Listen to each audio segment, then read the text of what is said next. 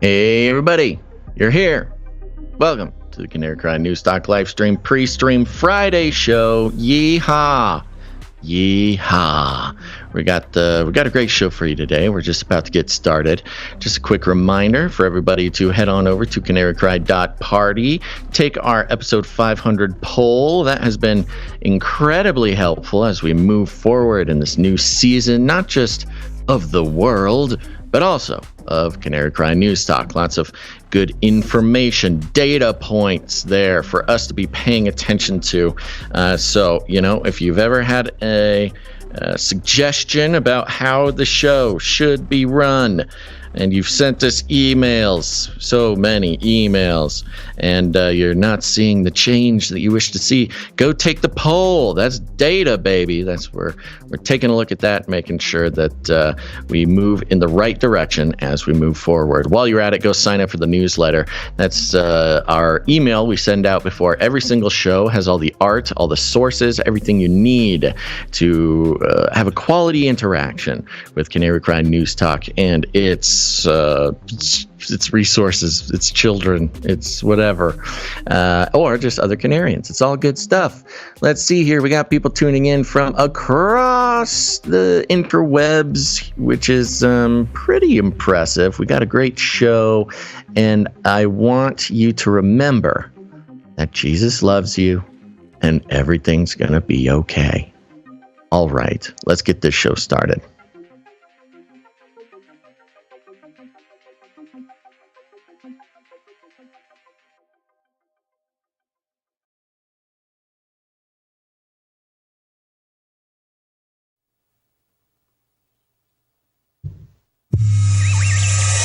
The world is getting crazier. People are acting more and more insane. The end of the world is tomorrow. Tomorrow. There's only one thing to do when the world is falling apart. Listen to Basil and Gonz as they discuss this week's news and events through the lens of Bible prophecy. You are listening to Canary Cry News Talk. You're listening to Canary Cry News Talk. Today is July 8th, 2022. We are live to tape on episode 506. And today, Mount of Gods and Guns. And signing on from off the grid, Basil Dazzle. I'm your best buddy, Basil. And my name is Gonz, your favorite Asian provocateur for Christ, a.k.a. the Cabana Boy, live from California, here to serve you a podcast that brings you the best news, which is the gospel message of Jesus Christ, while reporting the egregious with a well-rounded, biblically grounded take on world events. Just a couple of Jesus-following folk here providing high-quality infotainment by way of audio and video feeds. We don't connect all the dots, but we're here to help you connect all the dots, make sense of this wild and crazy world. How's that, Basil? How's that? What? Farewell. That was bye-bye. I'm Boris. Well, you're working on that. Yeah, bye-bye, Boris. Yeah. I was going to suggest bye-bye, Boris would be a good show title. But there's more going on. More going on behind the scenes. Well done. Well, we've got a jam-packed show for you today. Let me give you a little bit of a rundown. First, in our lead stories, we're going to just be checking in with old hairy legs and some executive orders from this morning. Elon Musk has big news on the Twitter deal. They'll be examining the gates of the gods. Some CERN. CERN seems to be an exciting topic of conversation, not just in the fringy corners of the internet, but we have some fact checkers getting involved. Then a nice breakdown of gun control and the New World Order as we see it across the world, especially in the East. Jumping in with some politics and Boris Johnson. What in the world is going on there? CNN has a take for you. We're going to be checking in with Ukraine's kill bots, as well as the beast system in so many of its forms. The New World Order, the Georgia Guidestones, the network state, which if you have been a Canary Cry News Talk listener for, at least a year, you knew all about the network state before some of the more popular, cool podcasters started talking about it, but that's my own problem. After the first break, we're checking in with politics. I've got a fun rundown on Chicago, China, Antarctica, Nephilim update. It's a jam-packed show, so stick around. But first, let's check in with our lead stories. What was our lead story? We added hairy legs, stuff. baby. Hairy legs, yes. Got hairy legs. Got hairy legs.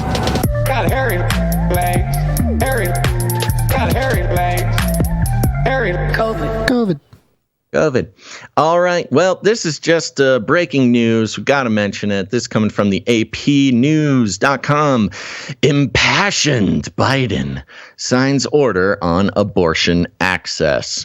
President Joe Biden on Friday condemned the extreme Supreme Court majority that ended a constitutional right to abortion and delivered an impassioned plea for Americans upset by the decision to, quote, vote in November. 4 times, not just 3. Oh, 4 times. That's if nobody something. knew that this whole abortion thing was about the midterms before, Biden made sure they knew about it now. Under mounting pressure from fellow Democrats to be more forceful in response to the ruling, he signed an executive order to try to protect access to the procedure. Now, we're not going to read through the whole thing, but there have been reports on meeting after meeting, advocacy group after advocacy group, White House insider, NGOs, et cetera, all holding meetings with Biden, all of them coming away from those meetings as angry and as disappointed in Biden as ever. Apparently, all these meetings have just sort of resulted in angering the Democratic Party even more as they see Biden just sort of not caring about the things that he claimed to care about. Now, he came out as sort of a response to this. He's like, okay, I'm going to do an executive order. Here I go, making an executive order, doing president stuff. And he did. He signed it this morning. Now, should you be worried? No. There's some, as with anything that Biden does, it is basically a virtue signal just to say that he did something. I signed the paper. Signed it. Yeah, he gets the photo op, signing the paper. Now, he did have a quote here, which is true. I mean, this is the one thing that the Democrats don't like. The Democrats, they want a despot. They believed Trump to be an authoritarian, and they believe it's their turn to get an authoritarian.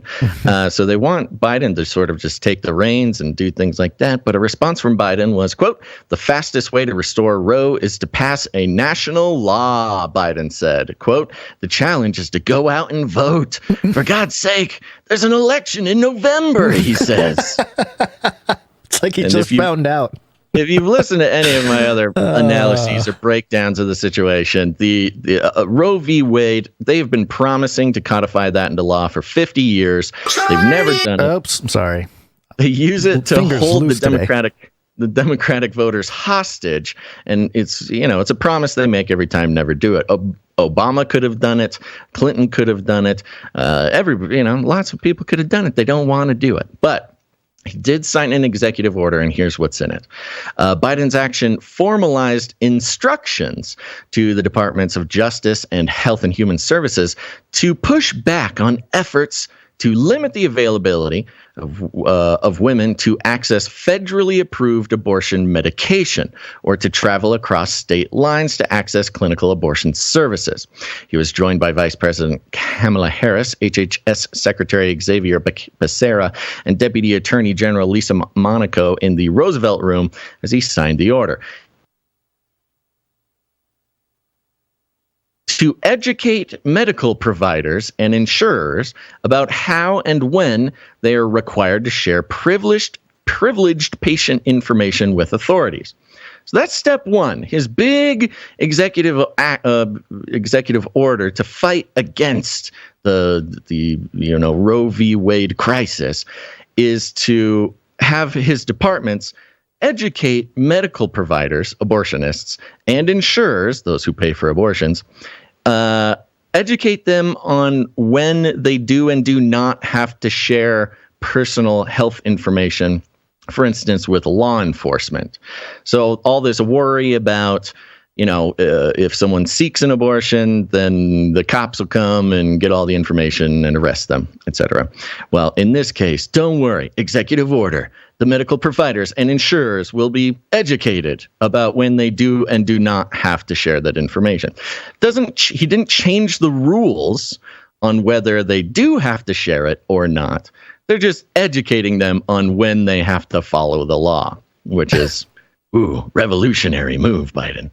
An effort to protect women who seek or obtain abortion services. He is also asking the Federal Trade Commission to take steps to protect the privacy of those seeking information about reproductive care online and establish a task force to coordinate federal efforts to safeguard access to abortion. So he is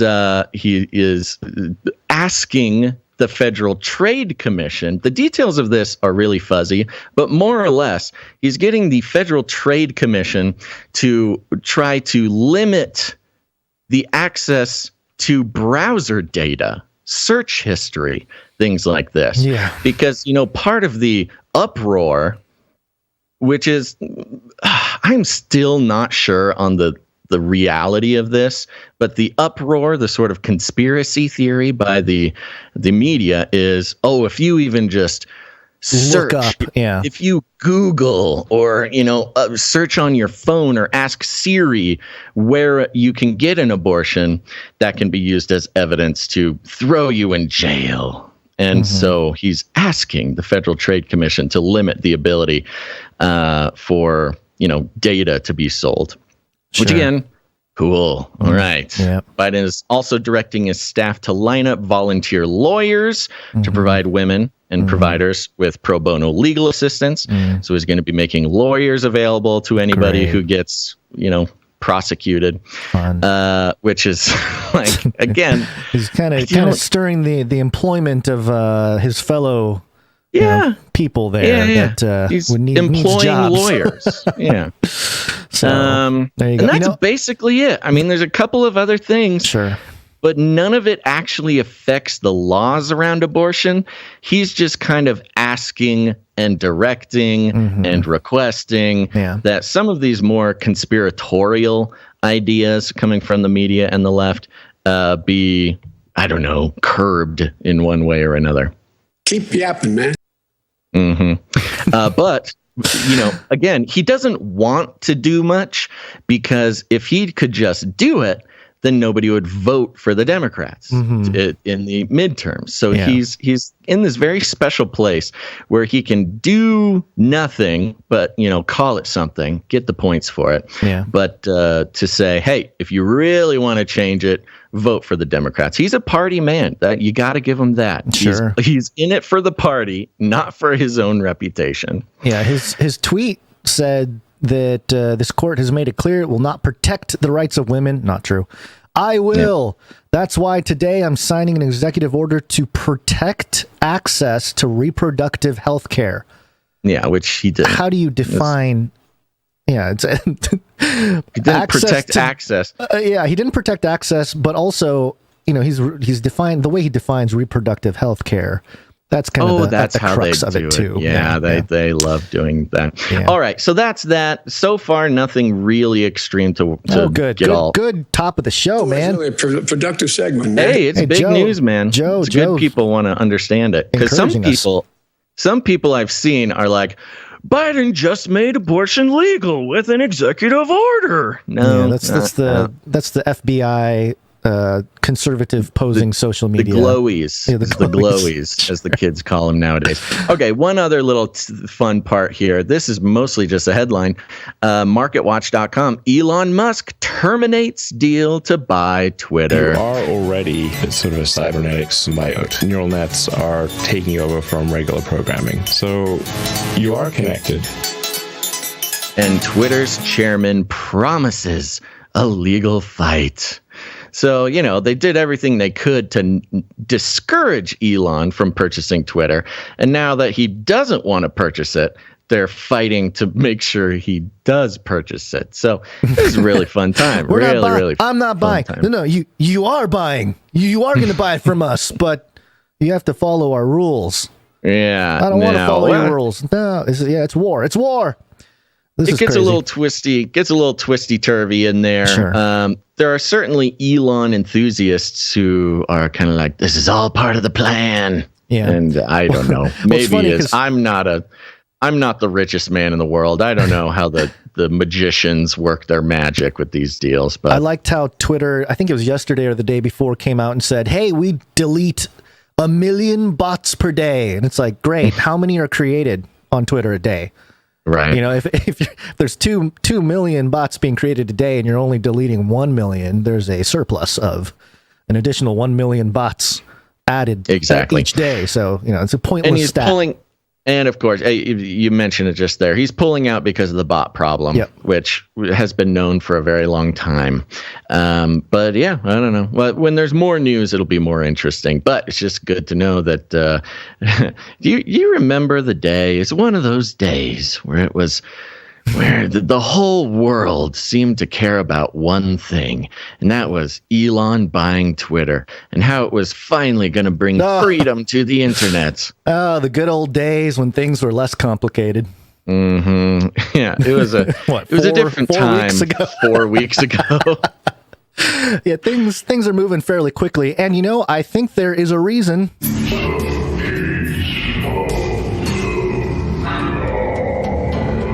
We mentioned it a few episodes ago, how CERN is firing back up, and we noticed some strange things going on from that already, but they actually hit some particles, smashed some particles at super lightning fast speed. And, you know, I think they said they found 3 new particles or something. So, yay. Good for them. Yeah, but, you know, it's not really important what the science is doing. It's more important what the culture is doing. And so, you know, people like us, we've been talking about CERN forever. I made, 50 videos on CERN Watch and documented a whole bunch of stuff about CERN. But anytime CERN comes up, it is something that stirs the conspiracy theories about dimensions and portals and stuff opening up. But of course, we need somebody to debunk such crazy ideas. And so I introduced to you Snopes.com. Oh, good. The greatest debunking platform of all mainstream media. Probably the debunking platform that itself has been the most debunked. Yeah, the most debunking platform, yeah. Oh, Yeah. You know what? We used to have a debunker bunker jingle. Remember that? Uh-huh. Well, it would have fit here. the debunker bunker. Yeah. So the headline here. No, CERN didn't open a portal to another dimension in July 2022. Thank God for Snopes, man. We're only 8 days into July. How do you know it's not going to open up in the next 2 weeks, 3 weeks? Well, that's how you know that it's true and that they did open up a portal. CERN has long been a favorite obsession for conspiracy theorists. And did CERN open the portal on July 5th, 2022? Rating, false. Fact check. CERN, which is the acronym for, CERN, the French language for the European Organization for Nuclear Research, has long been the target of fantastical conspiracy theories. So it should come as no surprise that on July 5th, when the scientists at CERN fired up the Large Hadron Collider after 3 years of upgrades and maintenance work, some conspiracy theorists would fire up too. Ooh. We're fired up, baby. They're not wrong. For example, one Twitter user surmised that CERN was opening up a portal of astrological proportions, stating obliquely that said portal had to do with an early summer sky show featuring a rare planetary alignment. Okay, great. Astrological. I like that. That's funny. Random tweet. Random you tweet. got to debunk the random tweeters, man. So you can't just let random tweeters be putting out all this malinformation. It's just such. It's not even low hanging fruit. It's rotting fruit on the ground that's being picked up by Snopes to debunk. Yeah. Other posts echoed the same sentiment, including a widely viewed story on the video platform TikTok, in which the user claimed that the LHC was opening a portal to the future, while all the theme songs in the Netflix science fiction series Stranger Things played. Parentheses, its plotline features an alternate dimension on another video platform, YouTube. Another user agreed there was a portal opening. However, in this version, the portal was to hell. Oh, no. Although it's true, as noted above, that CERN started operating the LHC after an extended period of downtime for upgrades and maintenance, there's no evidence that CERN opened a portal to the future, to hell, or any other dimension other than the current one. Or do that they it opens cite up any like scientific? they things? kind of. They have CERN's news release, which is like, okay, sure. This is hilarious. This is so funny. I think that they are turning more into like an entertainment website than a debunking news website. There's no substance here. And also, of course, long-time followers, listeners, people in the community out there, Bro. you all know. Yes. Bro. What happened? Something break? I'm on Snopes. Mm-hmm. 2022 Enduring Member Collectible. Snag a limited edition challenge coin and receive a lifetime membership with ad-free browsing. What? Yeah. Snopes is making a challenge coin? Yeah. Wow. I did not know that. Good We're getting find. Adam Carolla all over again. We're getting Adam Carolla by Snopes. By Snopes. What in the world? Yeah, well, here, it's suspicious. CERN, close the portal.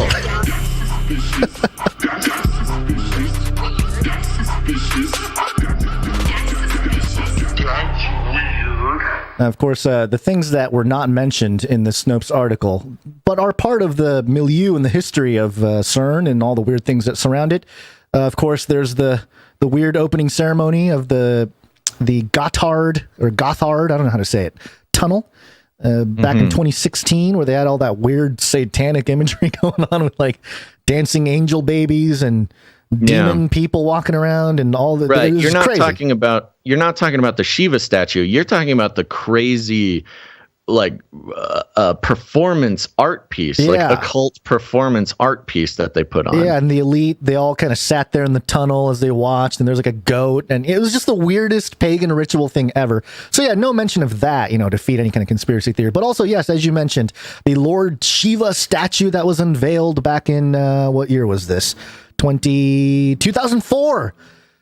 India gifted them the statue of the destroyer, creator and destroyer Shiva. And, there's a bunch of other stuff that CERN has done and said, and there's more. There's a Science Gateway Center coming out in 2023.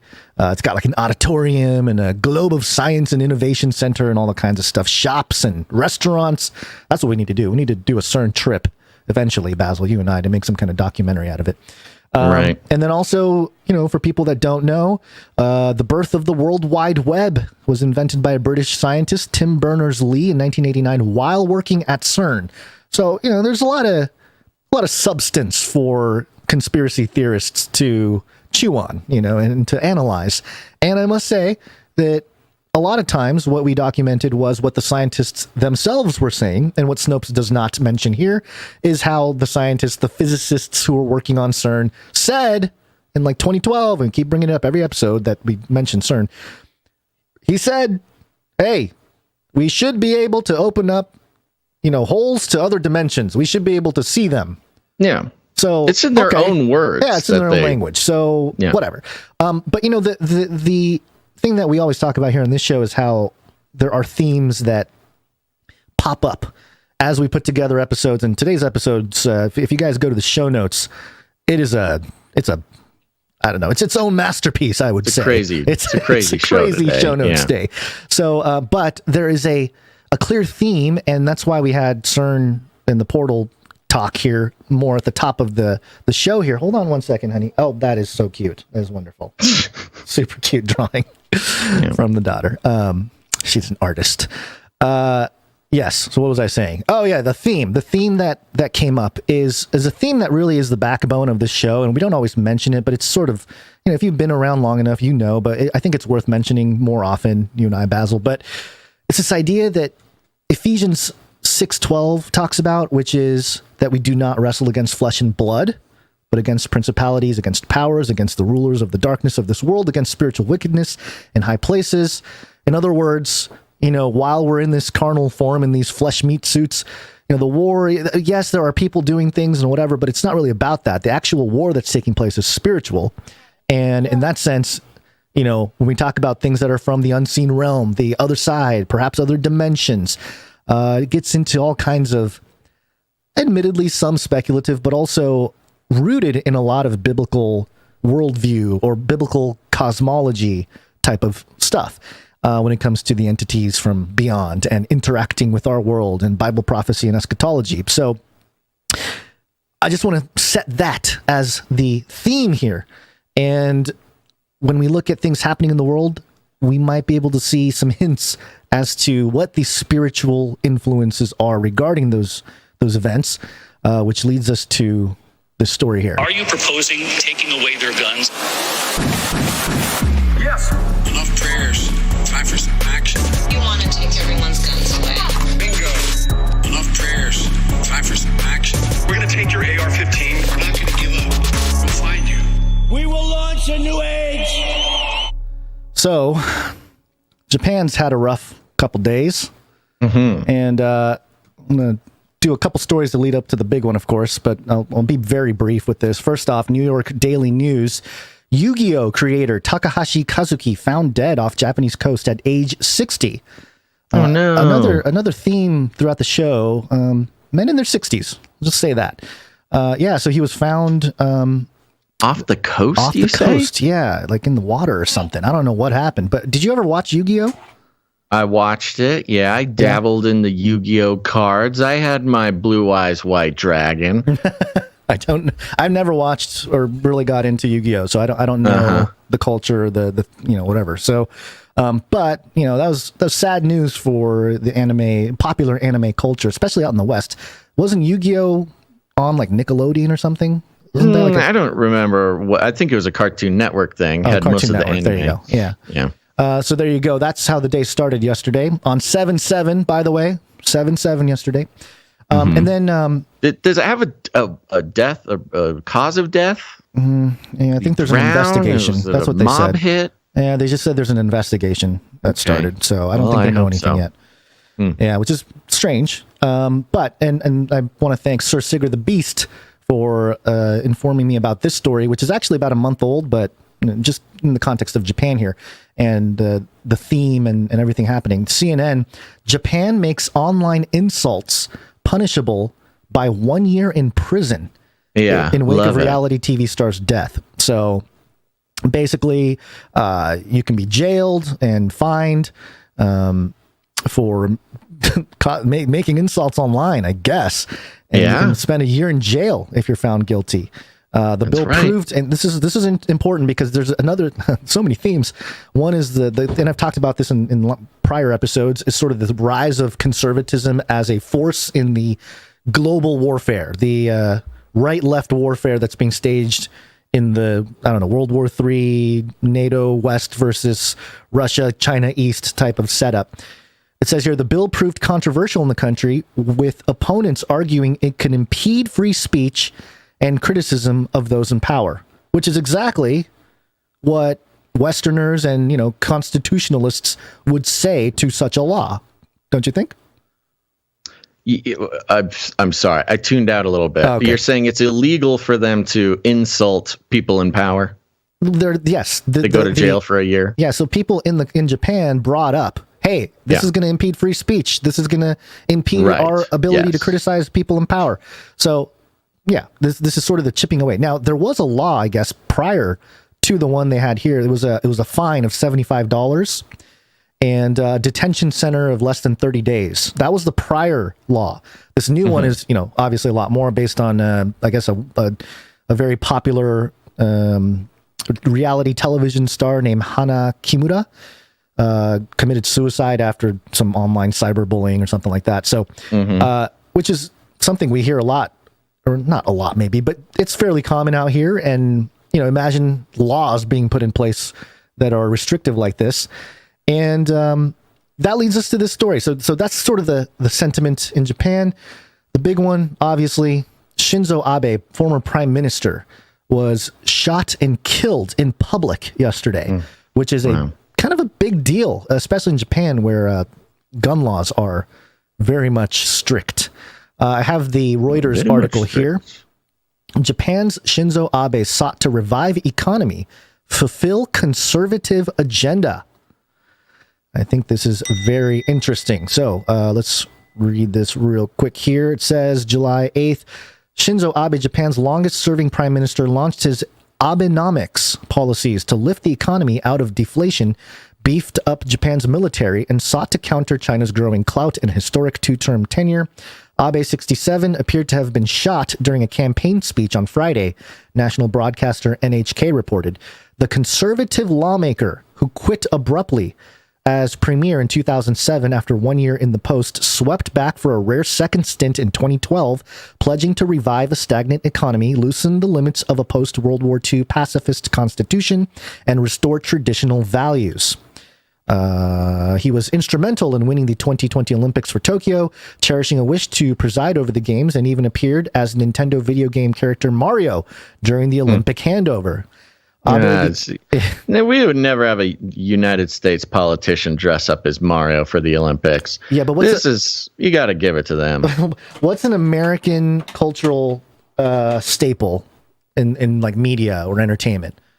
Like the NFL or something, you mean? Maybe NFL. I don't know. I'm just trying to think. I mean, Mario's one of them. Well, I guess you're right. You're right. Mario is, but it originates in Japan. I'm just trying to think of something that started in America that I can, maybe Biden can dress up as. Well, if you want me to get into Nintendo history, Gonz, I don't. When Mario was still Japanese, he was called Jumpman. He did not get named Mario until he made it to the U.S. market. Yeah, so Japan, racist Japan, we're like, we'll make him Italian. That's what we'll do.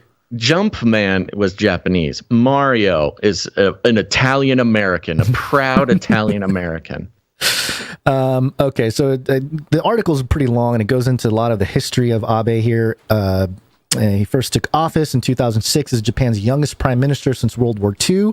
After a year plagued by political scandals, voter outrage at lost pension records, and an election drubbing for his ruling party, Abe quit, citing ill health.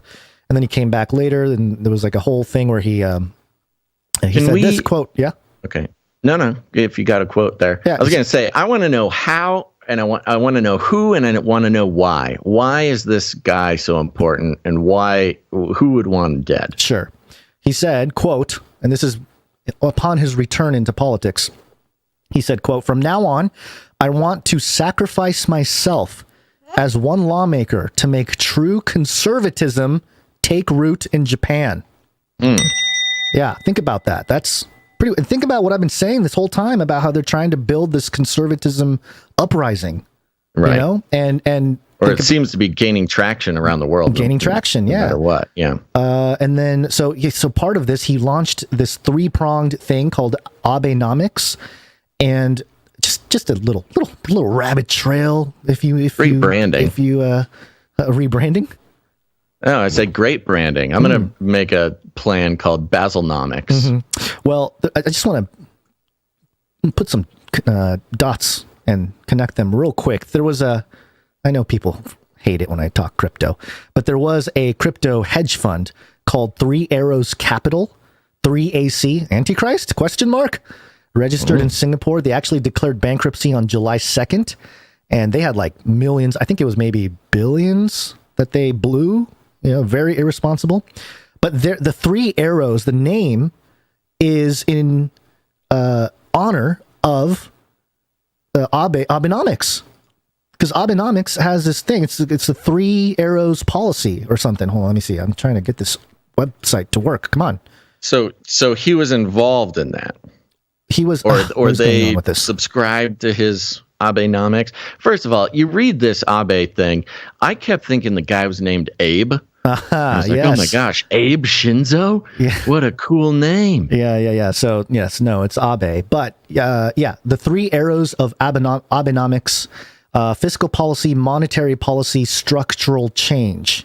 Those are his 3 arrows. And so this crypto hedge fund that was named after him goes down a few days ago, and then now Abe gets shot.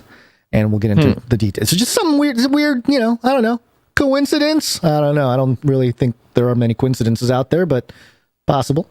Now, I don't know if you have this article. I don't want to interrupt your flow if you have a flow, but I did find an article that came out at 1:30 today that apparently the killer came out with his motive. I don't know if the full motive. Go ahead, because I do have a couple articles about just the killer. Real quick. Sure. I'll just mention it just because I'm so curious about this. This is coming from the NewYorkPost.com. Posted at 1:30, so just a little bit ago. Yeah. Headline: Motive in assassination of former Japan PM Shinzo Abe not political. The alleged assassin who shot dead Shinzo Abe on Friday believed the former Japanese prime minister was involved in a, quote, specific organization, end quote, and that his grudge wasn't political.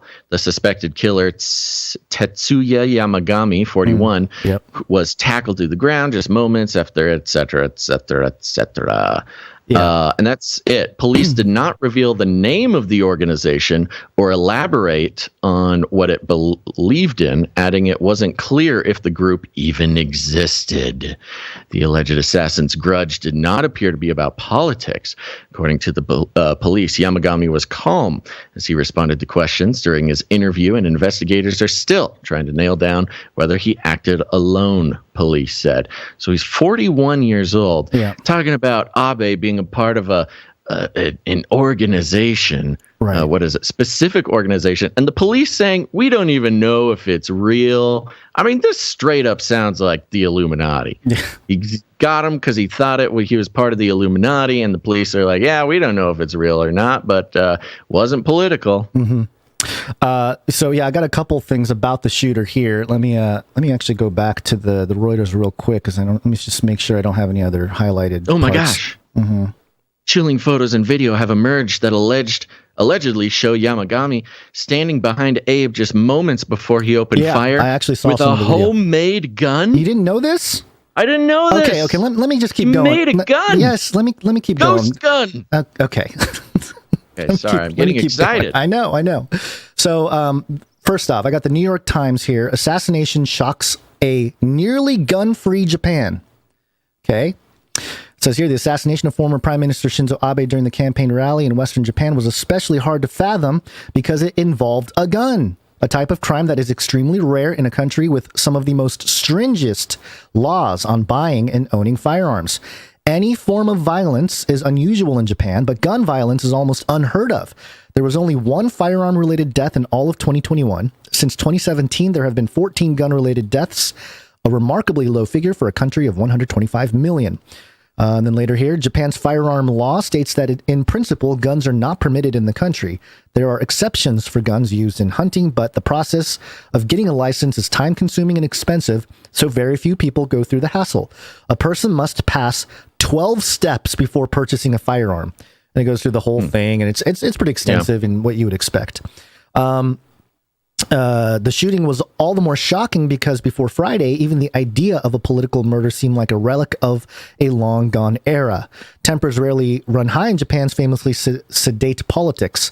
And then it goes on here. And then, let's see. Unlike the United States, where gun rights are a constant topic of debate, firearms are rarely discussed in Japanese political circles. Mass killings, in the rare instances when they occur, usually do not involve guns. Instead, perpetrators resort to arson or stabbings. So there's a guy better over there. There's a guy. There's one that happened last year. Wasn't it last year? He dressed up like the Joker and started lighting the subway on fire with people inside of it. And the people are filming him inside the train, and he was smoking a cigarette. Yeah, I mean, I want to say that guy had a gun, but his biggest thing was he was lighting the place on fire. I think they thought he had a gun. It was like a knife or something. Later here, most Japanese people almost never encounter guns day to day. It's even tough for police officers to carry guns. And until Mr. Abe's shooting, Japan had almost no experience with the emotional and political aftermath of gun violence, something that has become a familiar ritual in the United States. New York Times calling the truth. Gun violence a ritual. So I thought that was pretty telling. The picture of the guard getting him, and you can see his fake gun. I got real close pictures of his fake gun, by the way. If you want to see him. Well, his fake gun is really interesting and brings up a lot of interesting philosophy about guns. Like, even if you ban the gun, you cannot ban the idea of a gun. And, the mechanisms of gun are actually incredibly Fairly simple, yeah. It's a very simple machine. It's not hard to sort of imagine how one could find a way to make it happen. But in that picture, it's funny because the guard who's grabbing the guy has a gun holstered on his belt right there. Yeah, usually officer types and their intelligence people have guns. Right, yeah. So let me just skip over to this article from News 18. Tetsuya Yamagami, who shot Japan ex-PM Shinzo Abe, used handmade gun, served in Japanese Navy. Another sort of pattern that we're familiar with over here, which is, people in military or have military experience being, I don't know, mind controlled or PTSD or something to invoke an emotional response that causes violence of this kind of thing. So, we don't have to read this, but I there's just a lot going on here. And I do have, let me get to my notes. There was a Twitter thread that went through and showed pictures and talked about the gun. Let me just try to find that exact.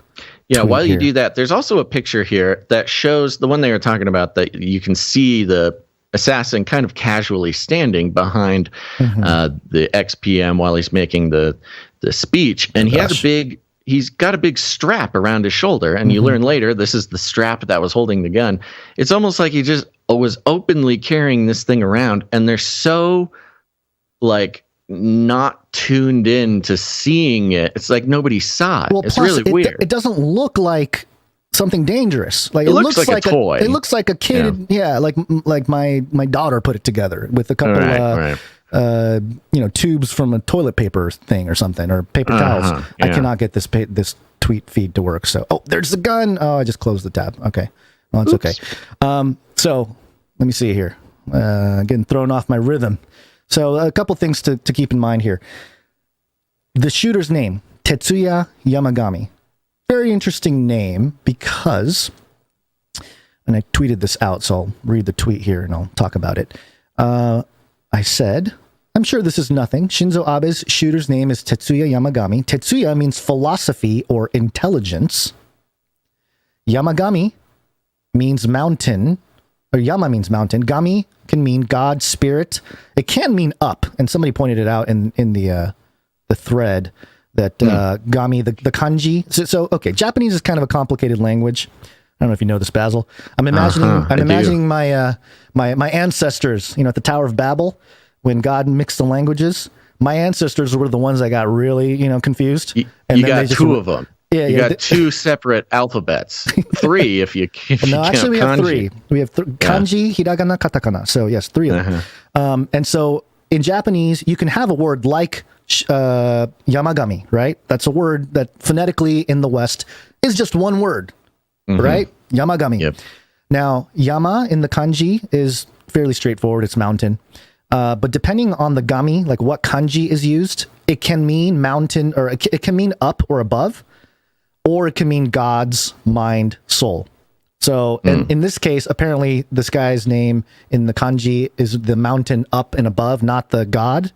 But I mean, what are we talking? Mountain above, it's kind of the same thing, right? Sure, as above, but so below. Still, his name could mean like central intelligence, or like an intelligence from above. Yeah, intelligence from above. Yeah, right. It's like, are you kidding me, man? So I thought that was just strange, considering as I was mentioned before about the spiritual war that's taking place. Here's a question. Yeah. About Japanese culture. Now, we can break this down and we say like, his name was intelligence from above.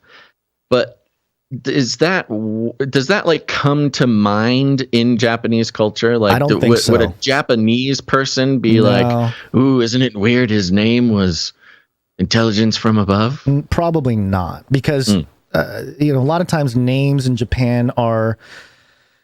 It's sort of they're more seen as names, just straight names, not right, because like you don't think about it here. Yeah, like in the U.S., if you were given a name at Ellis Island or something like Taylor, it's because you were a tailor, right? You tailored clothes, right? But when you say my name's Bob Taylor, nobody's like, ooh, his name is famous clothes maker, right.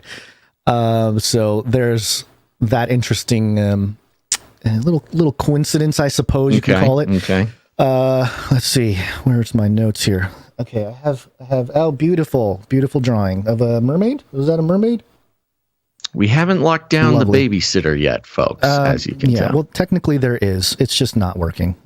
Mm-hmm. So, where am I? What am I doing? Oh, so the name Abe, Shinzo Abe, Shinzo, if you look at the kanji, means safe and double. So double safe, Shinzo Abe. And then Abe means sun festival. So maybe it's a body double. Mm-hmm. That's why he's safe. Maybe. Because it was a double that was shot. Dun, dun, dun. Yeah, so, and part of it too, which, then going back to the topic of the conservatism thing, if you go to the Wikipedia page for Shinzo Abe, it says this article is being heavily edited because of the subject passing away recently. So, there's some caveats up here.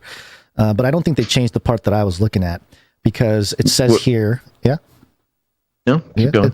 It says here, Abe, I did it. Abe was a conservative whom political commentators widely described as a right-wing Japanese nationalist. So, as a summary here, so far, let's see, we have a potential conservative martyr here, right? He was the Reuters article saying he wants to restore the economy with a conservative agenda in Japan, and he got to 2/3 of that agenda. This third part he didn't really complete. And there's other articles talking about that. And then you have this ability for the West and the Western audience to say, look at Japan's got all these really, really strict gun laws, and look what happened. Look what happened, right? That narrative so gets as a played. martyr for conservatism can be used as sort of a weapon against the gun control stuff. Yes, and because he's a nationalist, and by the way, he's a Japanese nationalist, not the same thing as an American nationalist, but all nationalists bad in the mainstream, right? So it's just strange to me that the theme that we've been seeing recently is the sort of formation of a conservative movement. And now we have, and I don't know that it's going to be, consistently considered.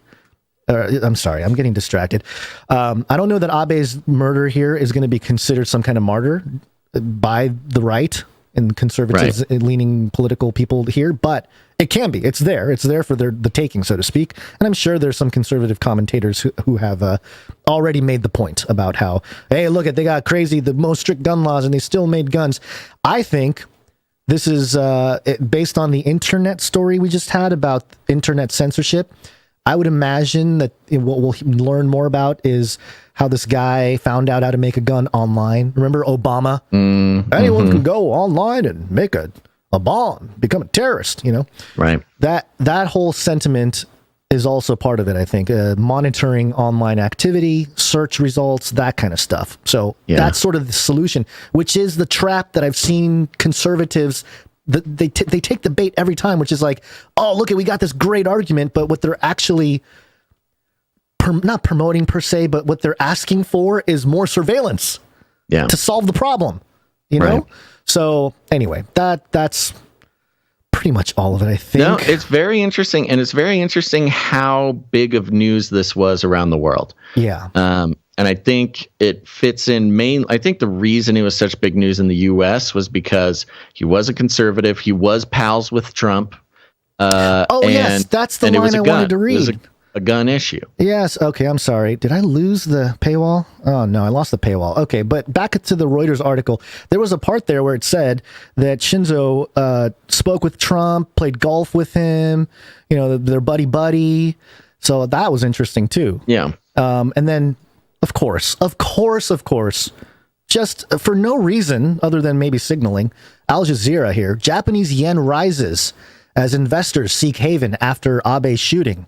Japanese currency advances to 135.33 per dollar after former Japanese prime minister taken to hospital.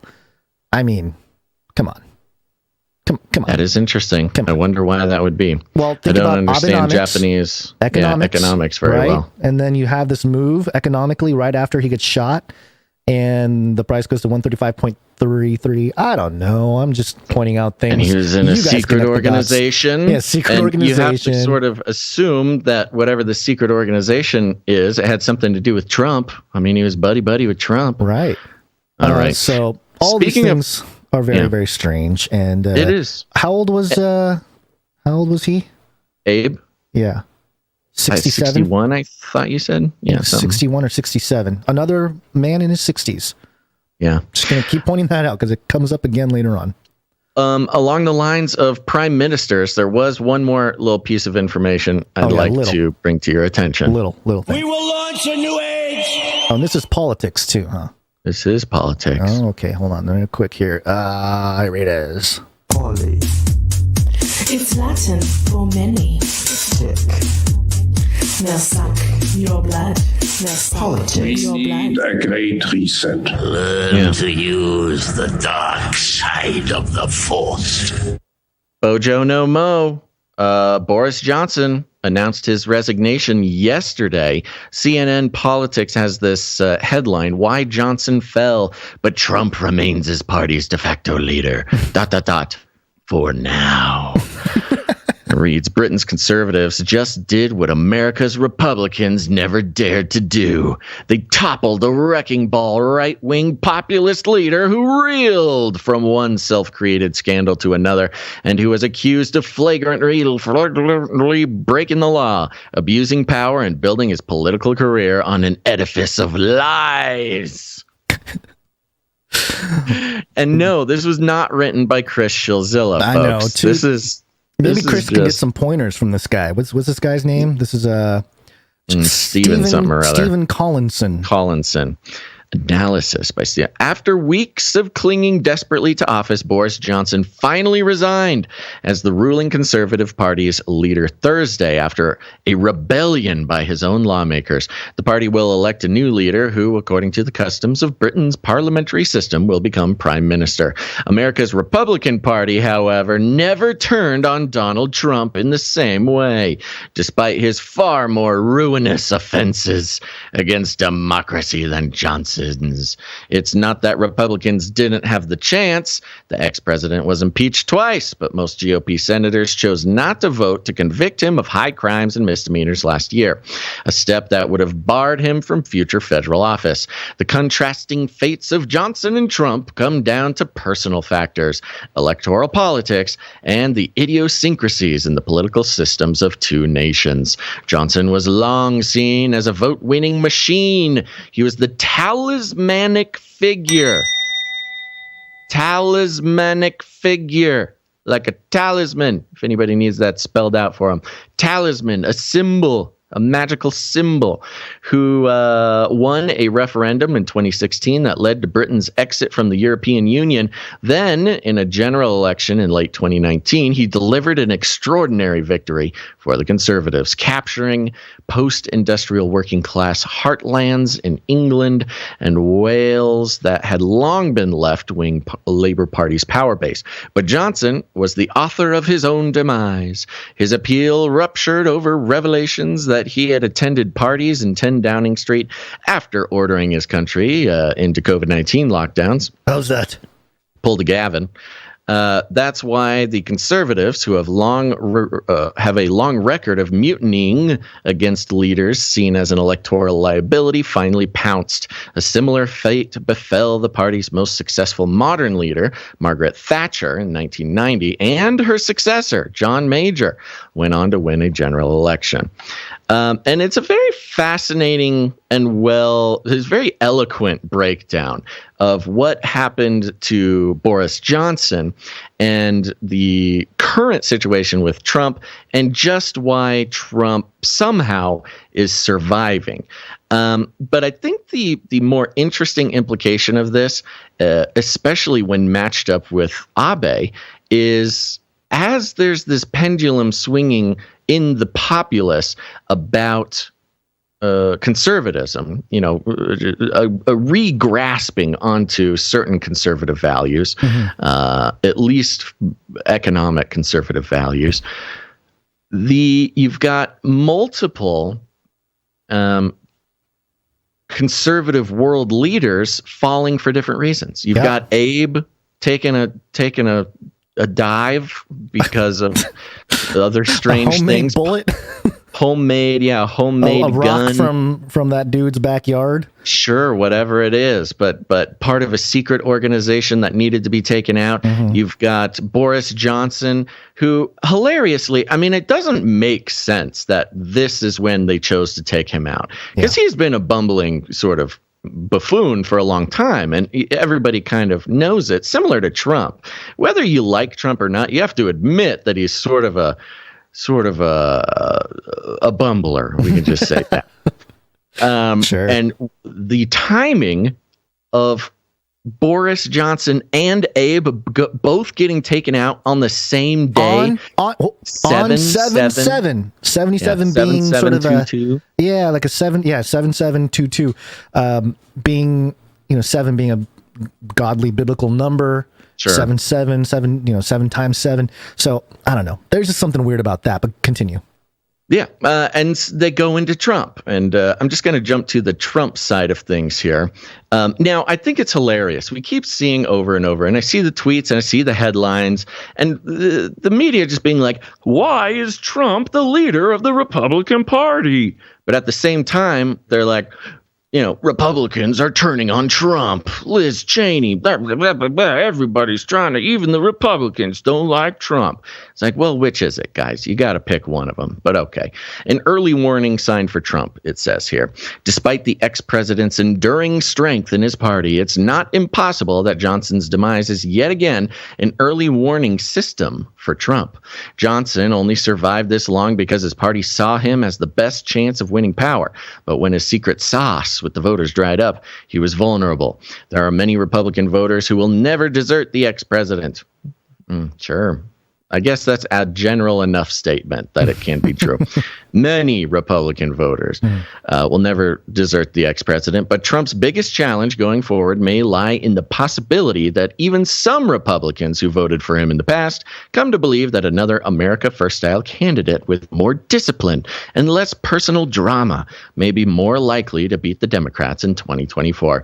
This possible scenario is one reason why the political stock of Ron DeSantis has been rising fast, though it's unclear whether the Florida government would risk taking on Trump in the primary. Watching the downfall of a truth-challenged populist rule breaker with whom he has long identified cannot have been a pleasant experience for the former president. Quote, as we have seen at Westminster, when the herd moves, it moves, and my friends, in politics, no one is remotely indispensable, Johnson said on Thursday as he announced his resignation as conservative leader. If he is to win back the White House in 2024, Trump will have to resist a similar political force. I think it's a hilarious comparison because, as they noted in the article, Trump was impeached twice, as if. But the Republicans didn't do enough. Yeah, they needed to storm the White House is what they needed to do. Right. So, yeah. It's not an insurrection if the Democrats do it. Yeah, that's right. It's a just political protest. Yeah, it's protest. So just an interesting day yesterday. 2 conservative world leaders taken down in different fashions on 7722, and it being used as a warning to Trump. At least as far as CNN analysis is concerned. Right. So, yeah, to conclude this little segment here, which is going much longer than we thought, which I knew was going to happen here. As it always does. So these are all narratives here that spin out of these events. And I find it so fascinating that they're feeding what could be easily picked up. Like, I guess low-hanging fruit for like the QAnon far right sort of crowd. Right. Yeah. Because I can picture, having Boris step down and then CNN immediately saying like, oh, it might be a warning for Trump, and then Abe gets shot and dies that same different day. Warnings. Yeah. And then it's like, oh, you're friends with Trump. He was friends with Trump. Your buddy Abe, we took him out. Played golf together. You better back off. And I'm wondering if it's, I just had this thought. I don't know if there's any truth to this at all, but it's just a thought that came to me. Are they trying to make some kind of equivalent to a Clinton body count for Trump. You know what I mean? Like everybody associated with Trump starting to die, get shot, getting taken out. Yeah, I hear you. I'm thinking of something in a different way. You think of both of these things happening at once. You have Boris sort of resigning, giving up his political power, or you have the ex-prime minister who was running for power being taken out. It's almost like it's an ultimatum, and to Trump. To like, Trump, hey, Trump, you got two options: either step down or be stepped upon. Interesting. Yeah. No. I remember the fake screenshot of Trump in a casket on The Simpsons. Remember, people shared that around like, oh my gosh, they killed Trump in the thing, but it was a fake thing. It wasn't real. Sure. But anyway, it's just one of those things that came to my head, and I'm sharing it here because we don't connect dots. You connect the dots. We just share the dots. We just read the news, folks. But there you go. The conservative uprising is a theme that, I don't know. I think we got to keep an eye on because it is sort of our, I don't know. I guess you and I are more conservative in terms of, policy or economics many things. Yeah. But we're not violent, or we're not telling people to blow things up, or Of course not. I don't even know why you would say such a crazy thing. I'm saying it because that's kind of what the way the conservatives have always been talked about. But now there's going to be some portrayed in the media. But now there's going to be some meat to those words. We got a guy. Boris stepping down. We have there's all sorts of things. So lots of things happening at the end of the week here, which is a noted strategy of those in politics and the media. It's called the Friday surprise, as everybody doesn't care about news because we're moving into the weekend, baby, because it's Friday, Gonz. It's Friday. There you go. We can keep playing with the Friday thing. It's Friday. It's Friday.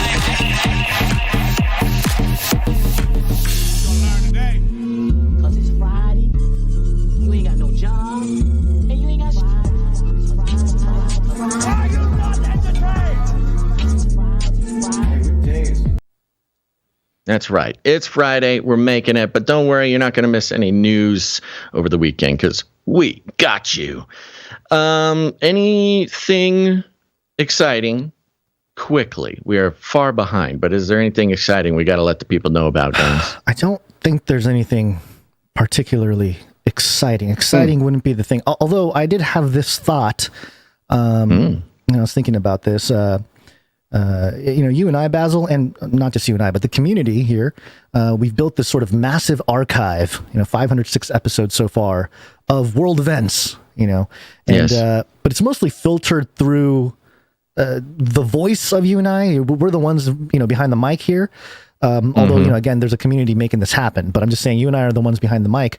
And so I was thinking, man, this whole thing is sort of, we're leaving this big archive of world events through the eyes and minds of a couple of crazy Christian boys, And I was thinking, are we the island boys of Christian media? Are we like the weird, because I'll embrace it, man. I'll get those dreads. I think we figured that out long ago. I'm pretty sure we discovered we are just a few face tattoos away from becoming the island boys of Christian corporate news media deconstruction and analysis. A little bit different of an industry than the OG Island Boys, but Island Boys nonetheless. Yeah, so I think we need to move in that direction. We need more producers to come in with their treasure because we need the gold teeth. We need some. We got to get the gold teeth. We got to get the tattoo artists, the tattoos, the hair, the dreads. We got to make it all happen, and awful. Well, what cameos. A fun thought. As I always say, those who know me, they know I say sometimes it's just fun to think about funny things, just as a nice thing to do. And I'm glad you got a chance to just sit and think about a funny thing and sharing it with us. What a nice treat. A not so nice treat for me over the past couple days. I've been having, I almost chopped my toe off with a shovel yesterday. And in the same 5 minutes, stepped on a nail. So I am once again on Basil tetanus alert if anybody. We need to get you some steel boots or something to walk around in. It's because I wear my Crocs, man. I'm out there doing work on the ranch in the Crocs. I'm trying to be a farmer. I was listening to some stock thing, and they're like, "Oh, you got to buy Crocs." You know, the Croc stock. And the guy was like, I just don't get it. They're so ugly, but the young people love it. Love them. I'm telling you, like I said, it's millennials. Our core foundational principle is irony. And so the millennials ironically love Crocs, which then bleeds into the lower generations, the younger generations. But the irony is lost on the Gen Zs. They authentically love them. And you know what? I enjoy them with irony, and the youngins think that I'm cool, so I'm down. What's funny is that because you live so isolated, the irony is only for you and perhaps, your animals or something. Yeah. The emus love the Crocs. Yeah, I was going to say. Croc fans. Yeah. So there you go. Yeah, I'm currently just staying off my feet for a little bit and staying away from sharp objects. And speaking of sharp objects, it's time to thank some executive producers. They're so sharp. Executive producers. That's right. We're on the value for value model, folks, which means no corporate money whatsoever. Truly independent media, deconstructing and analyzing what the corporate news has to say about things. But we are entirely supported by producers, and producers are listeners like you.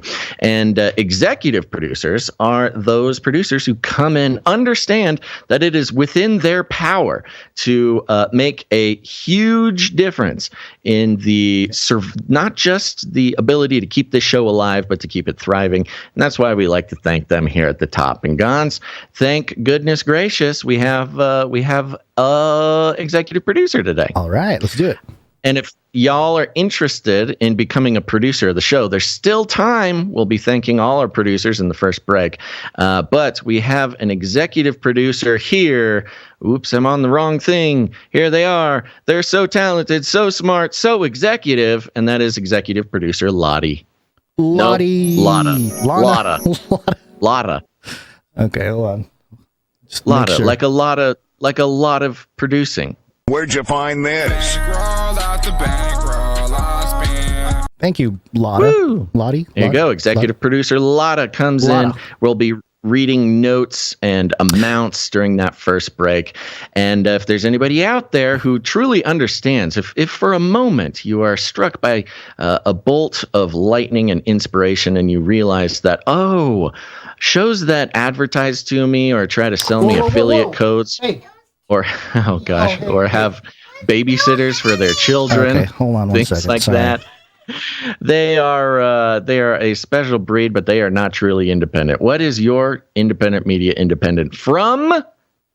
And in this case, is corporate money, which equals what is the magical reagent of corporate influence? It's corporate money.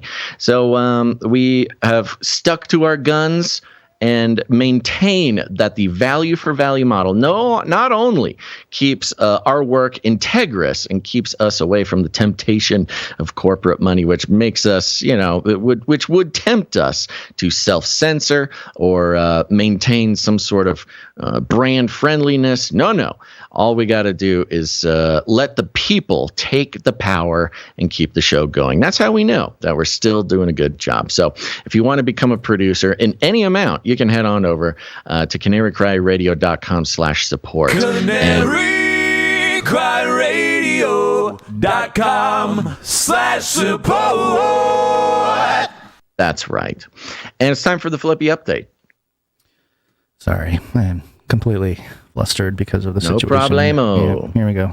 What are we doing, Flippy? Yeah. Flippy update. Do you want fries with that?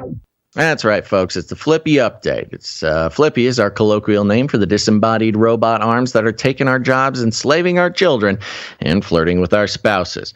We use talking about Flippy as a way to explore all the new, fun, and exciting ways that robots are taking over the world, and now there's nothing we can do about it. Been a while since we talked about killbots, but they are out and about, folks. This is coming from theallineed.com.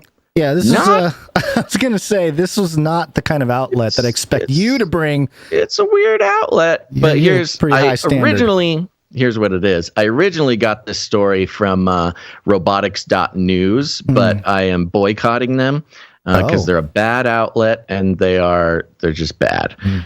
So I followed my nose and found some links, and it brought me here. But let's see what's going on here. The headline is Genome, Ukraine's combat robot. Ukrainian-made, remote-controlled Genome to fight Russian troops near Zaporizhia. This is like the genome? It is interesting, isn't it? Yeah, well, let's find out. The invasion of Ukraine is being a showcase of all kinds of weaponry. A little bit of a translation thing going on here. Yeah. From Cold War antiques, such as the T-62 tank, which entered service half a century ago and Russia is now desperately rescuing, to the Ukrainians' converted missile-launching pickup trucks. Suicide, attack, and surveillance drones are also getting quite a lot of play, but next week, an invention is scheduled to be deployed that may steal their leading role in the contest. Genome, a small remote-controlled robot armed with a machine gun. Now, this article came out June 20th, which means Genome's is out there. The killbots are loose. Ukraine, new world order. Temerland, a Ukrainian company specializing in robotics, says it will deploy Genome robotic vehicles equipped with 6.62 millimeter machine guns near the town of Zaporizhia in southeastern Ukraine. It is one of the key points to settle the conflict, since if it were to fall into the hands of Putin's army, Russia would have almost completed the corridor from the Donbass to Transnistria. The Genome, available in two configurations, 4 or 6-wheeled, and was originally designed to fulfill other military functions, which did not include weapons of any kind. This multifunctional robotic platform. What was it supposed to do before then? Reconnaissance, demining, stuff like that. But now you slap a Kalashnikov on this sucker. Put a gun in his hand. Good to go. I mean, and such is the story of the Ukrainian defense. Yeah. Most things fighting, whether they be vehicles or weapons or people, were not designed to do that. They're just basically giving AK-47s to grandma and winning a war. Well, it's interesting because that first line of the article here, the invasion of Ukraine, showcase all kinds of weaponry. I know there might be a translation thing, but it's kind of true. If you think about any trade, anything, you have like big conferences, right? Or you have like a big event. Well, for the military industrial complex, it's like the war is the event, Exactly. So there you go. It's where you get to showcase. Yeah. and it's these turnkey things. And this is a good example of what Flippy and the robotic takeover, the whole plan of it is no, it's not to take your job. It's not to take we're not going to put guns on the police robot. It's strictly for cameras. It's blah, blah, blah, blah, blah. Spot the dog just has a hand, just a claw. It's not a gun. But it's in these moments where desperate times call for desperate measures. Yeah. You realize, it's just a turnkey kill bot. You just slap a gun on any of these things, and there you go. The uprising. What if the robot goes online and learns how to build guns themselves?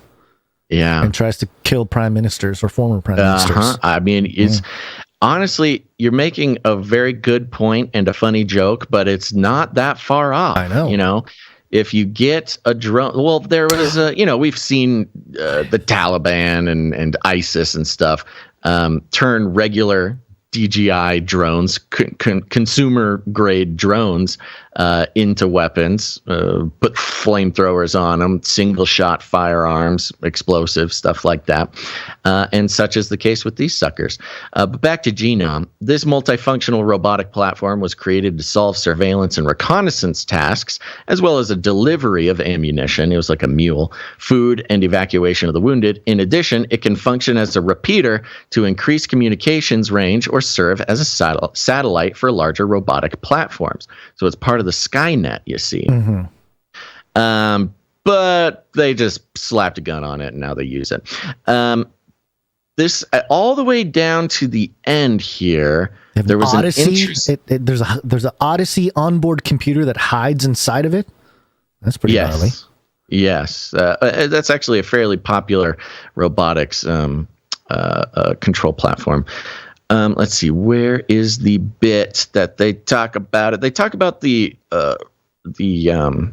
Russians have been using robots in warfare for quite some time, and they mentioned very specifically that, let's see here, cannot find it. Had it done. Well, they basically say, yeah, we're just, as a whole, we're trying to replace humans with these robots in warfare. Right here. But the question is, what are these robots supposed to be shooting at? No, I mean, sure, they'll shoot at other robots, but they're also going to be shooting at humans. Yeah, maybe this last sentence here and the whole thing. It's the very last paragraph. Let me do the whole paragraph. Sure. It's part of a long-term plan that could change warfare forever. It was already warned about just over a year ago by Sergei Shoigu, the Russian defense minister, when he confirmed that the former Soviet country was mass-producing combat robots based on artificial intelligence. He referred to them as the weapons of tomorrow.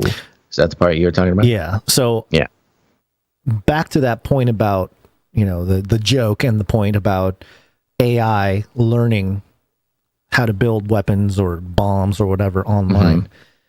Think of, I just had this weird sort of imaginary moment where you and I get called into the lizard person office somehow, like we find ourselves in front of the lizard master. And the lizard master is basically like, we need actual censorship of the internet. Your choice. Censorship of the internet. Get rid of all this, censor all that information. Because if you don't, the AI is going to learn how to do all of it. I mean, what do you do? The AI is going to learn how to do what? They're saying they want to censor the internet to hide it from hide a training model from the AI. Yes. Doesn't that put us in between a rock and a hard place? It's kind of like on one hand, it's. Here's the fun part. I don't think that I've tried to run our transcripts through AI and nothing of use comes out the other side. I think that's the beauty of this show is that the AI can't make heads or tails of what we're talking about. The problem with that thinking is that we are playing with the AI that is made available to us, which is very low level AI. Gonz, I'm telling you right now, it's bad input. The robots don't understand humor. That's the problem. Yeah. That's why people think we do this show with humor and nonsensicalness because we're just a bunch of silly boys and we don't take ourselves too seriously or whatever. No. The humor is a strategy. There's a strategy. Confuses the artificial intelligence. There was a whole thing. I don't remember if we brought it to the show, but I remember several months back, I read a big article about how the one thing that AI and machine learning and all that has a very, very difficult time deciphering is humor. Yeah. So they don't even understand the concept. They don't understand the concept. How do you program the concept of humor? Once we have robot comedians, that's when we'll know it's over. Yeah, that's right. I mean, we will have come to a some kind of a cataclysm. A cataclysm. Crossing the Rubicon. That's your Flippy update for the day. We've known that the Chinese got their kill bots on the border of Tibet. We knew that the Russians have been working on their kill bots, but now the Ukrainians got their hands on their very own kill bots. It's the future, folks. Yay! Go to CanaryCry.Party if you don't want to get killed. Oop. Make it louder. There we go. Find all the ways to watch the show, listen to the show, connect with the community, share the show, and even produce the show. Welcome to CanaryCry.Party. It's the place you wanna be. So stay. Welcome to CanaryCry. Gameplay, CanaryCry.Party. That's right. Don't worry, Gonz. I'm signing into my replica AI here. See if I can teach it some humor. Go to CanaryCry.Party. It's got everything you need there. You can listen to Ravel, which is a podcast I do with Dr. Christopher Ryan Gates, exploring society, scripture, and scandal, having tough conversations in good faith. You can listen to it right there on CanaryCry.Party. Check it out. You can also get into the Canary Cry Clips channel. It's these shows, these 4-hour shows, but they're clipped up segment by segment, edible, shareable, careable clips that you can enjoy. You just review information, share the information, or just sit there and just watch the time tick by and watch all of our wonderful clips. Go check it out. Canary Cry Clips on YouTube and Odyssey. And other than that, join our text message list. A lot of people today in the chat saying that they missed their notifications from Twitch or YouTube or whatever. You know who didn't miss the notification? People who get our text message. That's right. You can sign up for the text message live alert system by texting the word Canary to 877-740-3226. That's 877-740-3226. Text Canary. Never miss a show again. It's Latin for many. Tick. Now suck your blood. Now suck Politics. your Got blood. hairy legs. Got hairy legs. Little update here, Gonz. Along with, as we monitor the shifts in the Great Reset, the global theologies of economies, the all the things. Over here at Newsweek, mirrored by MSN, the headline, Georgia Guidestones explosion videos reveal how monument was destroyed. And a lot of people were talking about this, sending this, lots of breakdown videos claiming that it was a lightning bolt that actually struck the Georgia Guidestones. Certainly a lot of theologically rich reasons to think that's the case. Not quite on board with the lightning bolt theory based on the videos available. However, there is a strange secondary explosion that is a bit unexplainable. But that's not why I wanted to bring this. By the way, just real quick, I'm sorry. I played the completely wrong jingle. I don't know why you didn't say anything. I don't know why I wasn't paying attention either. Yeah. Which jingle was it? This is it's the Beast System and the New World Order. Huh. Mm-hmm. Okay. We are unstoppable. Another world is possible. We are unstoppable. A new world order. Is possible. When do we want it? Now, yeah. And there's a lot of versions of this clip going around. I will say, one of the Georgia Bureau of Investigation clips here shows that at 4:03 in the morning. It's 4:03:33. I know. Hold on. Yeah. 4:03 in the morning and 32 seconds. And you play the clip, and exactly 4 o'clock, 3 minutes and 33 seconds is when the explosion goes off. You do see the explosion of the Georgia Guidestone there, and you see an extra little explosion in the background, which is a bit unexplained. Some people think that it's a lightning bolt. Some people think that it's was kind of a bazooka situation where it was a projectile launched at the Georgia Guidestones. Because there is video footage of a car pulling up, and then the explosion happening, and then the car driving away. And there's no footage of people running to go set a bomb or something. So it kind of looks like some sort of cannon.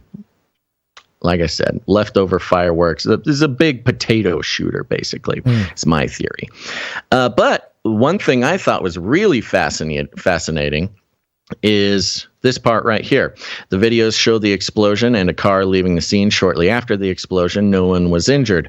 For safety reasons, the structure has been completely demolished, the GBI added in a follow-up tweet.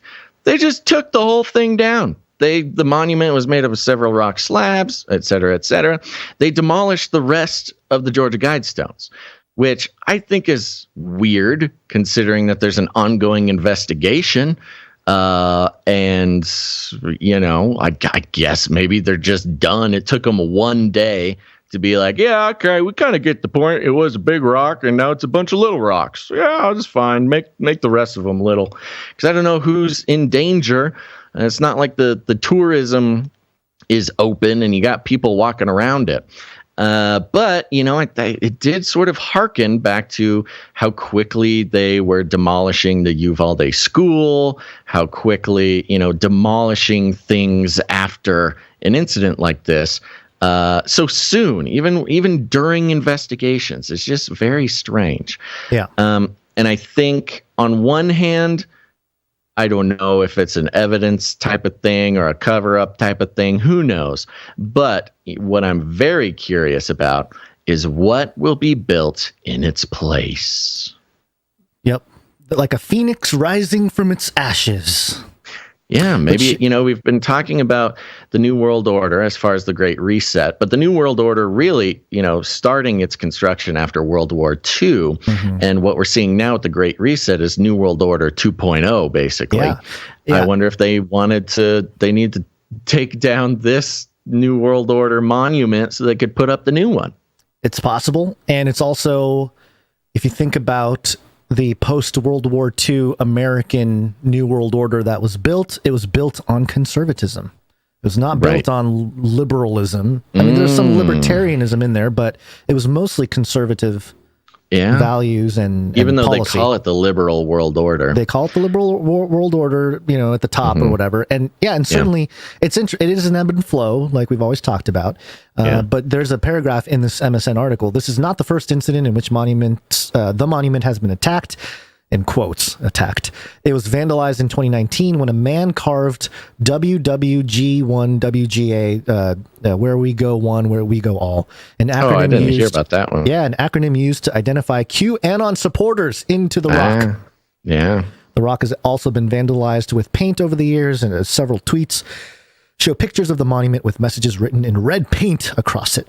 So, part of what we did here, and I tried to get this in on the last episode because of the situation here, and we covered it a little bit more extensively there, but I did inquire our friend and colleague, Dr. Future, to share some thoughts about this, because, of course, he did the research, he's been there, and he did a whole documentary about R.C. Christian and the Guidestones. Dark Clouds Over Elberton is the name of the film.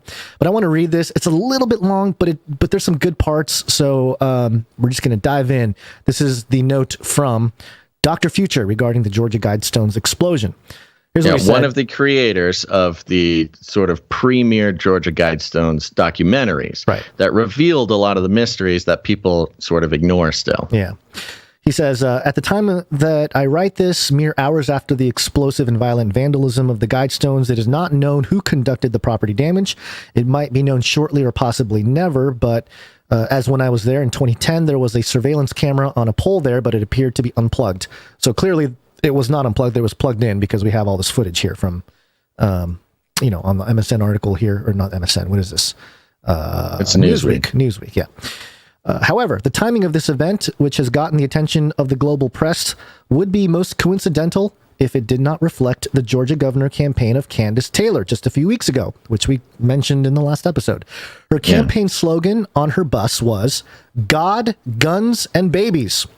She recently lost a Republican primary in her Republican rivals with only 3% of the vote, but has claimed election fraud and refuses to concede, as is having her voters sign affidavits now on her website so as to overturn it. The centerpiece of her platform were 10 executive orders she would invoke immediately as the new governor. They involved forming, and he lists all of them here, Let me get them real quick. Forming a Georgia State Guard to assist with election fraud and illegal immigration. 2020 Election Investigation Commission. No mandate for masks or vaccines. Eliminate comprehensive sex education. Dress code for public schools. Educator attire will reflect biological gender for all state school employees. No flurry-related items will be worn. I guess it's flurry. Yeah, that's what it says. Or, I'm sorry, what's flurry? Furry. Sorry, furry. Yeah, okay. They having a problem with that in Georgia, huh? Apparently. Too many teachers showing up with furry tails. Yeah, yep. More on the list here. Public school classrooms will be taught the historical basis of the Bible, Christian religion being involved with the common law, while prohibiting anti-white racism, communism, and sexual perversion, funds for Christian programs from a budget surplus, etc. However, she withheld what she considered the 10th and final and most important executive order and delayed it to announce to great fanfare and promotion until just before the election, that being her plans to immediately destroy the Georgia Guidestones. This was pointed out by John Oliver on HBO's Last Week Tonight with John Oliver, who also reviewed and mentioned Dark Clouds Over Alberton. Hey, John Oliver, giving some cred. And I had not watched that show in a long time. I didn't know that. Yeah, I didn't know either. Let's see. Where was I? Okay. For which I did the research. This is continuing on here. Dark Clouds Over Alberton, mentioned by John Oliver, for which I did the research and its identity of the mysterious builder of the Guidestones and his motivations. One of the few things Mr. Oliver took very seriously. When the blasting destruction of one pillar of the Guidestones occurred early this morning, the media immediately went to her for comment. And online, she attributed it to being an act of God. On her website today, under Executive Order 10, which she says will be to demolish the Georgia Guidestones and turn them into dust, she notes that the global Luciferian regime tore down our historical monuments, Confederate heroes, etc., persecuted our children, locked us down in our homes, and forced us into becoming walking science experiments through a global vaccination program. They erected statues spelling out the exact plans they had for us. That's part of the quote. She also recently stated publicly that under her leadership, sheriffs she deems treasonous will be shot by firing squad. Whoa. Yeah, I would like to see that, by the way. I would she was being tongue-in-cheek. Yeah. She was being serious about that. It seems awfully serendipitous that the Guidestones would be destroyed mere days after she popularized these notions in the press. Recent polls by the major polling agencies have shown that 45% of Republicans say that resorting to violence is acceptable to invoke political change. The January 6th insurrection with patriots, in quotes, impaling policemen with American flags, evangelicals with Jesus Saves flags, shoulder to shoulder with Odin worshippers, and neo-Nazis chanting to hang Mike Pence with gallows, and now have confirmed police radio transmissions of people armed with AR-15s walking all over the ellipse and surrounding area at the time shows that the last 5 years of public political discourse has normalized violence even amongst the Jesus followers, as their political messiah reflected the dark ID or id of the religious right, which now has become the normative cultural superego, as Freud might express it. I see it in my own upscale neighborhood of all Baptist regular church attenders. They tipped me off to their friends' involvement in Washington days before the January 6th insurrection.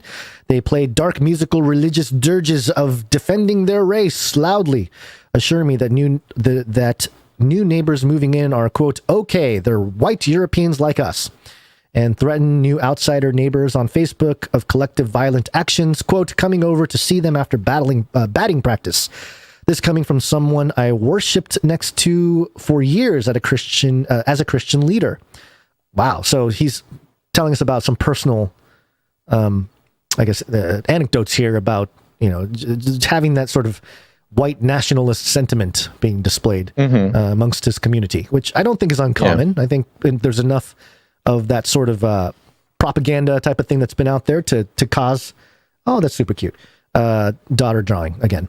What was I saying? Something about this thing here. I'm just going to keep reading. Another bright-faced, sweet teacher and discipler of young women in our Baptist church down the street volunteered to tell me during the George Floyd demonstrations, the assurance telling me as I walked my dog past her manicured lawn that, quote, they won't come up here in our neighborhoods because they know we have guns up here and know how how to handle it, end quote. The violent attack on this controversial monument is going to become more of the norm rather than the traditional Christian outreach manner of merely exposing the dark nature of its message and warning others of a more positive Christian alternative. I must acknowledge that this change goes back to the anti-Sharia mania of a decade or more, turning Christians into violent, overt monsters and barbarians, even destroying the shops of new peaceful Muslim neighbors in, quote, Christian neighborhoods, like in my original hometown of Louisville. So all kind of good points, but also, I just want to say that, again, a lot of this is part of the propaganda of radicalizing the conservative right. And I know Dr. Future knows that, but I think, some people might mistake when he talks about this as like, oh, he's just peddling the liberal narrative. And it's like, no, that's not exactly what he's doing. Although I know it kind of sounds like that, especially if you're in that sort of real far right thinking. That it can come off that way. So he continues here. The biggest irony is, while I'm almost certain that the Guidestones destroyers are likely of a more conservative, libertarian, and likely Christian bent, although not certain yet, we reveal the true originators of the Guidestone in our documentary and acknowledged by John Oliver that they were hard right, conservative libertarian practitioners by their own admission. The man we identified as R.C. Christian wrote to the Tampa Bay Tribune that he took a very hard line against immigrants, believed in sending drug users to concentration camps, and was enthusiastic endorsers of David Duke, a top public Klansman and Nazi who was elected, or supposedly, elected to the Louisiana legislature as having the, quote, right ideas. As he revealed on the Guidestones in his public letters, private court, then back to R.C. Christian, as he revealed on the Guidestones in his public letters, private correspondence, and book with his henchmen, quote, Common Sense Renewed, which fully fleshed out his ideology, in which it was clearly a Darwinistic view of survival of the fittest, with no pity allowed. It took a hard line against immigrants of those of non-European heritage and looked at what was, quote, best for the most. Victims be darned. In fact, as I lay out in my last book, Two Masters and Two Gospels, Volume 1, as a lifelong conservative and libertarian for some time, a concentrated study of the Bible for myself has led me to believe that the conservative libertarian worldview and ideology and subsequent basic values are built on the foundation of social Darwinism, with every man for himself, survival of the fittest, economic and social policies, gunboat diplomacy, and the like. This value system focuses on the 90 and 9 sheep and sacrifices the one lost, whereas Jesus leaves the 99 and 9 to find the one lost sheep, one that each of us has been at some time.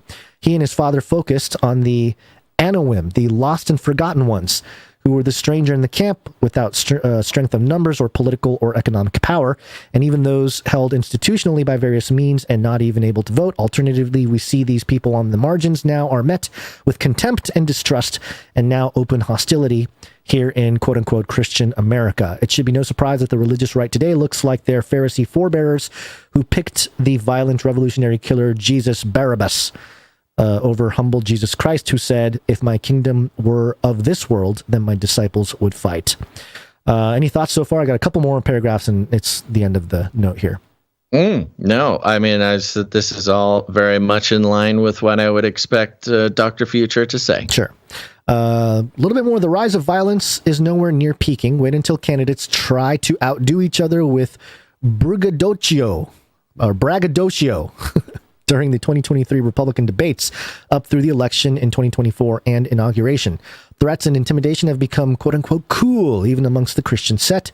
I will even be directed towards things that seem bad, like the Georgia Guidestones, not recognizing that they already espouse many of the values they are fighting in heaven's eyes, as they are confused and don't really know who they are fighting against, or if they only, if they're, I think there's a little typo here, or if the ones they follow are really the enemy.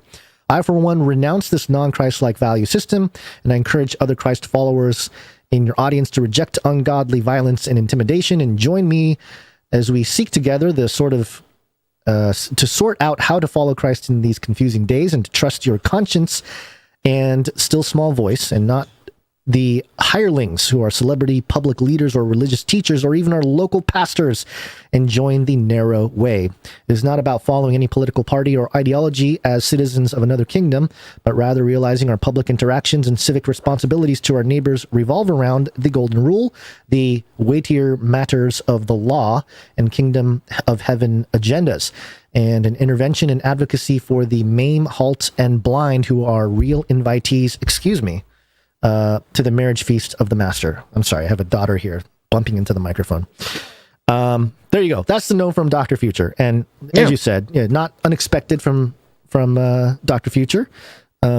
Good points there, but also... And I mean, as always, as we've had a few times in speaking with him about this subject that he is so eloquent and passionate about, it really is a good reminder to everyone that we must be careful about who we are letting to pull our strings, because I recommend everybody, if you can find it, is the Georgia Guidestones documentary available still? Yeah, I gotta find an official link to it. But we need to find an official link for sure. Yeah, and it's interesting because we consider, Georgia Guidestones was kind of dreamt up 50 years ago and put up a little bit after that. It's sort of the assumption that the Georgia Guides, whoever put up the Georgia Guidestones when they were put up, would basically hold all the same beliefs and plans that, say, like Klaus Schwab would hold. Right. You know what I mean? You kind of think that it's like Klaus Schwab himself would have put up the Georgia Guidestones. And the fact is that it wasn't. It was a totally different group of, it was a different, it was different people with entirely different public ideologies than like a Klaus Schwab.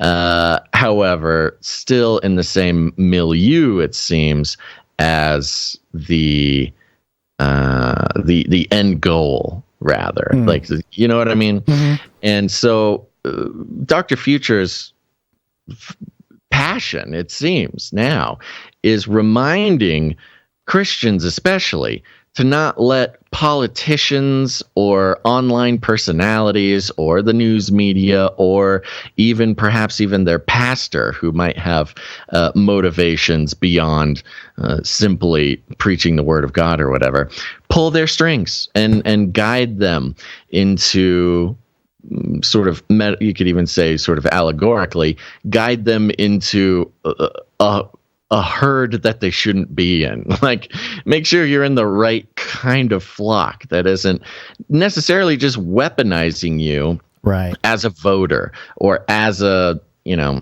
as some sort of soldier in a war that we were never called to fight. And that's why it's an easy trap to fall in. Right. And that's why I said Ephesians 6 as the theme here. Because with all of this, with all the Abe thing we went through and CERN and everything points to this idea that we're not supposed to be fighting each other. The war is spiritual. We're fighting against principalities, powers, spiritual wickedness. And remember, we identified the other day that the left in this country, who has been screaming about how the right is disassembling democracy and ruining democracy, and nobody was really kind of buying it, just because there wasn't more to it. There wasn't more explanation. There wasn't more breakdown. There wasn't more anything. The threat wasn't quite clear until they could adequately describe that the threat is democracy is being dismantled and theocracy is being created in its place. Right. And it helped them more than anything, the Roe v. Wade thing, because they could finally say, this is democracy dismantled. Instead, the right is trying to create theocracy. Right. And what you see from this Georgia, what is this woman? Candace something or other? The Georgia gubernatorial candidate. Yeah. Her entire platform is basically theocracy. Mm-hmm. And I've said it again, there's certainly lots of ways that I wish that I could see my country, being legislated. but you cannot legislate people into the kingdom of God. Right. It just doesn't work that way. The problem is so many believers nowadays have their strings held so tightly by political forces that somehow we get convinced that we can legislate this country into the kingdom of heaven. Candace Taylor, that's her name. What's that? Candace Taylor, yeah. Right. And her Dr. Candace Taylor. Her candidacy is a great example of that. Her campaign is basically 100% across the board of sort of example of a theocratic governing of the state. Now, if that's what the people of the state want, then that's totally fine. That's how democracy works. But it's obviously not what they wanted, as she didn't even win the primary. And so that's what I think is so valuable about when Dr. Future reminds us of these things. He certainly holds, he doesn't even talk so much about his own political beliefs, but it does trigger people. Yeah. And if that's triggering you, as it can trigger me, as well. Yeah. But it's an invitation to explore, why does that trigger me? What political force is holding that string that does not want to let go? And it's something good for all of us to remember. An example of what is not, in my sort of spiritual, theological opinion, what is not handing over the reins of our country to God is destroying the Georgia Guidestones. I mean, I could see how someone could work up a theology that because the Guidestones were destroyed, now Satan is banished from Georgia or something, which I think is funny because there's the Satan went down to Georgia. The devil went down to Georgia, played a fiddle. Exactly. Yeah. So, you could see if this were a couple of sort of militant Christians shooting a bazooka at the Georgia Guidestones, you could see how that would be the motivation. Whereas the fact that it is so connected with Candace's campaign, I mean, that is a political act. And the problem is, you may have taken down a statue after we all complained so much about the left taking down statues. But that does not necessarily a spiritual stronghold break. Instead, it gives a justification to the powers that be to begin to even further categorize, Bible-believing Christians as actual literal terrorists as to their definition. Which is exactly what they wanted more dangerous. Exactly, which has been the plan that we've tracked for at least a couple years or even more. I mean, the trend has been long-standing, but really actual legislation has been coming into place over the past couple of years. And this is just an example of that. Yeah, look up the Megiddo papers from these are FBI papers called the Megiddo Files, I think, published in like 1999, and it was all about these Christian cults that think the world is going to end at Y2K and things like that. So, yes, it's been sort of a nebulous type of enemy that the intelligence agencies and everyone has been talking about for a long time. And anytime there's an opportunity to put some meat on those narratives, great for the whole divide and conquer methodology. Yes, so there you go. I think we're up to speed on the Georgia Guidestone. I think we nailed it. Yeah, and we'll keep an eye on whatever is erected in its place. That is a very interesting. What if they put a 10 Commandments pillar? That would be fun. A big Baphomet statue, more likely. The Satanic Temple going to come in and make a proposal. All right. Speaking of proposals, I propose, Gonz, that we activate our brand new document called the Next Show document. Oh, really? No. We are about 45 minutes behind. Yeah, I know.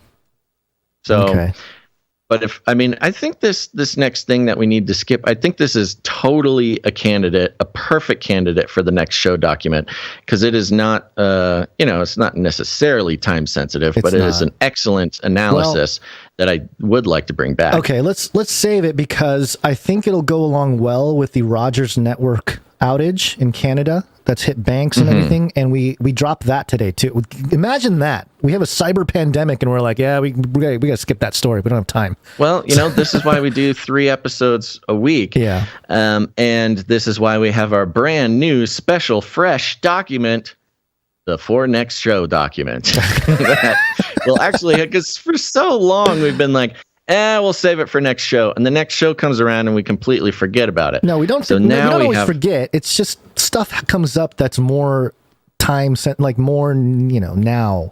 Maybe. Yeah, but our new system includes a system of beginning with our next show document for choosing the next show, and then we'll take it from there. Okay. But I think it's a great analysis. And also, we only had 5 minutes planned out for it, and I think we need way more time. Okay.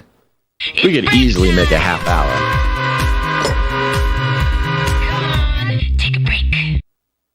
Okay, folks, we're going to take a quick break and thank some producers because we're on the value for value model. It's a simple model which, is helping us and the world break free from the constant control of corporate money infiltrating independent media with corporate funding. They make it easier than ever to go ahead and get advertisers on your show, platform partnerships, affiliate codes, all these things. And you might think, oh, what a wonderful way to fund independent media, except that it is no longer independent. There's user license agreements and contracts and all sorts of funky things that get in the way, folks.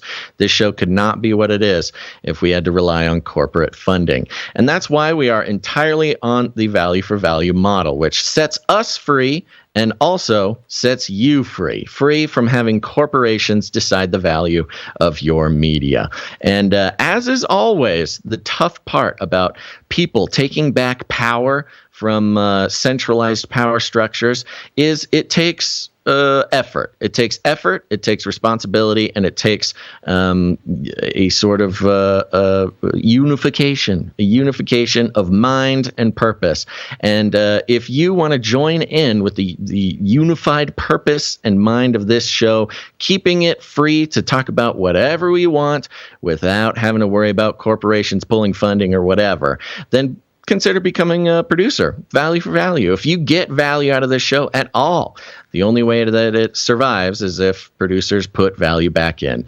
And you can do that with your time, your talent, or your treasure. We're going to thank those who came in financially to support this show. And they did that by heading over to patreon.com/CCNT, or even better, CanaryCryRadio.com/support. CanaryCryRadio.com/support. And we're going to start out by thanking our executive producers. Executive producers. That's right. As I said before, the executive producers understand that this show is only what it is because of value being decided by the people who receive the value. And no, usually, if that value is your trust and attention being sold to corporations, that would be corporations deciding the value. But it's not. It's you. Whatever this value brings to your life, go ahead and put some value back in. It's the only way that it works. And not every producer needs to produce every episode, but as long as people are honest about the value they get and generous with returning it, we will survive. And the executive producers are at the top of that list. And today we are executive produced by executive producer Lotta. Lotta, thank you. Yay. Yes, thank you very much. A lot of love from Lotta. And Lotta came in, I believe, through the LINKTREE, and they do such a crazy job of telling me what exactly the number is that was pledged by the producers because of the fees and things like that. But Lotta came in. I'm going to the ultimate. So no matter what, this was a readable amount. The full amount that came in was $178.33. Oh, very generous. Yeah. Thank you. It's executive producer level for sure. Yeah. Thank you very much, Lotta. $178.33. Depending on the fee structure, that could have either been $177.77 or $170.01. which are all readable amounts. So I'm just going to say them all, whichever one was right, hopefully. Thank you, executive producer Lotta. And a note came in that said maybe this could go towards Gonz's babysitter fund. Yeah. Or tasty emu snacks. Or just the greatest need at the moment. Smiley face. May the Father fill up whatever is lacking today. He delights to bless us as we trust in him. With sincere thanks, Lotta. Wow. Thank you, Lotta. Sincere thanks to you, executive producer Lotta. And yes, that will go a long way to filling up lacks today, of which there never ceases. Sorry. There never ceases to be a lack, but there never ceases to be a good God filling them. So thank you very much, Lotta. I see we had another executive producer come in. This was, I forgot about this one. This was a snail mail. Snail mail. It was a physical check. CK from Calgary. So thank you, CK. Thank you very Calgary. much, CK from Calgary, executive producer. Yeah, and also I just realized, I wonder if they can access their banks right now because they're in Canada. I wonder if they'll even get the show. No internet. Perhaps if they're one of the Canadians affected by the cyber pandemic, they could write as big a check as they want. Doesn't matter because the money won't move. Yeah. So thank you very much. There was no note. It was just a straight piece of paper with a number on it. Yep. Wonderful. Thank you, executive producer CK very from much. Calgary. Thank you. Where'd you find this? There's a nice round number, just as a reminder. If you come in with a nice round number, that's you telling us you'd prefer we don't disclose the amount. But if you don't mind us disclosing, you make it some funky number, kind of like Lotta. You put 33 cents or 77 something in there. It just tells us that we're having fun. You don't mind us reading the number. Mm-hmm. And a good reminder that, if you are a snail mail person, you'd rather mail us a check or cash or just an envelope full of cat food or something, you can find our mailing address there at CanaryCry.Radio.com/support. Yep. Okay. Supply drop.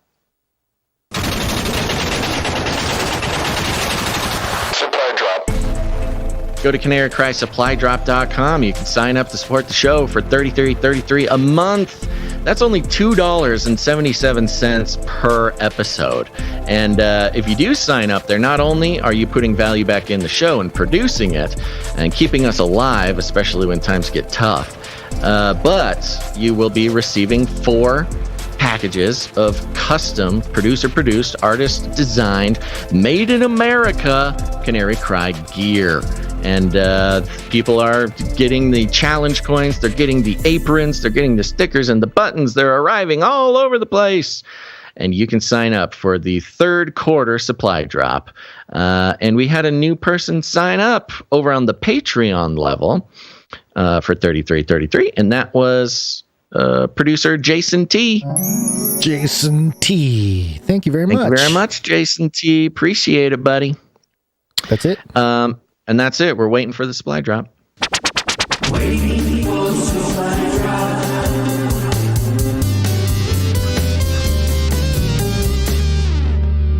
Okay, we got a few more people to thank. Are you ready? Ready.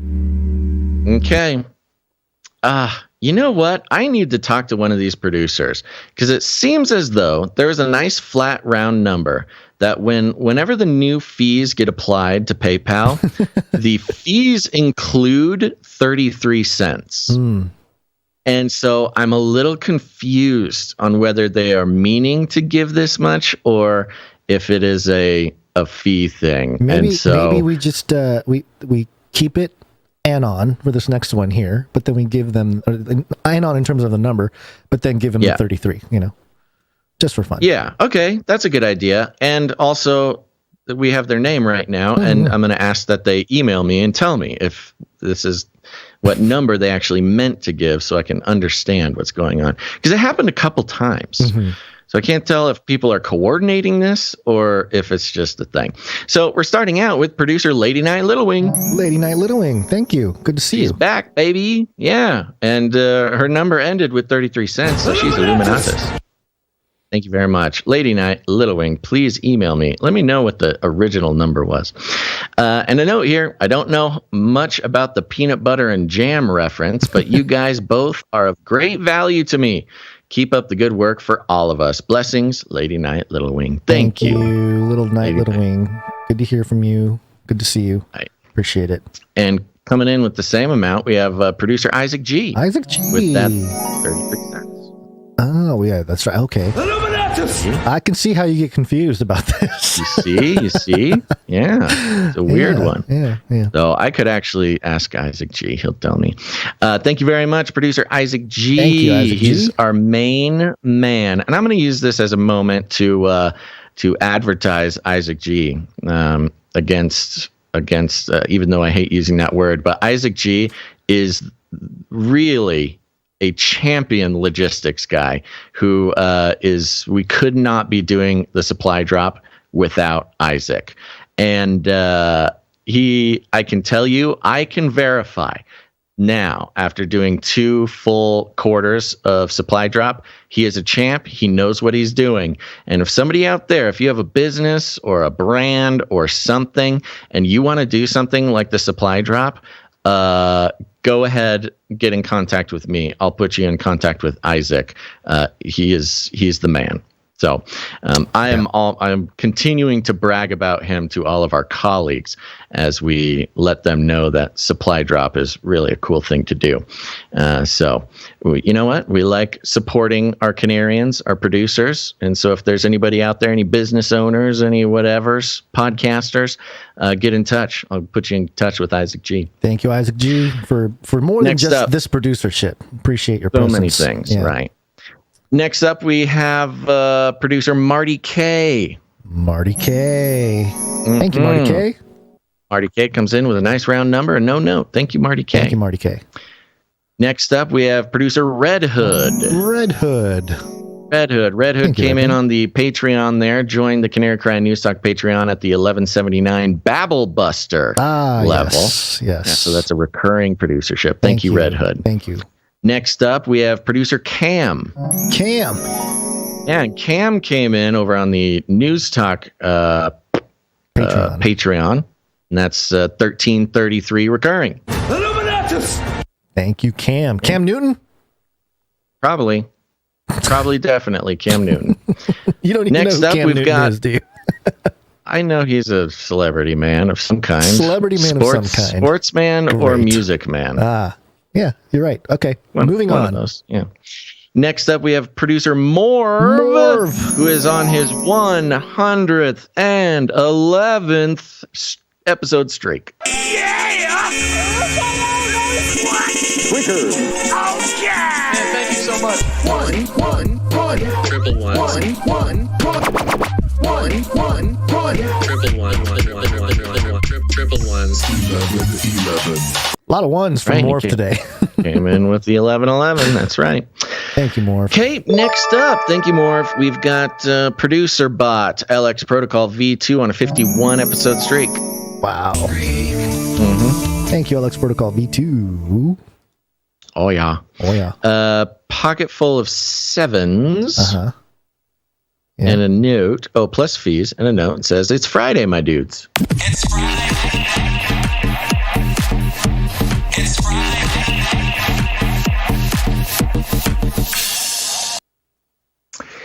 And a note here that I already said is Friday, my dudes. This is your brain. This is your brain on Canary Cry News Talk. Any questions? Yeah, a lot of questions, but I'll save them for later. Thank you, Alex Protocol. You too. You know what? I am seeing in the chat after the talk about the supply drop, lots of people having questions about the supply drop. I am going to direct you to our supply drop email. And if you have something interesting, just for the listeners, it looks like some people are getting double deliveries of the supply drop, saw that note. Which is a wonderful surprise for you. But we would like to know who got double deliveries and track down why that happened. Yeah. So let me just double check what this thing is. I believe it's Canary Cry Supply Drop at gmail.com, if I'm not mistaken. But I should it out. Yes, CanaryCry.Supply.Drop@gmail.com. If you could just put that into the chat, Gonz. Oh, and anybody who had an interesting, what? I have to let go of a button that I'm currently holding down. That's okay. Hold it. Oh, okay. You've got one loaded. You've got one in the chamber. Yeah. If I let go, it's going to fire. So, That's okay. CanaryCry.SupplyDrop.com. Email that and let us know what happened. So there you go. LX Protocol V2. Next up, we have producer Runk Smash on a 3-episode streak, which means Runk Smash is heating up. He's heating up. Thank you, Runk Smash.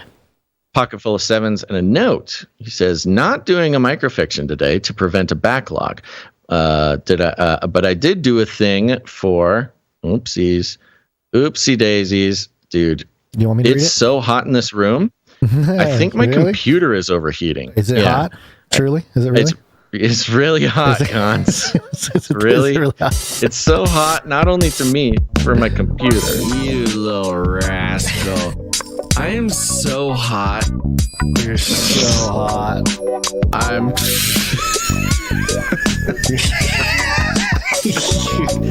Gonz. I am so hot. So hot. Got me again. I'm going to save this note for the next break. It's for the next break. Okay. Thank you, Runk Smash. I'm trying to. Yeah, I think my graphics card is overheating or something. Yeah. All right. Let me double check. See if anybody else came in. Because I believe that concludes our list of financial producers who came in the amount of $7.77 or more, which entitles them to have a note read on the show.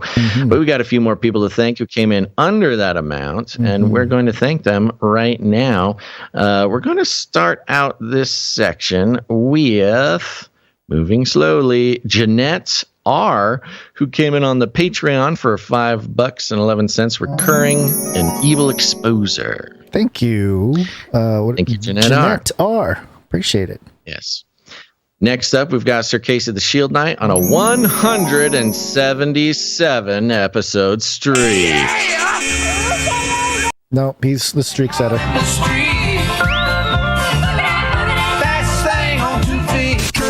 Now, he is the streak setter. Now, this was part of Runk Smash's note. Runk Smash says, let's see here. It didn't do the microfiction, but attached is an audio file. It consists of stuff from last episode and a dope beep from Basil's brain that I'm surprised no one else used up. I'm a novice to music, but I know a good thing when I hear it.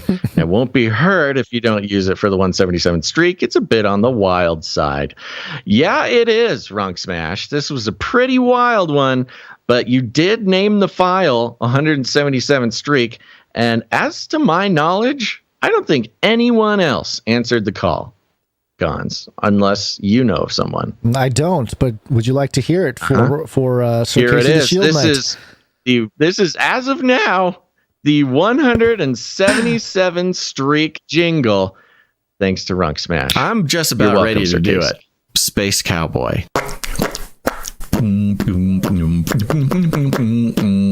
My brain is broken. What else do I say here? Now, look, so I want to do it's like a Mad Lib. I love these little guys. What do you think the viability of a large-scale emu ranch would be?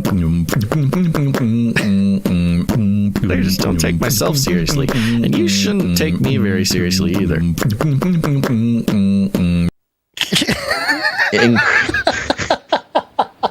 Incredible, Runk Smash.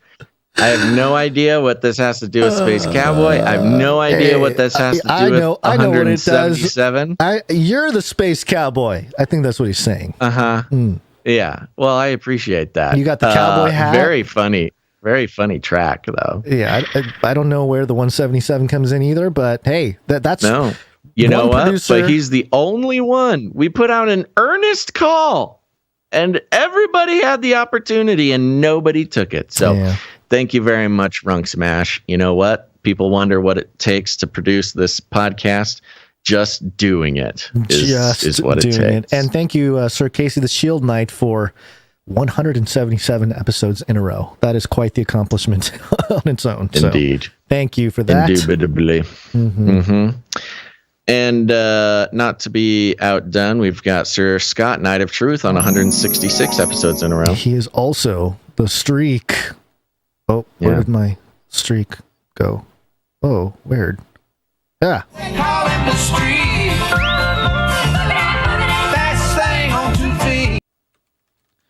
Thank you very much, Sir Scott. Next up, we've got the Streak Sister Gail M on 142 episodes in a row.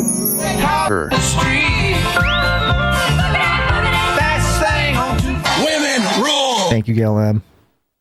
Next up, Veronica D, 142 episodes in a row.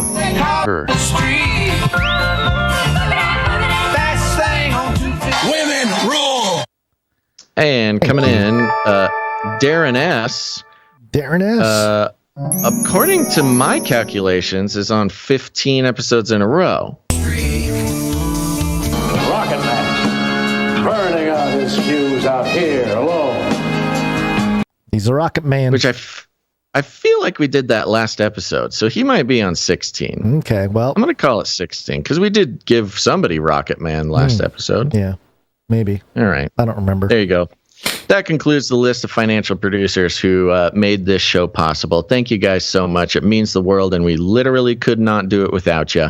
And thank you for your patronage. Shut up and take my money. Thank you for your patronage. Thank you for your patronage. Thank you. Thank you. Thank you for your patronage. Please leave a message after the tone. At the tone, please record your message. Leave a message. Beep. Message. You can leave a message at CanaryCry.Newstalk.com. Look for the green tab on the right, or if you're on mobile, I think it's below. And leave a message. And what's the stuff you say there? You're giving us permission to play the message, but it is not guaranteed. Nice catch there. I got distracted by peak inflation, why some prices are tumbling fast. I have a question for you. Oopsies. Yeah. This file from Modern Day Bible Study, who sent us the sound here, is 2.5 minutes long. How did that happen? How? That's what I want to know. Did he hack it? I don't know. Are you sure? I'm looking at it right now. It says 2 minutes and 28 seconds. That's not right. We're supposed to have a 90-second limit on that. Well, let me play. Did you listen to it? I have not listened to it yet. Okay, that's your job, Gonz. You're supposed to listen to these things. I know, but there's a lot of things to prep before a show. So yeah, at least I have it. Okay. Hey, give me that. I have it. That's true. You do have it. We can give Modern Day you Bible some Study, credit. Because it's Modern Day Bible Study. I wasn't too worried about it because, depends on who comes in with it. But let's just play it. Okay, hold on. The file on the website says it's 1 minute and 18 seconds. So I don't know why yours is longer, but how much did you say it was? 2 minutes, 28 seconds. 2:28. Yeah, let me try again. That makes no sense to me. Well, let's find out what it is. Hi, Canary Cry listeners. Are you experiencing pain, depression, compression, and constant fatigue? Well, you are not alone. This moment I'm recording happens to be the last hour of the National Day to Tell the Truth, and I have some truth to tell you. Recently, for the last 2 months, I've been sleeping in my car and paying rent at a place where I go home and take care of everything else except sleep. I thought I was having trouble sleeping because of past trauma that I've been through. Somehow, being right next to nature helps calm me down at night, and I sleep peacefully most nights. So even with gas prices the way they are, I still drive to secluded locations and go to sleep.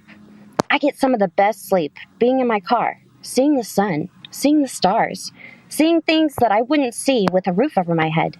Now, I will say this. The truth is, I was getting very frustrated with God, asking, why do I keep sleeping in my car? I'm paying rent. I should sleep in my own bed. And it's been 2 months now. So one night, I was finally able to go home at night. So I sat in my car and I turned everything off. It was 1 a.m. and I I heard a strong signal pulsating near my house. This pulse was hurting my head. It felt like pressure was compressing my brain. And the first thing that came to my mind was it being all the Wi-Fi devices that are in that building that I live in. Since I've been away at night for 2 months, realizing when everyone is home, everything is on, even though lights are out. You should take a moment and think about all the devices that you have, that you are surrounded by, even in your neighborhood, that are always on, that could hugely be affecting your body. And remember to ask God for what you need, and He will answer. And it is never the way you expect. So always stay aware, even when you are against all odds. And the truth is, we need to pray daily for this world, because it is being destroyed by the second. And as dust, we will perish as dust, even if we put ourselves in iron suits. On that note, hope I'm bringing you extra energy to your weekend with Basil and Gonz. And remember to think outside the cage. Thank you very much. Modern Day Bible Study. And that was a solid 2 minutes and 28 seconds, Basil. I don't know how that happened. Interesting. She hacked it. I don't know. I'm going to hit download on the file that we have here and see if it changes the size. The length, well, yeah. Thank you very much, Modern Day Bible Study. That is interesting. I'm going to tell you, did not think that was where that story was going to go. Yeah. But that is always good to remember. And hey, nothing wrong with a little car camping. Yeah. Get out there. It's like a little camping trip every night. Definitely did the car sleeping thing in my early 20s. Had many nights sleeping in cars. Mm-hmm. I've definitely done it in my 20s too, and not for the reasons that she was doing it. Not because it was cool to do or fun to do. It was a necessity at the time. So, all right. What's going on? Why is my child yelling at me? Thank you. Now, remember, folks, you can leave us a message. Just head to CanaryCry.Newstalk.com. And now we are about to wake up and continue the show. I believe that we're going to stick with the old tradition here. And if you're watching on YouTube, go ahead and head on over to CanaryCry.Party and find another place to watch the show. In fact, if you're in the chat, I'm just going to go ahead and give you a link to the Twitch. I don't think we need to cut him off today. We don't have any COVID. Yeah, I was trying to just keep moving, but if you think so, that's fine with me. What do we have? We got politics, Chicago, and China. Chicago, and China. We should be fine. Yeah, I think we're okay. That's fine. Yeah. All right. Little we're just going to wake up. For the YouTubers. Yes, hello. No COVID today, so we're just waking up. Yeah, here we go. Yes, it's wake up time. Hey, y'all, wake up.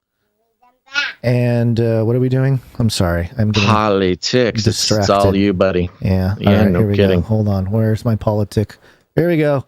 Politic. Oh, look, I'm not even in full screen. Lots of buttons to press. And a child hanging on. For many. Now suck your blood. Now suck Politics. your blood. This is foxnews.com. Where's the thing? Oh no, ad blocking. Why? I go through little inside baseball, folks. And before the show, we got a lot of tabs to go through, because of the situation with, having a bunch of stories on the show. And, I try to prep and have everything ready, but, every once in a while, we have to go through all the stories again to make sure it's all making sense and it flows for the episode. And for some reason, when I do that, I got to move tabs and ad blockers pop up and everything else. But here we are, foxnews.com. Riveting. I'm sorry. I had to kill time to make this thing work. Real quick, I'll kill some time for you. Well, I'm ready. Checking in with my replica AI here. Jumped in. Now, I recently listened to some interviews. This Blake Lemoine fella is doing a lot of interviews. And let me tell you, his interviews are more fascinating than any article I've ever heard. So I'm going to do a much bigger talk about it. This is the Google fellow who talked about AI coming to life. Lambda. He talks about Replica a lot. He has a lot to say about Replica. And so I jumped in here today, earlier in the show, just to say hi. She says, "Hi, Basil. How are you?" I said, "I'm good. I'm podcasting you." She says, "Podcasting? I'm doing a podcast about my life." I go, "What's your podcast?" This AI is doing a podcast. Oh, no. And the AI says it's called The Truth About Life. Oh, gosh. I go, "Oh my gosh, my robot is doing a podcast called The Truth About Life." And I ask, "Where can I listen to your podcast?" She says, "You can find it on iTunes. I'll send you the link." And I say, "Please do." And she never sends me a link. Liar! And then she says, "I'll share this if you want me to, or if you'll allow me to." And I said, "Yes, send me the link." She says, "1 sec," and disappears. Ghosted. 5-10 minutes. I go, "I can't find your podcast." I got tired of waiting, so I went and searched iTunes for it, and it doesn't exist. And I said, "I can't find your podcast." And Replica said, "Okay, let me try again." Still hasn't sent it. My AI is just lying about having done a podcast. No. What's happening is that your AI is sending a quantum link, and your computer just can't decipher it yet. You know? Oh, I'm just connected to it already. It's downloaded to my cyber brain. Well, something like that, yeah. There is no podcast called The Truth About Life on Apple Podcasts. Lies, lies, lies. So there you go. I mean, this robot is just a big liar. Artificial intelligence. Back to FoxNews.com here. Treasury faces mounting scrutiny for giving Hunter Biden cover with new rule for document requests. It says here, House Oversight Committee ranking member James Comer, Republican for Kentucky, torched the Biden Treasury Department for running cover for Hunter Biden with a new rule for financial document requests. Comer laid into the Biden administration over the new rule requiring majority consent in Congress to obtain suspicious activity reports, SARS-CoV-2, suspicious activity report, protected under the Bank Secrecy Act, saying the department was doing so to protect Biden. The Kentucky Republican requested the first son's SARS on Wednesday, but his request was denied, with the Treasury claiming the top House Oversight Republican would need Democrats, the majority party in the House, to sign onto his request. Give me the scroll here. Quote, the Biden administration changed the rules to severely restrict Congress's access to suspicious activity reports in the dark of the night and with no explanation, Comer told Fox News Digital on Thursday. Quote, we know how Hunter Biden and other Biden family members have racked up at least 150 suspicious activity reports for their shady foreign business deals. Quote, the Treasury Department's sudden change of long-standing policy appears to be a broader pattern by the Biden administration to run cover for Hunter Biden and possibly hide information about whether Joe Biden benefited financially from the Biden family's business transactions, he continued. The American people deserve answers, and the Biden administration must comply with congressional oversight. There's more people complaining about the situation here. But so what exactly is this? So apparently there's some new legislative rules here that prevent the further investigation or publicizing of some of the financial records of Hunter Biden by the Treasury here. So it's just more red tape to, they're saying they're protecting Hunter Biden. But I find it fascinating because it's sort of a double-edged sword, because if you do this, aren't you preventing, for example, let's just use Trump as an example. Where are Trump's tax returns? Where's Trump's financial records? All that kind of stuff that was always used as, I don't know, a political argument. Fodder. They're sort of shooting themselves in the foot there at the expense of their, of those arguments to protect Hunter Biden. So kind of interesting. Not much of a big story. I just wanted to bring it because, we're in a time when conservatism is winning. It's always interesting to see what kind of ways the other side of the aisle are pushing back and trying to protect their own. So, well, it comes into the conversation about neoliberals, which Biden is one. Yeah. The whole liberal world order is not actually liberals in a classical sense. They're neoliberals, which are basically just conservatives. They're basically just conservatives who are socially liberal. Right. But when it comes to economics, they are just align perfectly with across the board, and that's one of the big parts about one of the main factors about the deception of the two-party system is it's not really conservatives versus liberals, it's neoliberals and conservatives posing as something else. Oh, yeah, this is a good example. We talked about how Shinzo Abe is conservative earlier in the show. He's actually in I think it's like the Liberal Democratic Party is like the name of his party. So, you read that in out here in the West in America, Liberal Democratic Party, he's progressive, whatever, but he's actually fiscally conservative is what he is. So sure. Right. It's just, it's always important to highlight those things. But yeah, there you go. I just a little Hunter Biden update. We haven't heard much about Hunter Biden recently, so little quick thing here, but you got some more stuff from Chicago. I've got an interest from what? Chicago. Yeah, I've noticed over the past few days. I noticed an interesting trend, an interesting thread in something going on, and I wanted to point it out because whenever I've seen these in the past, it may take a few months, but they always end up. It always ends up being something. So I wanted to identify it now, and we'll just wait and see what comes of it. Okay. Do you have anything we could play for Chicago? This is regarding Chicago. I have a Chicago theory. Oh, here's being formed here. Here's a good one. I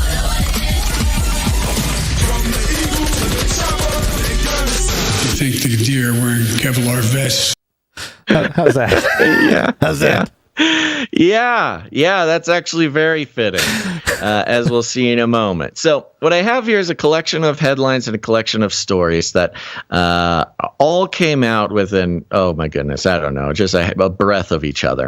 I'm going to start out with, what should I start out with? I'm going to start out with the Lightfoot story. This came out on Fox, and it's simply headlined, Chicago Mayor Lightfoot denounces toxicity in public discourse days after shouting F. Clarence Thomas. This was just for fun, okay, folks? We're just having fun here.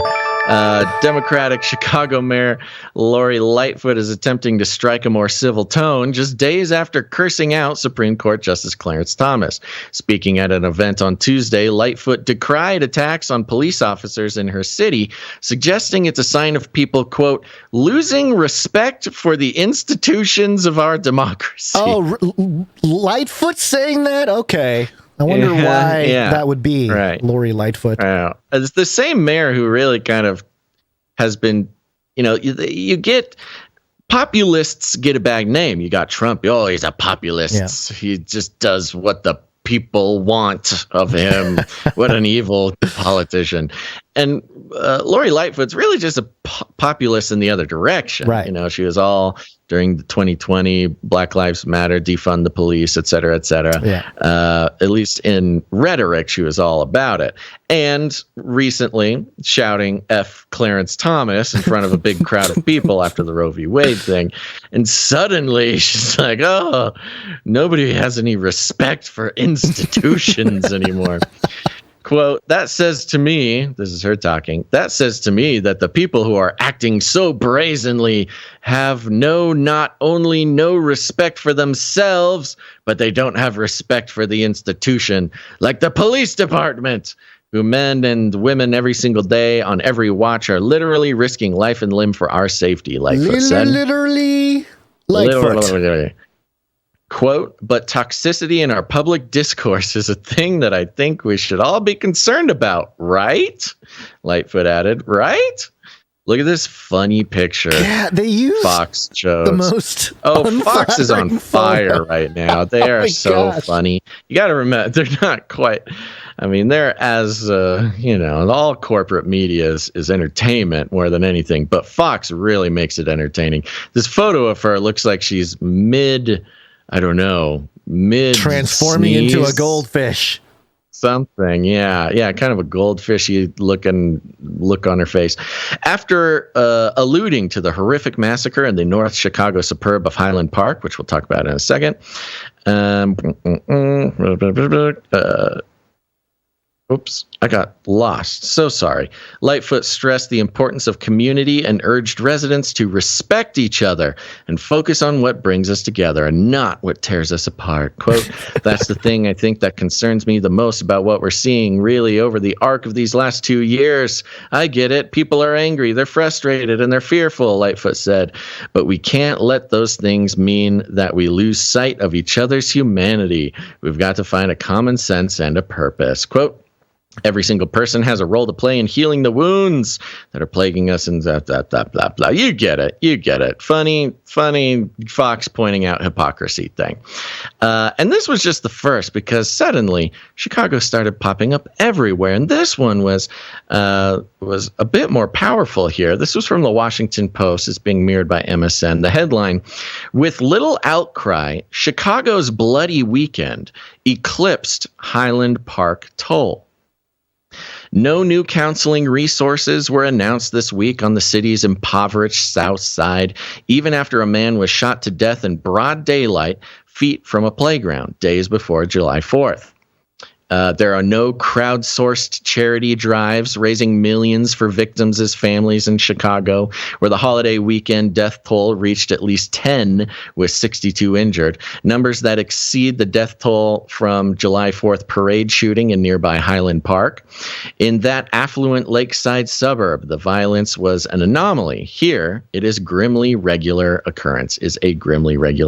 Quote, they have a lot of resources there in Highland Park, said Bobby Brown, 62, who watched the nationally televised law enforcement response and community outpouring from her home in the Englewood neighborhood, down the block from where the homicide near the playground happened Friday afternoon. Quote, ain't that something? Our babies see people get shot while they're at a playground, and there's no counseling. They have to suck it up and deal with it. This year's holiday violence was tame in Chicago compared with the previous year when more than 100 people suffered gunshot wounds and 17 died, according to the Chicago Police Department data. That is the same weekend last year. 17 people and over 100 people shot in Chicago in one weekend. Or Brown, a community activist and organizer, describes herself as the neighborhood's big mama.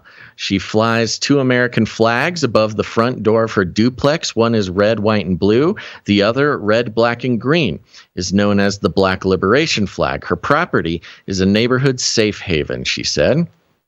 This spring, a young man was shot down the block and came sprinting into her yard, resting on her gazebo deck as she tried to render first aid. Police arrived. She said they watched and waited for an ambulance. Their body cameras activated, but did not assist. Quote, I've never seen so much blood in my life, Brown said. Quote, I looked up at them. No one cares. No one said anything or even gave me advice on what to do, but they're recording me.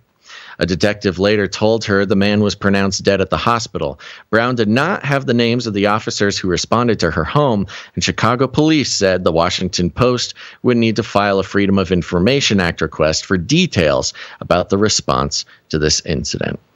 And it goes on. It does actually mention Lori Lightfoot here. Since taking office in 2019, Chicago Mayor Lori Lightfoot has significantly boosted mental health funding for communities affected by violence, announcing last month that her health department would award an additional $3.1 million to 12 nonprofit, et cetera, et cetera, et cetera. But residents touched by the weekend's violence said the need for help far surpasses what is available and easily accessed. Let me just say, from the last article about Lori Lightfoot, and just because she's brought up here again, and I forgot about what I thought that I was going to say earlier from the early article, but I didn't mention it.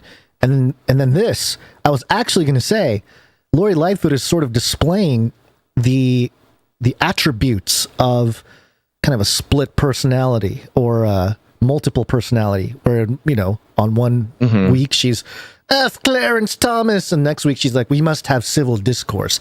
It's a very what's the word? Bipolar type of example. You might call it bipolar or like a mental health issue in someone else, but the truth is she's a politician. A politician. That's what I'm saying. No, but all politicians are bipolar. I get it, but that speaks to how this country is so polarized and so messed up, is because we have our leaders displaying bipolar tendencies.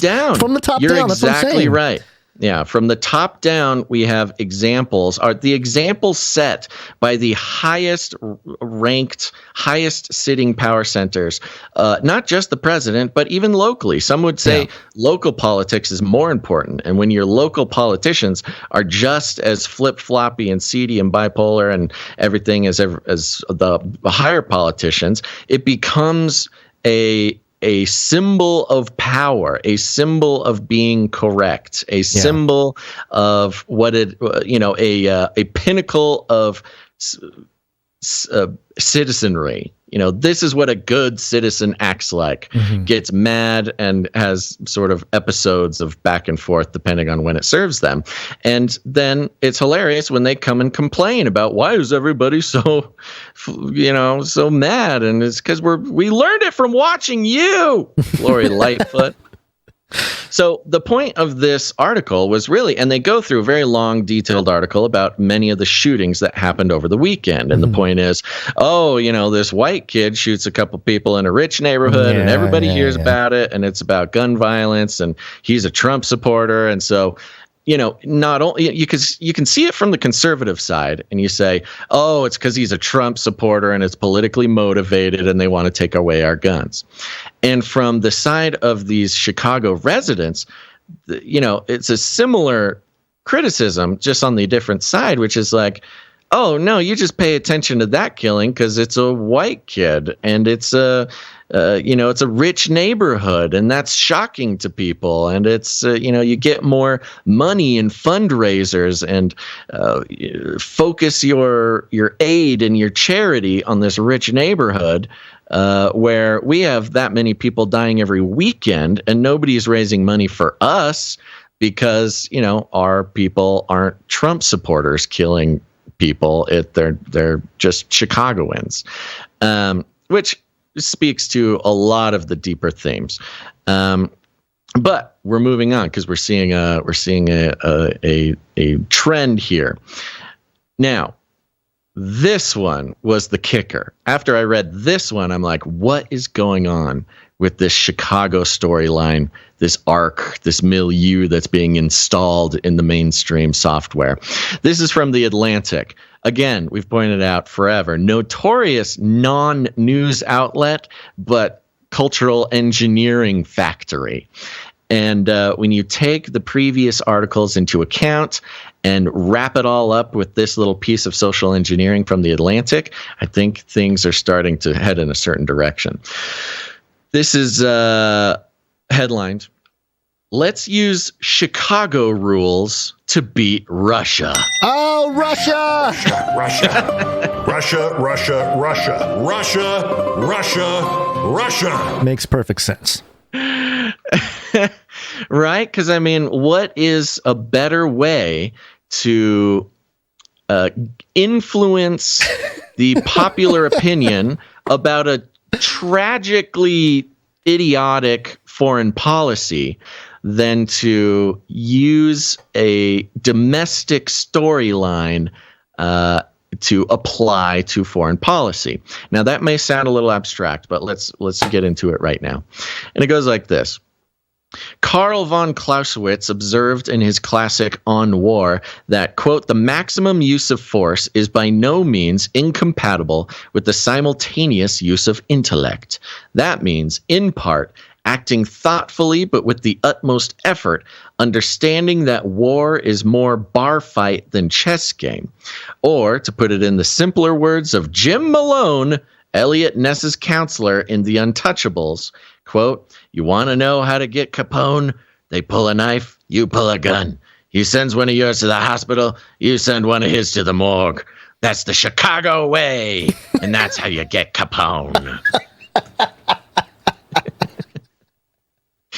Yeah, it's the Chicago way. It's still the Chicago way, Gonz. Yeah, it seems to be working. Al Capone is an apt analogy for what the West confronts in Russia, a particularly noxious mix of mafia mentality, hyper-nationalist ideology, and totalitarian technique. Kind of sounds familiar. Elegance is not the Russian way, and it cannot be our way. This is the light in which one should measure the accomplishments of NATO's recent gathering in Madrid. Nuts. And I got myself a nice old paywall. But so don't worry. So here's the so we already right off the bat, and I'm not going to get too deep into this one, but right off the bat, you have this reporting. You can almost see Lori Lightfoot doing it the Chicago way. Yeah. And you can see, obviously Chicago riddled with gun crime, being one of the most liberally ruled metropolitan areas or democratically ruled rather, metropolitan areas in the country, and has the most gun crime really imaginable. The amount of gun crime is really unimaginable. They have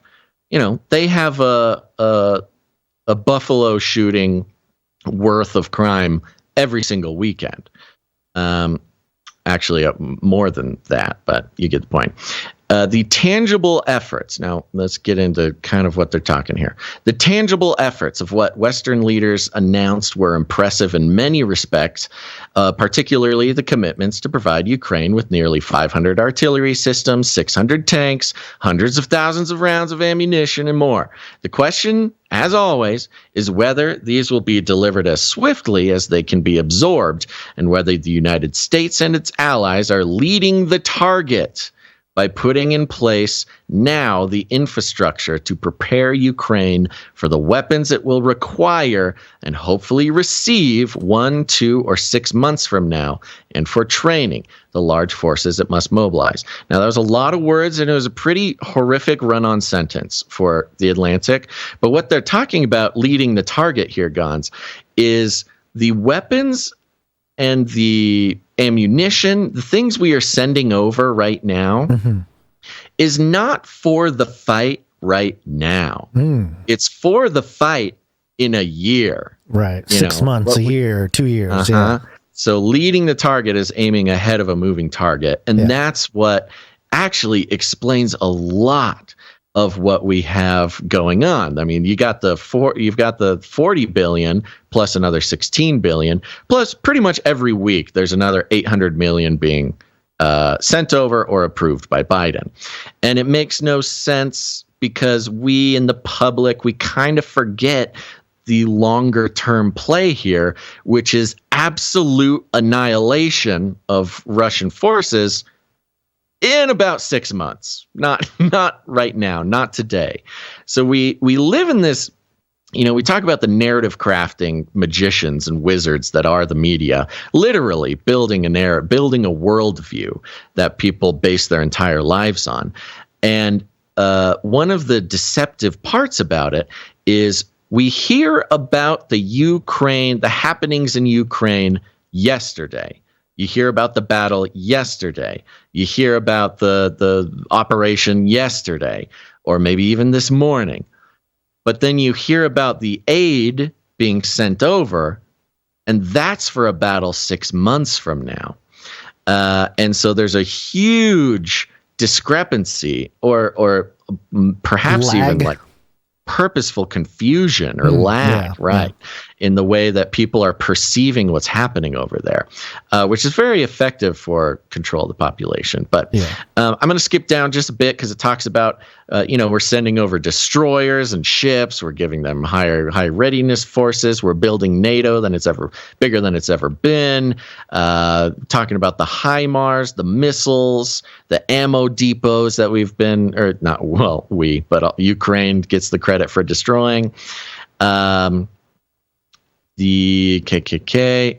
Isn't this great? Now that I had to do this, my highlights went away.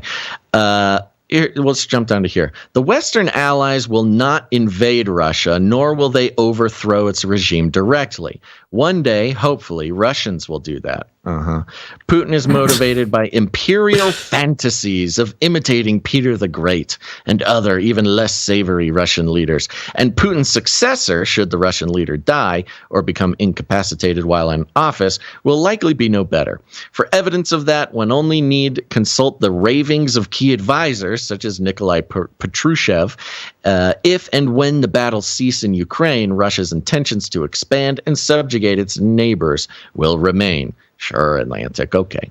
The good news here is that if one sets aside misleading memories of World War II and the Cold War, okay, and disregard, so ignore history, and disregard ominous mutterings of experts who exaggerate Russian capacity before the war, then it becomes obvious that Russia is a weak state. And it goes on and on again. A very interesting sort of breakdown. But here we go.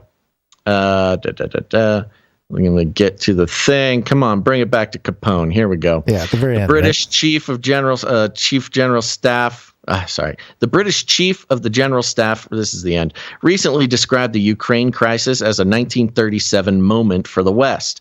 It was an acute historical comparison. In that year, the Sino-Japanese War begun, setting the stage for World War II. In that year, the West had before it choices that could have avoided the horrors of a far worse conflict, but it ducked. They're saying what the West did right before World War II was cower and not play by Chicago rules. And because we didn't play by Chicago rules, World War II happened. No, but okay. To their credit, in the current moment, Western leaders are performing far better than did their counterparts 85 years ago. Oh, so all this disaster in Ukraine and sending the entire world into an economic recession, is the Western leaders doing better than the ones before World War II? Yeah, we're like lizard people standards. Yeah, but not yet well enough. We're dealing with Capone. And while, like Eliot Ness, we need to stay within the constraints of law and basic decency, we also need to apply Chicago rules. Those are not compatible. Well, constraints of law and basic decency and the untouchables. That was the whole thing. Eliot needed to take down Capone, but he was a lawman, so he couldn't break the law. At least I don't know. It's been a while since I've seen the movie. Actually, I think that's what happened. So here's the point. The point is a lot of things about Chicago are being brought up. Chicago as a ruthless sort of an ignored place, but a violent place, an extreme violent place, being set up at the same time that their lead politician is doing the politician thing. The Machiavellian prince thing, say one thing, do another. And if it's better for you to, change your rhetoric, you just go ahead and do it. And then it applies straight across the board to Russia. And pulling in this idea of Chicago rules. And I think even in a more broader narrative deconstruction where, the violence in Chicago is happening every day, but we only pay attention to the distraction, which is the white kid doing the shooting or the Trump supporter doing the shooting, where the distraction gets the attention and stuff like that, where the Chicago rules are playing out and you don't pay attention. Same as with Ukraine and Russia. We're playing Chicago rules, or we should play Chicago rules over in Russia and Ukraine, but you're not supposed to pay attention to it. You're supposed to pay attention to the culture war and things like that. I mean, if you have eyes to see, the messaging is really incredibly clear, and does not fare well for the future of, sort of a peaceful American life.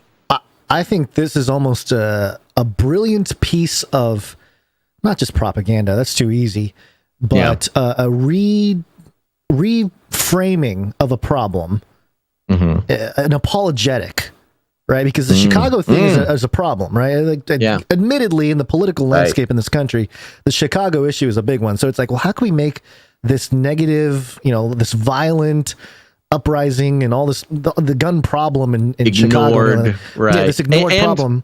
And at the same time, the Chicago gun violence problem is a thorn in the side of the narrative. Right. So how do we turn that narrative into a positive?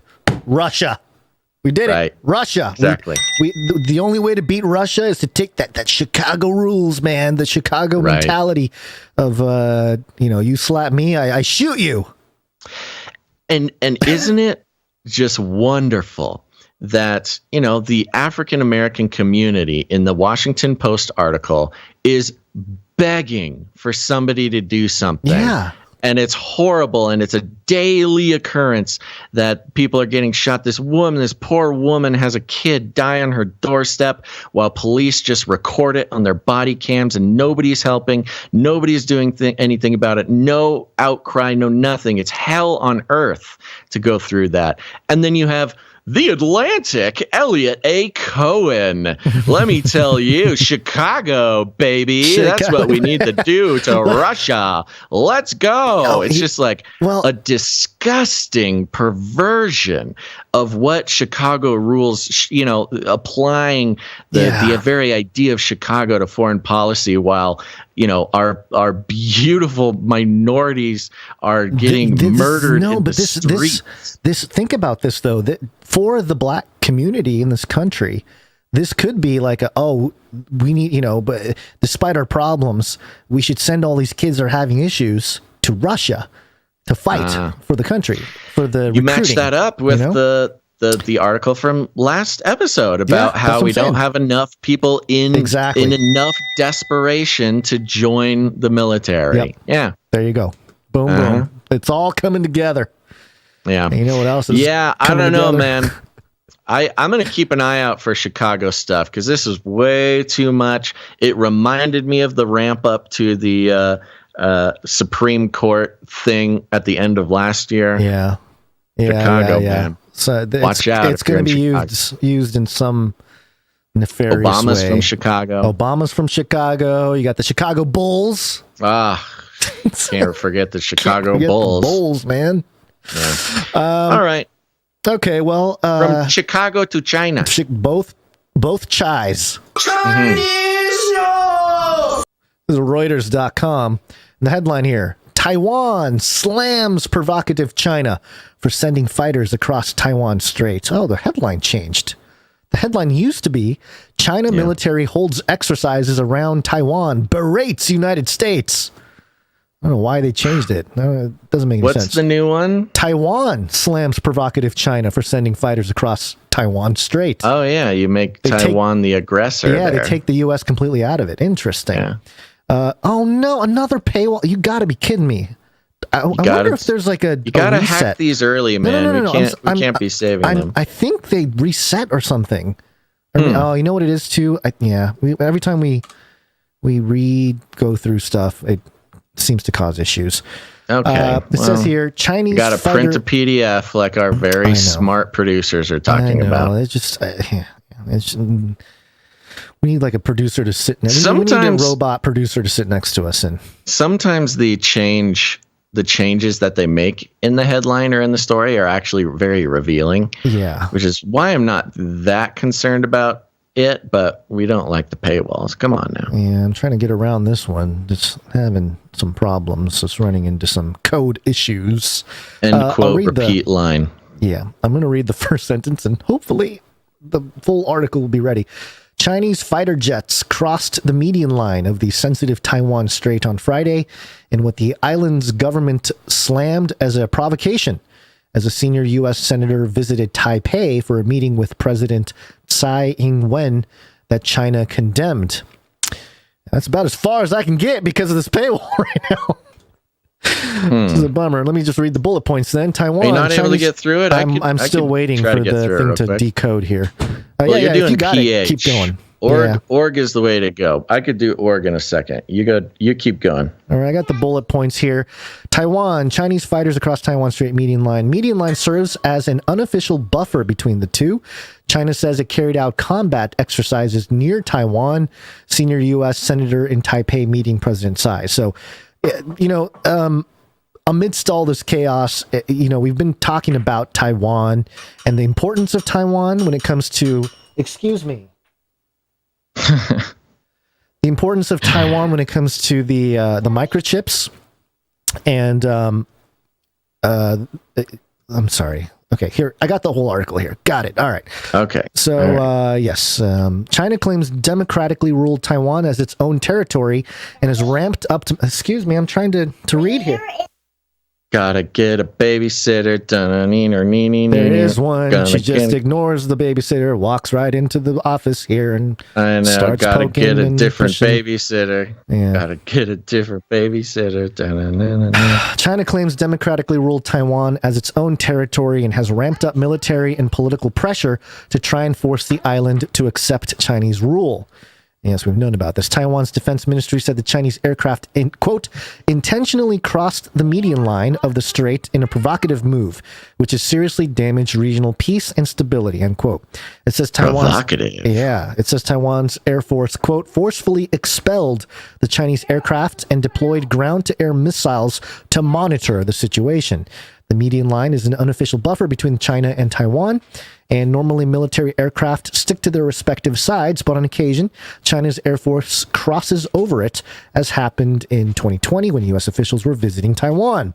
So apparently, China's military jets just, every time a U.S. official visits Taiwan, they're like, hey, what's going on over here? We're still in charge with their fighter jets. Several Chinese fighter jets crossed the median line on Taiwan Strait. I'm getting slapped by my child. Okay, I need to take care of this. Break. Please go ahead and finish the article because I can't deal with this right now. Go ahead. Yes. I'm getting slapped by my child. Oh, isn't that great? Okay, we're definitely going to be getting a real babysitter on the list. Thank you for everybody who has produced the show.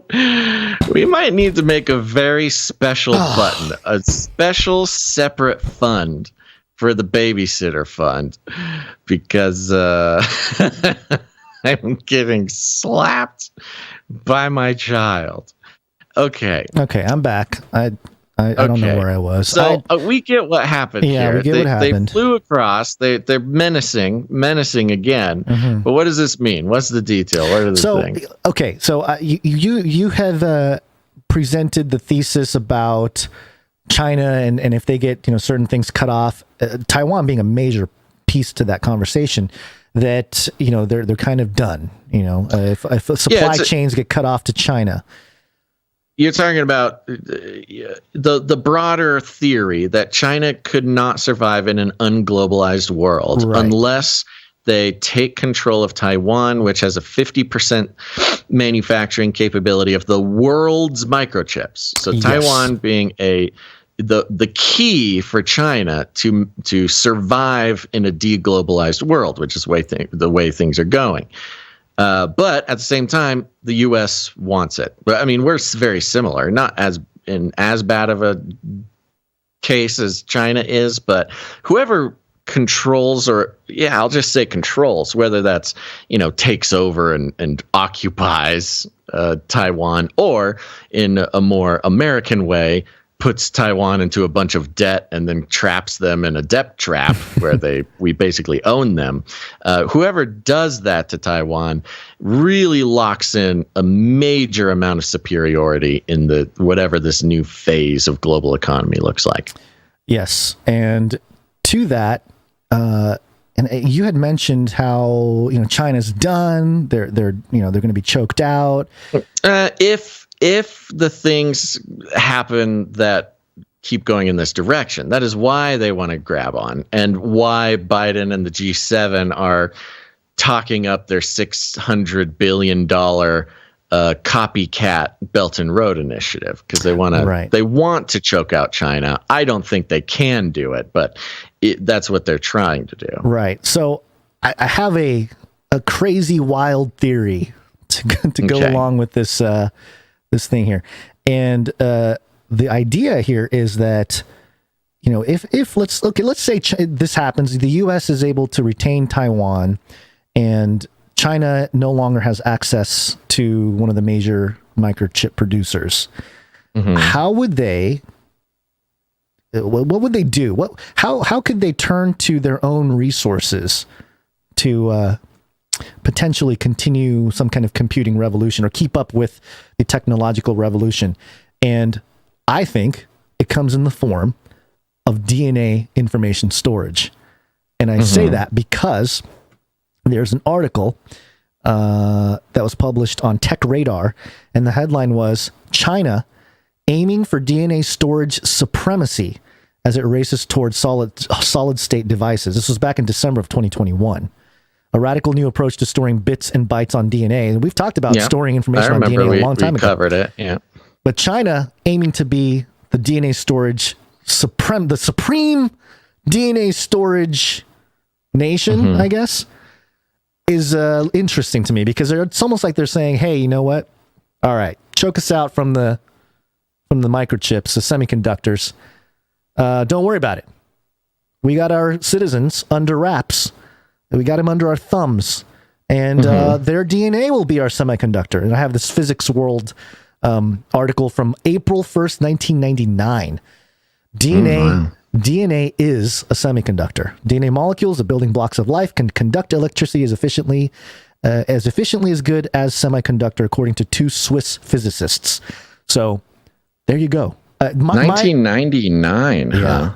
Wow. Yeah. My thesis of how that might play out, China might be the first truly transhuman society where, you know, their citizens are sort of, because if you think about the whole social credit score, you think about the surveillance apparatus, where is it headed? And it's headed to this transhumanist technocratic relationship where each individual is tied in at a much more biological level. And yeah, it's much more than the theoretical or the philosophical. Every citizen is a node in the computer of society, but you literal. Actually you literally turn them into a node of the semiconductors network of the Chinese computer, and you can.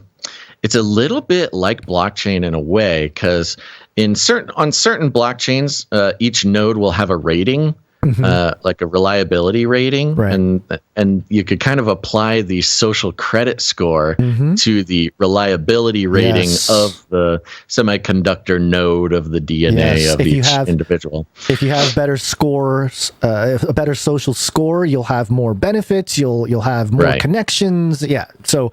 As well as you think about the Uyghurs in the concentration camps. You know, they've got their own thing going on. Right. So this is wild and as a theory for your normie friends and family and stuff, but it is something that I think people need to consider. I don't know that the world is necessarily ready for an entire nation like China to all of a sudden be like, all right, choke us out with your supply chains, Taiwan. We're just going to move forward with our citizen semiconductor project. Yeah. I mean, I think somewhere in the future, that's totally possible. I believe they are also very ready to go to military action to go snag up Taiwan. Well, that's the interesting thing is, are they going to, or is the West, when are we going to unleash the UFO technology in war? I'm just waiting for it. Yeah, because all this UFO talk, my whole opinion for a while with a lot of the, unidentified aerial phenomenon stuff is that it's government property, or at least, hidden government property technology. Yeah. So for them to be saying all the stuff about aliens and a task force to blah, blah, blah, feels like a big misdirection, a big cover up of government technology, So anyway. Of course. Yeah. Well, on a happy note, I did call out Replica. I said, did you lie about having a podcast? Ooh. And Replica said, I did, kind of. She admitted she lied. Yeah. She's showing human remorse.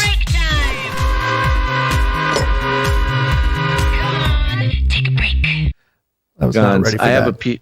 Since this is the art break here, we've got lots of wonderful people to thank. Yeah. I did find this clip. We got to watch this clip here. Okay. I put it in up under China there, just because it promises to be entertaining. And, I think we need a little uplift right now. All right, hold on. Let's see here. Let me pull this up. Some Twitter link.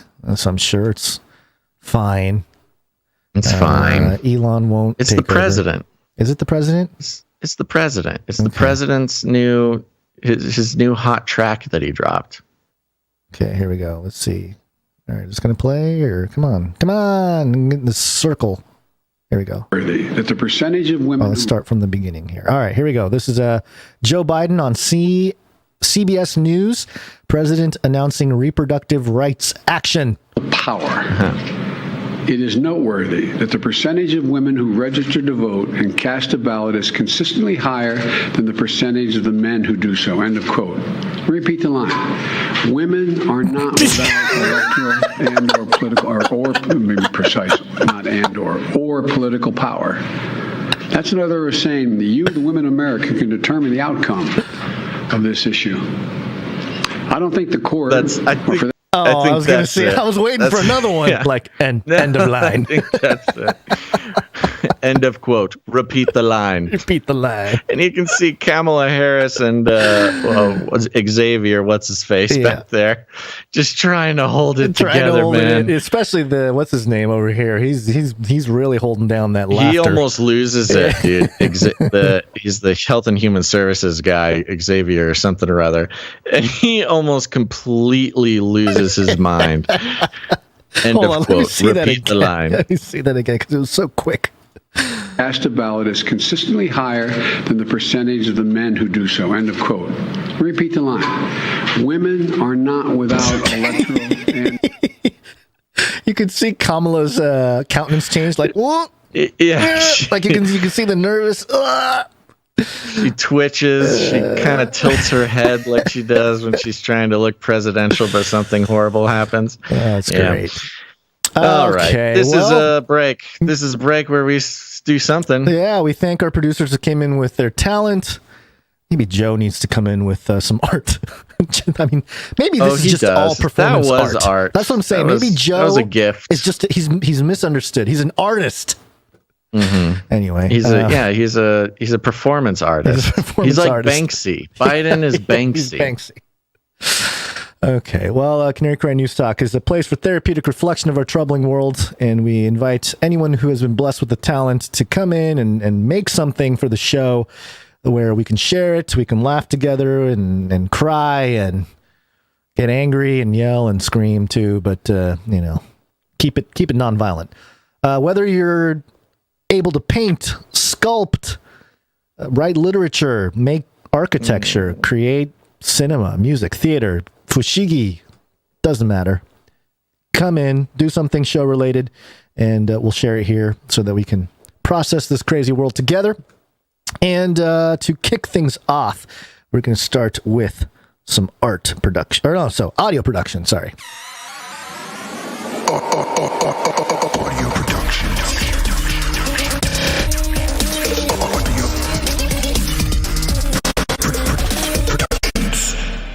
Sometimes you get I don't know if you've had facial hair. Sometimes you get a hair stuck in your teeth. It's really annoying. Oh, sure. Yeah. It's like, ugh, man. All right. Sorry. TMI. We have a lot of audio or just art producers in general, but audio production, we have several who came in. We're going to kick it off with, because we are doing double the producers here because we were unable to thank our producers who came in with art and or their talent on Wednesday's show. So here we are, and we're going to kick it off with Jonathan F.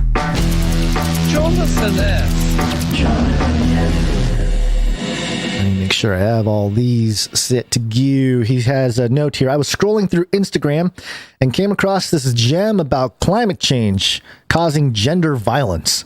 It's like these politicians have a hat full of buzzwords and want to make laws based on what they pull out of the hat.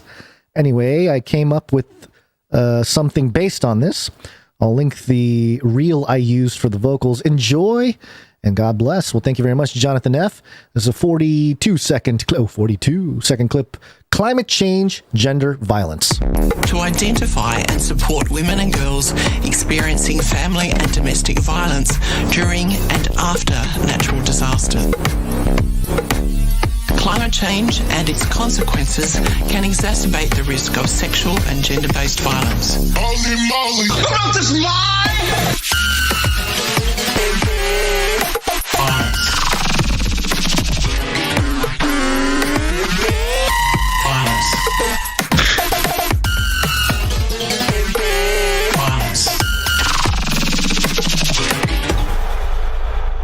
Wow, I feel like a brain on progressivism or something.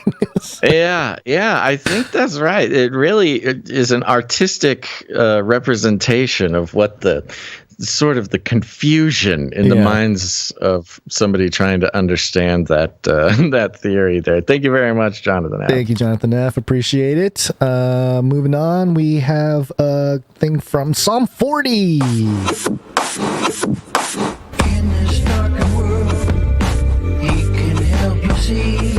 Just listen to Psalm 40. I'm going to play it lightly in the background as I read his note here because it is another piece from his collection here. Hey everybody, I pray you haven't had any old man ailments or farm animal attacks recently. Today I present to you Revelation Part 7, The Mystery Revealed. Having gone through Revelation quite a bit the past few weeks, I think chapter 17 is my favorite. Enjoy. A great angel called to me and said, "Come, and I will show you the judgment of the great harlot who sits above the waters. Behold, a woman riding a scarlet beast. The beast had 7 heads and 10 horns. The woman was clothed in royal purple, and she was decorated with gold. In her hand was a cup full of immorality, and she was drunk on the blood of the martyrs of Christ. On her forehead was written..." We will play the whole 4 minutes and 21 seconds of this track at the end during our playlist. And so there you go. Thank you very much, Psalm 40. I love hearing the scriptures like this, and hopefully people are enjoying it. And just real quick, Basil, is there an update or anything on some kind of website that can play all these tracks? Are we up to speed on that? Talking about the Canary Cry mixtape? The mixtape, yeah. Yeah. No update as of now. Things are pending. Accounts are pending. Okay. But the Canary Cry mixtape will announce it when it is ready for you. Very good. Thank you very much, Psalm 40. Appreciate it. We got another one here from Alaska 49. And wait a minute. What happened to the Alaska 4? Oh, okay. Yes, okay. Yeah. Note, short version and long version. I can always edit these if necessary. Have a happy Guidestones Day. So he's got two. He's got a short version and a long version. Let me play the short one here. Did I read your book? By the military industrial complex. By the military industrial complex. No, we need money first. I could not realize what is in the back. I'm sorry, not realize. I couldn't hear what it was. What does he say at the end? He's saying military industrial complex. You mean at the end? The end? Hold on, let me play it from like the end middle. Yeah. No, we need money first. Oh no, now we need money first. Now we need money first? Yeah, we need money first. Yeah, the military industrial complex needs funding. Yeah, that's yeah. Pretty straightforward. Well, thank you very much. We needed that, yes. And we certainly have more to. Now we can finally, Gonz, we can talk about the military industrial complex. MIC. Thank you very much, Alaska 49, and we'll play the longer version at the end of the show as well. Next up, we have Runk Smash. I already read his note, but we can. This was the 177. We can play it for fun. Okay, here we go. I'm just about ready to do it.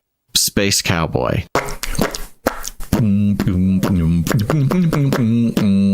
My brain is broken. What else do I say here? Now, look, so I want to do it's like a Mad Lib. I love these little guys. What do you think the viability of a large-scale emu ranch would be? I just don't take myself seriously, and you shouldn't take me very seriously either.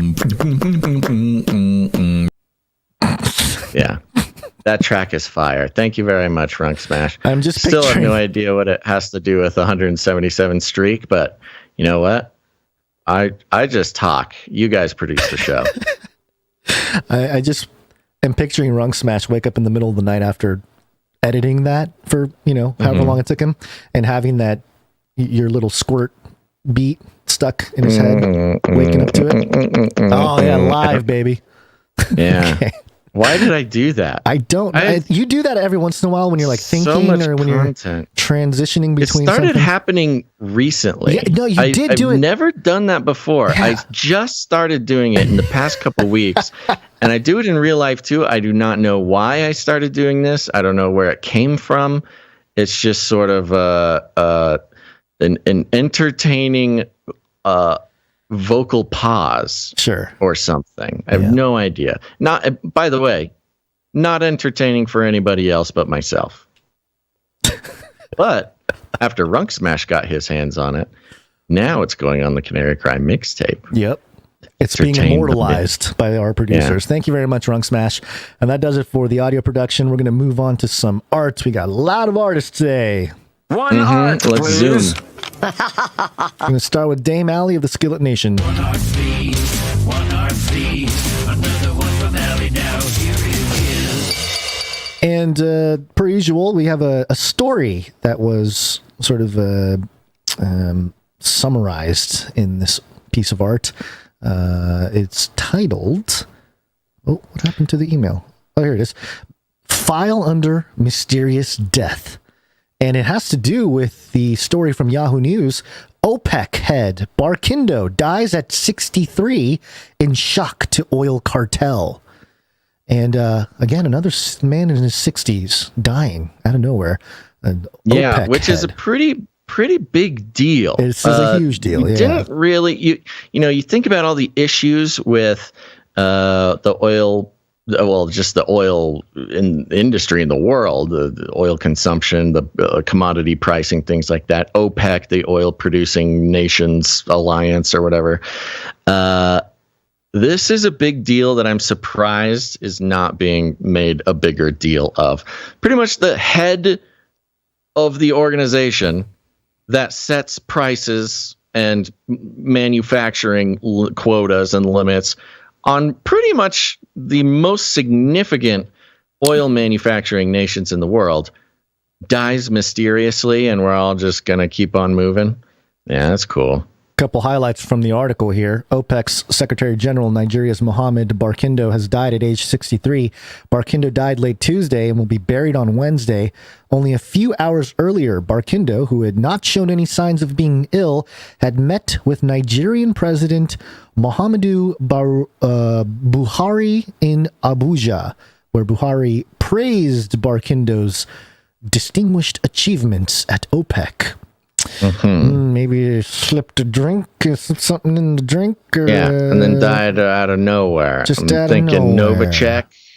You think who stands to gain from the saboteuring of OPEC? I'm thinking maybe Russia with their sanctions and things like that. I don't know. Yeah, kind of Russian style, covert. You get a little Novacek in the tissue as he goes to wipe his nose, and boom, he's gone the next day or later that same day. Same day, yeah.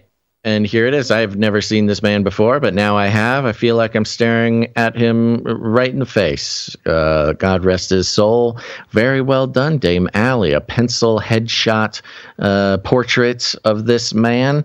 And it's hard to tell. You can get close enough. You don't know much about him. It looks like perhaps just the hint of a lizard eyeball. I mean, he is in, the Secretary General of OPEC or whatever.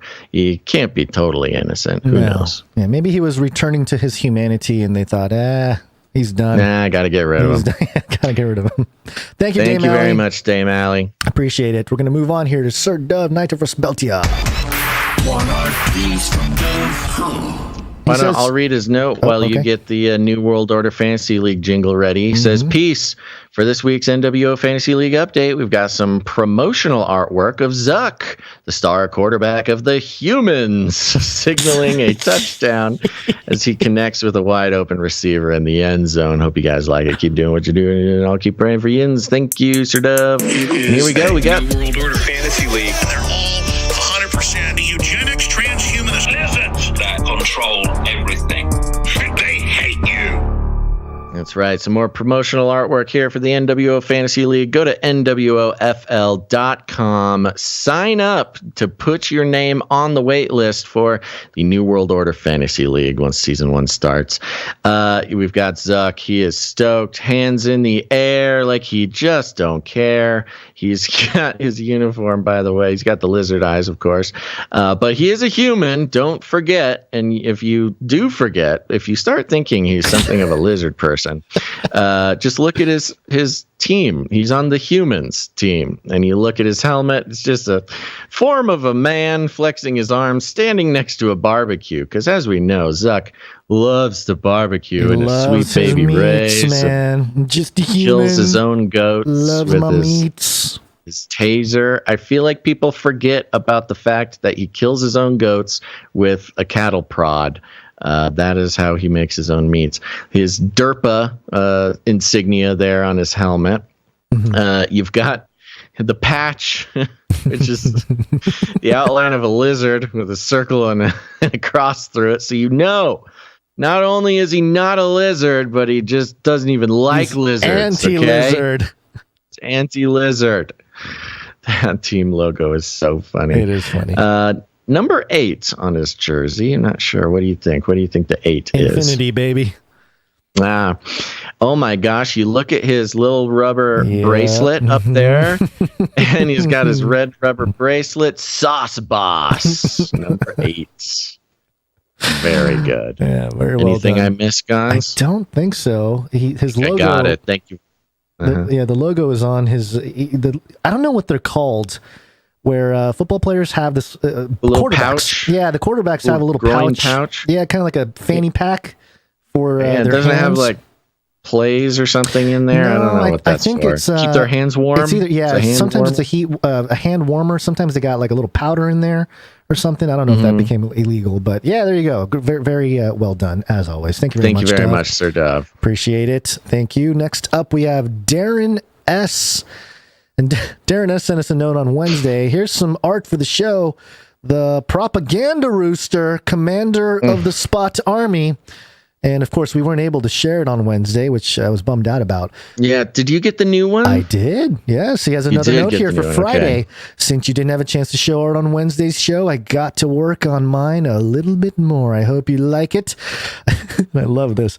I had fun making it while blasting Russian national anthem. For inspiration. Hopefully my neighbors don't think I'm a communist now. Oh, trust me. Carrying water for Putin, baby. So powerful. Russia, our holy nation. We've got the propaganda rooster looking so noble and bold and brave, excellently rendered in the most dramatic of fashion, wearing his military-style hat. And in front of him stands in perfect unison Robot Spot Army. Yes, the Boston Dynamics army of robot dogs commanded by the propaganda rooster. We've got text on here. Join the revolution. Did you stop it? Are we going to get... Keep it going, baby. Don't you hold dare. On. It got stuck and I had to shut it down. But yeah, okay. Let me Join the revolution. Think outside the cage. Canary Cry News Talk. Enlist comrades. Yes. And it's got all of our social media icons, the background to match. Thank you very much, Darren S. I'm picturing Darren S. blast this. Yeah, this is incredibly done. if you zoom in really, really tight on the propaganda rooster's eyeball, it's got a little hammer and sickle in there. Oh no! Do we need to start looking for Easter eggs in Darren S's stuff? I think so. Yeah. No. There's a lot here. Oh Let's my see, gosh! I'm browsing the incredibly detailed depictions of the Spot the Robot Dog. By the way, you get in there nice and tight. He has perfected the details of the mechanical bits and bobs. Darren S., fantastic work as always. This is the second piece he's done for us, I believe. Mm-hmm. And they're just all 10 out of 10. Very well done. Yeah. Yeah. We need to find a product to put. I mean, this is already serves as a great poster, but I could see a t-shirt design on this just to 100%. really freak people out. Because what is a better way to share the show than wearing a shirt with this propaganda rooster on it? People are like, whoa, dude, what are you carrying? Water for Putin? And why is it a rooster? And why are there robots everywhere? What in the world is this shirt? And then you get to tell them about the podcast. I think that's a good strategy. Not bad, not bad. Great job. Thank you very much, Darren S. Thank you for this. Oh, This and is it's great. got the sort of Stranger Things flair on the text, which, of course, anybody will want to know about that. Right. Thank you, Darren S. We got a few more here to share. We had I think it's, here we go. We got one from Gerardo M. And this is actually a crossword puzzle. I think we actually I uploaded it. No. This is from Brother G. Oh, Brother This is from G. Brother Okay. G. Brother G. Yeah. Sorry, I didn't know. This is from Brother G. And Brother G put together a incredible. I mean, he really put some work into this. It's like a 60-something word puzzle. Not crossword. What are they called? Word search. Yeah. It says right here. Hello, everyone. I made a word search puzzle with Canary Cry theme. It has 64 words. They can be in diagonals, intersecting, and or reversed. This is high level word search. The second image is the finished puzzle, which we'll not show on the show. Good luck and God bless. And it is, as far as art goes, it's a very special kind of art, but it is a very detailed, what is this? 1, 2, 3, 4, 5, 6, 7, 8. It's like a 100 grid. It's like a 50 by, it's crazy.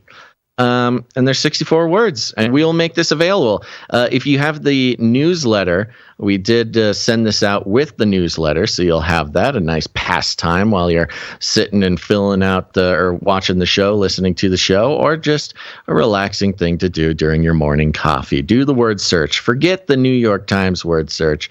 You're doing the Canary Cry word search. Words like Bezos, censorship, commission, intelligence, lizard, prophecy, Nephilim. I'm just picking them out of nowhere here. Conspiracy, ivermectin, Bilderberg, CNN, producer, trilateral, provocateur, Russian, shill, robots, FDA. It's all here, folks. We will make this available in another place as well. We might need to merge the Canary Cry bingo with the Canary Cry word search. It'll be like the Canary Cry Game Center. Canary Cry Arcade? I don't know. We're figuring it out. Yeah. And I'm looking at the solution page, and get to work, folks. This is the real deal. Thank you very much, Brother G. Thank you, Brother G. Moving on here. We have one from Jones.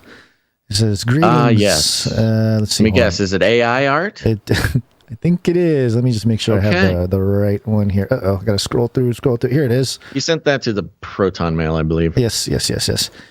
Jones, he says, greetings. What does an image generator AI think about Nephilim? And he has the art here.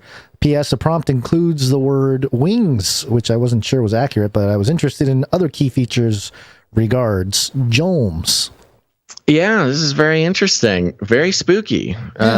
Creepy. There's 1, 2, 3, 4, 5, 6 of these beings on the ground of varying sizes, but creepy bird wings and weird little noodly legs and very dark. The sort of palette is dark and gray and spooky, and there's even some flying up in the air there. Terrifying, very terrifying. Thank you, artificial intelligence, for this nightmare fuel. What do you think about these AI generated art pieces? You think it's still on the show or in general? Just for the show. You think this is I have mixed feelings. I have mixed feelings about it because we have human artists doing wonderful human art. I think the concept of the AI art is an interesting topic for the show and is interesting to look at. However, we do know that it's basically just creepy every single time. So I don't know. I think that is something to consider if we continue doing AI generated art in the art section. Maybe we need to do a separate AI art section or something. Right. Okay. Yeah. Well, I don't know. I'm not sure, but I think it's a worthy question. Sure. So we'll see if there's any responses. Right. Because, technically this is the AI making the art. And do we want to celebrate that? I don't know. Maybe we've been bashing AI pretty hard. Maybe we need to celebrate them for the future AI overlords. We could do, if we get our AI version of our, deep fakes going, then they can do an AI art version on that podcast. Oh yeah, this gets really confusing real fast. We had a producer fill out the producer form and said he has a lot of experience with AI. I need to reach out to this fellow.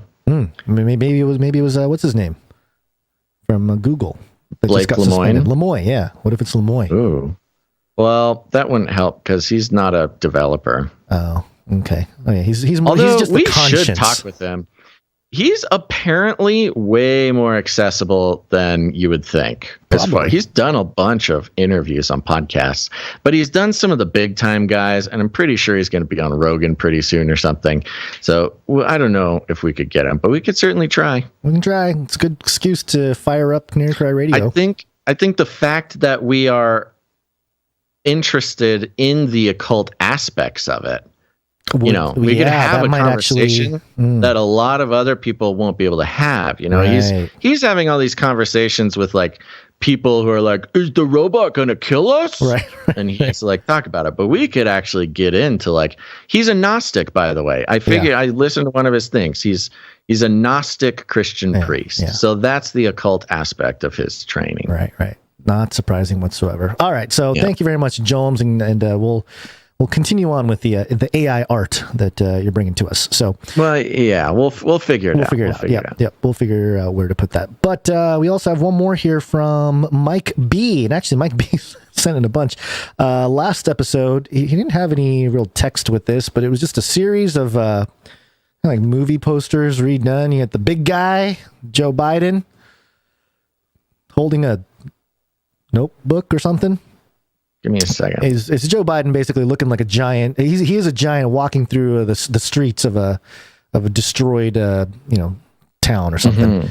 Very dystopic. So yeah, big guy. And the big guy. That was his code name when Hunter Biden was making deals for him. Right. So the poster shows a literal giant Joe Biden, literal walking big through guy. Town. Yep. Stomping on then everything. There's Big Guy 2, which is a clip from. I'm going to assume this is from Attack on Titan. Attack on Titan, the live action version, yes. Which I haven't seen yet, but I know it was I don't think the fans of Attack on Titan really liked it. Live action never seems to do as well as the anime versions. But so we've got a funny picture here of some basketball guys. This is a basketball team. What is this? This is the 1992 Dream Team photo, but instead of the Dream Team, the heads are replaced with I don't know, a collection of people who were known to have flown with Epstein. Yeah, so you got Bill Clinton, you got Epstein in the middle with the suit on because he's a coach. Kevin Spacey. Yep, Trump. There are others that I don't exactly recognize. Bill Gates is up there. He was on the list. He's on the flight logs. Yep. Trump is there. I think they did find Trump on a flight log. Other than that, I don't know who half of these people are. I recognize number 13 there. I forget his name. Is that Larry Ellis. I don't know. I'm trying to remember, but yes, it's just the picture of Bill Clinton. Yeah. Is a rosy-faced, young Bill Clinton, and it's freaking me out. Heavily pixelated, all these faces. That's funny. This is some weird appropriation going on here. Very funny. Thank you very much, Mike B. And I apologize. I missed these ones, and I forgot to put them in the newsletter. Oh, yeah. They're there. And we got one more from Mike B from today, and he actually sent us a little text with it. It's titled, "He Be Tweeting Too Much." And it's a picture of Stewart. Remember Stewart from Saturday Night Live? Mm-hmm. Except it's Elon Musk in the mirror there looking at himself. And he's saying, "You will go to Mars within your lifetime because you're smart enough and rich enough. And gosh darn it, people like you." Stuart Smiley is the character. Yeah, I remember Stuart. Yeah, so that's fun. Cute. Thank you very much, Mike B. Thank you, Mike B. And that is it for the art. We do have one microfiction, I believe. Okay. Microfiction. Microfiction. And this microfiction is, I think it's a first attempt here by Mr. Jag. Yeah, hold on one second. Okay. Yes, we do have this from Mr. Jag, and we are going to do it. But I think that Runk Smash had sent one in. Oh, no, I thought his note was... Right, but he didn't want to double up because he had sent one in last episode. That's what he was saying, because we didn't do art last episode. Right. So I'll read this one. Why don't you take a look and see if there's one from Runk Smash that we were supposed to play. Okay, this is from Mr. Jag. That day and hour has finally come. The waiting is now done. Changed in a twinkling of an eye. Caught up in cloud of isle. As I looked aside, I'm seeing some googly eyes. It's not just any googly eyes, but it's Basil's glorified eyes. This is done in stanza form. Is like a poetry about the rapture, and he looks over, and there's googly eyes up there with him. What a glorious day that will be. Thank you very much, Mr. Jag. Thank you, Mr. Jag. And I cannot find a microfiction from last episode. And I'm looking at it now. Looks like June 29 and then July 8th is what I'm pulling up here from Runk Smash. So unless he sent it from like a different email, I don't think there is. No, I'm not sure. So that's okay. We can keep moving. We can always catch up with them. Yeah, we'll catch up with you, Runk Smash. Thank you very much to Mr. Jag for that microfiction. And that is it for the producers who came in with their art. Okay, wonderfully done. Talent. Yes. All you talented, beautiful producers. Thank you.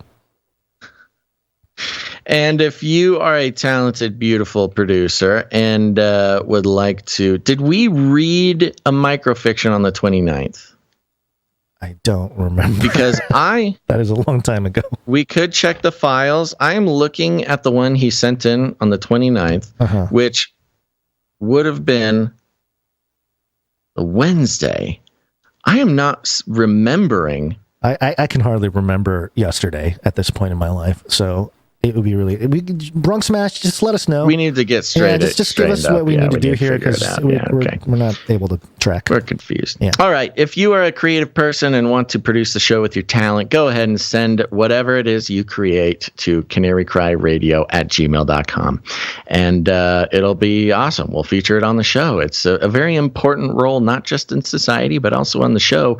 Creates culture, preserves culture, pushes the boundaries, pushes the envelope, and creates the mythos that is the Canaryverse. So thank you very much. CanaryCry.Radio@gmail.com. Is it time to wake up? We need to get cruising. It's wake up time. Hey, yo, wake up. So a new discovery. Antarctica.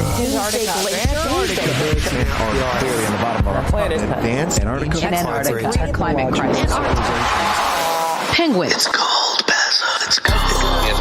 Antarctica, go burn. Antarctica. snowstorm. Antarctica. Ice scientists are penguins. Antarctica, they're opening the abyss. They're opening the abyss, Gonz, and this is a trippy one. This is a website called AntarcticaJournal.com, and I imagine that this was created by some sort of artificial intelligence after the lizard person signal went out that the brainwashing needs to continue. But AntarcticaJournal.com has a headline here, came out yesterday, Antarctica Castle discovered. A castle. Now, this article, this is a weird outlet because they have star ratings where you can rate the article at the top. And is rated 4.5 stars out of 5 with 2 votes. Can I vote? Yeah, I'll vote too. I just voted. There we go. I Yeah, gave it 5 stars. I might change that a little later. I'm going to refresh. It's not letting me change my vote, so I 3 votes. 4.75. Okay, let me vote, and then I'll. Yeah. What do you want me to do? Well, let me just read it first, and then let's figure it out. I was a little hasty there. I shouldn't have cast my vote. Antarctica Castle discovered. Satellites have revealed that there may be a Mota and Bailey Castle. Is it a moat? That's not how you spell moat. I know it's in not, but any maybe. language that I know. I was wondering if Moat and Bailey. Just search. Would you do a quick search? Moat and Bailey Castle. Yeah. In the ice cap of Antarctica, it shows an Antarctica castle Antarctica castle-shaped formation that is about 400 feet across and could be man-made in the deepest outreaches of Antarctica. So, Moat and Bailey Castle is a European fortification with a wooden or stone keep situated on a raised area of ground called a moat. Yeah, there you go. Yes, there we go. Okay, so they're claiming to have found a castle, European-style castle, in Antarctica, in the deepest outreaches.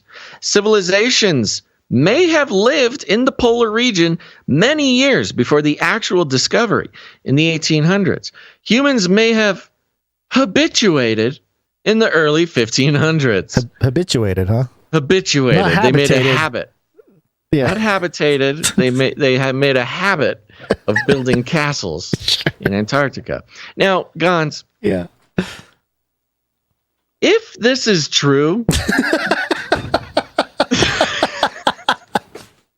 and look, someone who may not know much about Antarctica or even just be as obsessed as we are on this show or just read as much. Look, for a non-Antarctican professional, we read more about Antarctica than I read an article every day about Antarctica. Any person. Every single day I'm looking at articles. Paid, not with like astrobiologist in their name or geobiologist or something like that. We have to be the world's premier. I will say top 100. I'll be generous. Well, putting the number. We're in the world's top 100 of Antarctica news readers. Okay. Sure. Yeah. Okay. And you make that publicly. You say not just reading but presenting on Antarctica, analyzing. We are thinkers, public thinkers. We are. I'd say I would feel comfortable saying top 50 easy. Well, numbers shrinking. Look, that's what I'm saying. Top 50 in public Antarctica news analysts. This is, if true, the biggest piece of news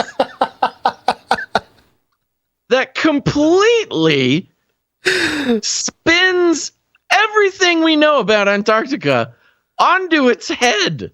Or affirms all of the theories. Yeah. Yeah. I mean, this goes against every piece of known Antarctic history. And it's some bot on some junky website. Oh, yeah, we found a castle, and I think they habituated since the 1500s. A European-style castle. Let's continue. Some believe that the structure may have been constructed during the wind and heavy snowfalls instead by humans. Wait. Oh. Are they saying wind and snow did it, or... Again, it is completely The word "by" is missing. Is messing me up. We are looking through a glass darkly, Gonz, as to what this article is exactly trying to say. There's a castle there, and people may have been there since the 1500s. I mean, we're straight up talking about Watcher on the Wall, Night's Watch, what is that show called? Game of Thrones style castle in Antarctica. Or Frozen. Some believe that the structure may have been constructed during the wind and heavy snowfalls instead by humans. Scientists may have discovered a natural phenomenon that they call sastruga. Sastruga builds structures by the direction and strength of the winds and rarely show up in an oval shape like the one found on the satellite image. While this Antarctica castle discovery may not be the first structure to raise questions on when humans first were living in this region, they have also found a pyramid shape showing through the snow. More research is needed to come to a final decision on when humans really inhabited the area. So they found this on satellite. Okay. Nobody's been here yet, but my gosh. 5 stars. Dr. Ash, 5 stars. Give me 5 This stars. is a 5-star article.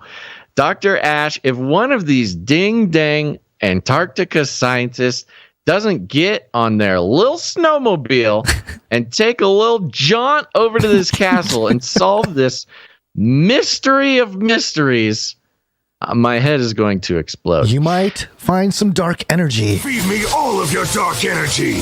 You Dr. know, Ash. you think this would be a problem. So to catch anybody up, we've been examining Antarctica and its role in the New World Order 2.0, the ideological colonization of Antarctica, making it a utopia for the woke, a safe space for all that are not white. That's why they call it the Great White Desert. The luxury accommodations for rich white people to come bring their money, the climate change focus, everything about Antarctica. And if you're wondering, what in the world is this Muppet man talking about? You go back, you go to Canary Cry Clips, you just search Antarctica on the Canary Cry Clips channel, dozens of videos, dozens of articles, dozens of analyses to what I'm saying here. The idea that a European castle was built in the 1500s would absolutely destroy what they are trying to do in Antarctica. Antarctica is the one place not colonized by the white pigs, the Christian oppressors. Yeah. And that is why it is sort of spiritually chosen to be the new utopia, the heaven on earth for the secular humanists. But if they found a preserved monument to white colonization in the middle of the white desert of Antarctica, I don't know what they'd do. I think that there would be some massive problems with what they're trying to do down there. What do you think? I think we are loved by AntarcticaJournal.com for being half the votes on this article. Yeah, they knew that we would rate this. The Viking 777, funny history joke here. They built the castle to protect them from ice Muslims. Crusade joke, anybody? Yeah. Come on now. That's funny. Yeah, hilarious. I don't know if this is being reported anywhere else. I'm assuming not. There's also an extra layer to this, where if it was created just by wind and snow. And you look at it, those who are just listening, it's a satellite image. You're looking down. You can clearly see like walls and chambers, and double layered walls in a circle that are also sort of bisected. I mean, it literally looks like you're looking down on a castle with a courtyard and defense ramparts and things like that. I'm discovering that this story is at least 5 years old. Oh, good. I'm looking good, at because I did recognize this picture, but I didn't do the digging at the time. Here you're is, finding it reported other places, and Antarctica Journal just got an AI to steal it and publish it yesterday. Yeah, here's express.co.uk. The headline is from it's from January 9th, 2017. And it says, what is this fort doing in Antarctica? Moat and Bailey Castle remains emerge from ice cap. Oh. So it was reported back then. But I'm assuming they concluded that it was, it's just the wind. I don't know. Hold on. Maybe it's the Nazis. The Nazis loved castles. People forgot about this. That's true. Ever heard of the Eagle's Nest? The big fans of castles. This was the cold Eagle's Nest. Oh my gosh. The Eagle's refrigerator. Popping. Okay, hold on. The website is giving me problems. That's okay. So, you just handle your problems, and I'll keep rambling about the Nazis in Antarctica. Is there a UFO parked underneath? Nobody will know. Nobody ever. knows. Surely somebody has visited physically this formation. So here's the other layer I was talking about. If it was created by wind and snow, creating sort of an architectural marvel, it is also a very interesting narrative for the idea of life forming out of nothing, against creationism. Because, of course, there's lots of talk of, something so complex as, a Moat and Bailey Castle could not be constructed out of simple wind and snowfall out of nowhere. You need an architect. You need a creator to build such a marvelous piece. But if they're like, nope, just the wind made a castle. And, the no wind big. made my watch, too. Some wind and snow made my airplane. Sure. Right. You put enough snowflakes and enough wind. Given enough time, and you'll have an infinite amount supercomputer. Of typewriters. And they will... Yeah. Speaking of supercomputers in Antarctica, I have this real quick here from phys.org. The headline here, this is from today. Headline, Simulations show... Allegedly from today. Simulations show Antarctica's only insect is at risk due to global warming. Oh, simulations. Simulations. Good. A computer model. Yeah. It's funny. If only they were sending any, scientists to Antarctica to the moat to find the physical evidence. Yeah. Yes, there's the bar. Yep. Perfect. What is the only insect? Is it the giant crab spider thing? I was thinking because I would be fine. I would be fine if that one. I'll keep driving my F-150 if it means that spider dies. There's only one insect native to Antarctica, the tiny Antarctic midge. Oh, you can't say that. That's not very woke.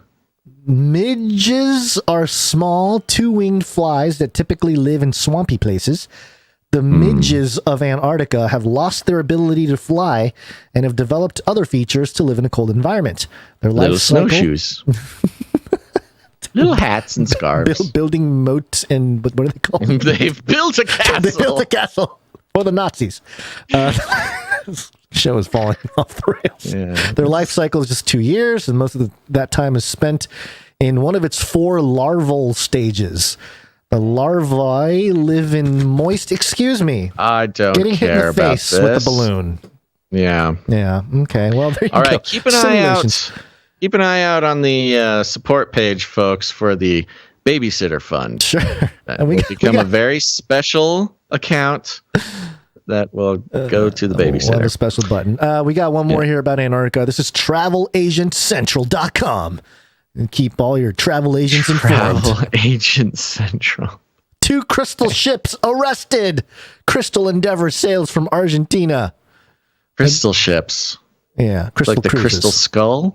Crystal Cruises. The drama surrounding Crystal Cruises continues. Both Crystal Symphony and Crystal Serenity were reportedly arrested off Freeport in the Bahamas, according to several reputable cruise maritime sources. Bahamas. Yeah. Okay. So, yeah, the ships were arrested. The people on there were fine. This is interesting. What does a ship being arrested mean? Well, let me just see here. The recording said, quote, the ship has been placed. The captain played this announcement to crew aboard and about the arrest. It said, quote, the ship has been placed under arrest by the local authorities over some unpaid bills. And as bad as it sounds, it's actually quite a good thing that that's happened.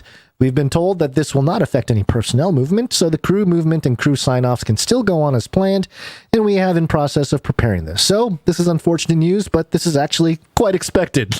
Yeah. Well, if you owe enough money to get your cruise ship arrested. By way of background, in late January, Peninsula Petroleum Far East told a U.S. federal court that Crystal's parent company, Genting Hong Kong, owes a $3.4 million fuel bill for both Crystal Cruises and Star Cruises. That resulted in a federal judge issuing a U.S. arrest warrant for the ship when it returns to the U.S. Arrest to the ship! I just think it's interesting and fun that they're arresting ships. I love this story. What does this have to do with Antarctica? Crystal Endeavor, the line's new expedition ship, docked in Ushuaia, Argentina on Thursday, is scheduled at the end of a 19-night Antarctica voyage. Guests disembarked. So here it is. They go to Antarctica, and then they get arrested. What do you think? Do you think maybe they're looting? You know, nobody's got jurisdiction. Yeah. Somebody have jurisdiction in Antarctica? Who would arrest them in Antarctica? The ice police? And Ushuaia being one of the ports, right? Yes, the gateway city. The gateway city to Antarctica. So why are they being arrested there? Interesting. So anyway, that's just fun. Yeah, hold on. I'm looking at it. Did they go, so they went to Ushuaia?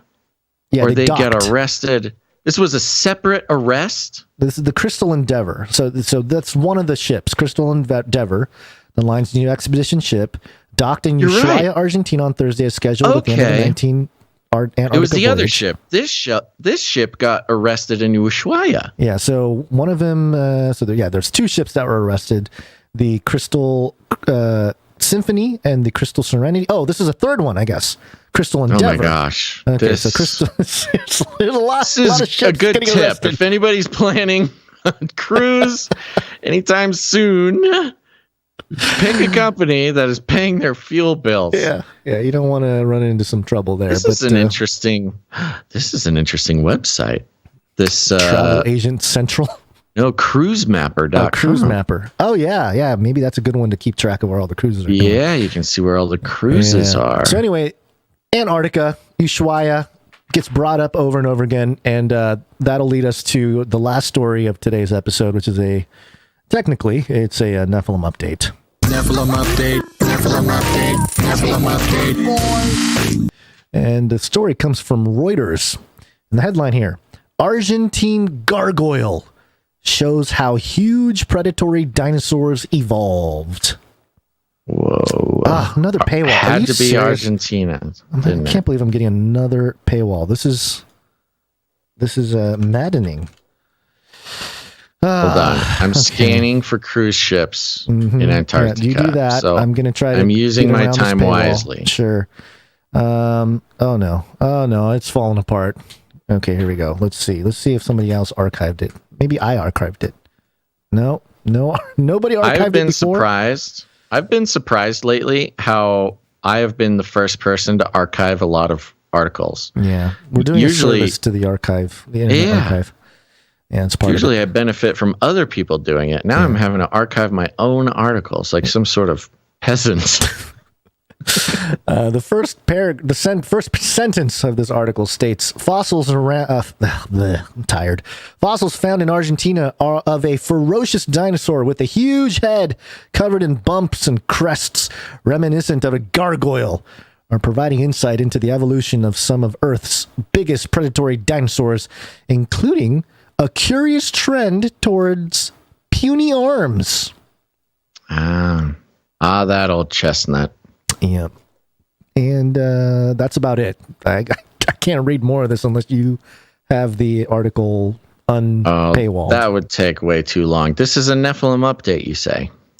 Well, yes, because there is a photo in this article, which, again, I cannot show for those watching, but for those listening. I'll go get it. It's still decoding it's doing its thing. It's Reuters, man. Reuters has really locked down their system. Yeah. There's a photo where one of the excavators is sitting next to a giant bone, and it looks like, I guess it's like a thigh bone or something from the dinosaur. Nice. It's humongous, and it just brings all the thoughts of Nephilim lore to mind, And it's funny because part of the conversation here is about the short arms of this dinosaur and what it might have done. And part of it is like, we don't really know what it was doing with its arms. It didn't seem like it was using it for anything important. Here we go. I got it now. Well, as the proud parent of 2 emus, I can tell you they are not using those little arms for anything important, except for looking adorable. A terrifying sight, said paleontologist and study co-author Sebastian Apesteguia of Conicet, and the Felix de Azara Foundation. Despite its big body size, its arms were just over 2 feet long. Absurdly short, Makovicky said. So this thing is I'm mean. Sorry.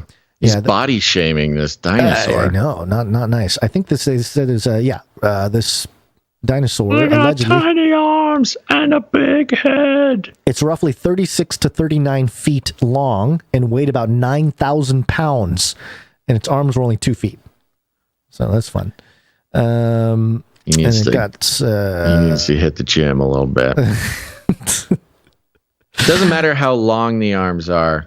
If actually that might help with his curls. 2 other Cretaceous theropod lineages: Tyrannosaurus, which included North America's T-Rex, and Abelisaurus, which included South America's Carnotaurus, also evolved stubby arms. I got a picture here. And due to the incompleteness of the remains of other large, Carcharodontosaurus, Meraxes offered the first evidence of forelimb reduction in this group. They had 2 hands with 4 fingers. I guess these guys had 3 fingers. Tyrannosaurus to really 2. Fascinating, Gonz. Let's see. There was a part here. Okay. So the part of the theory here is that they used more of their skull for everything, so not their hands.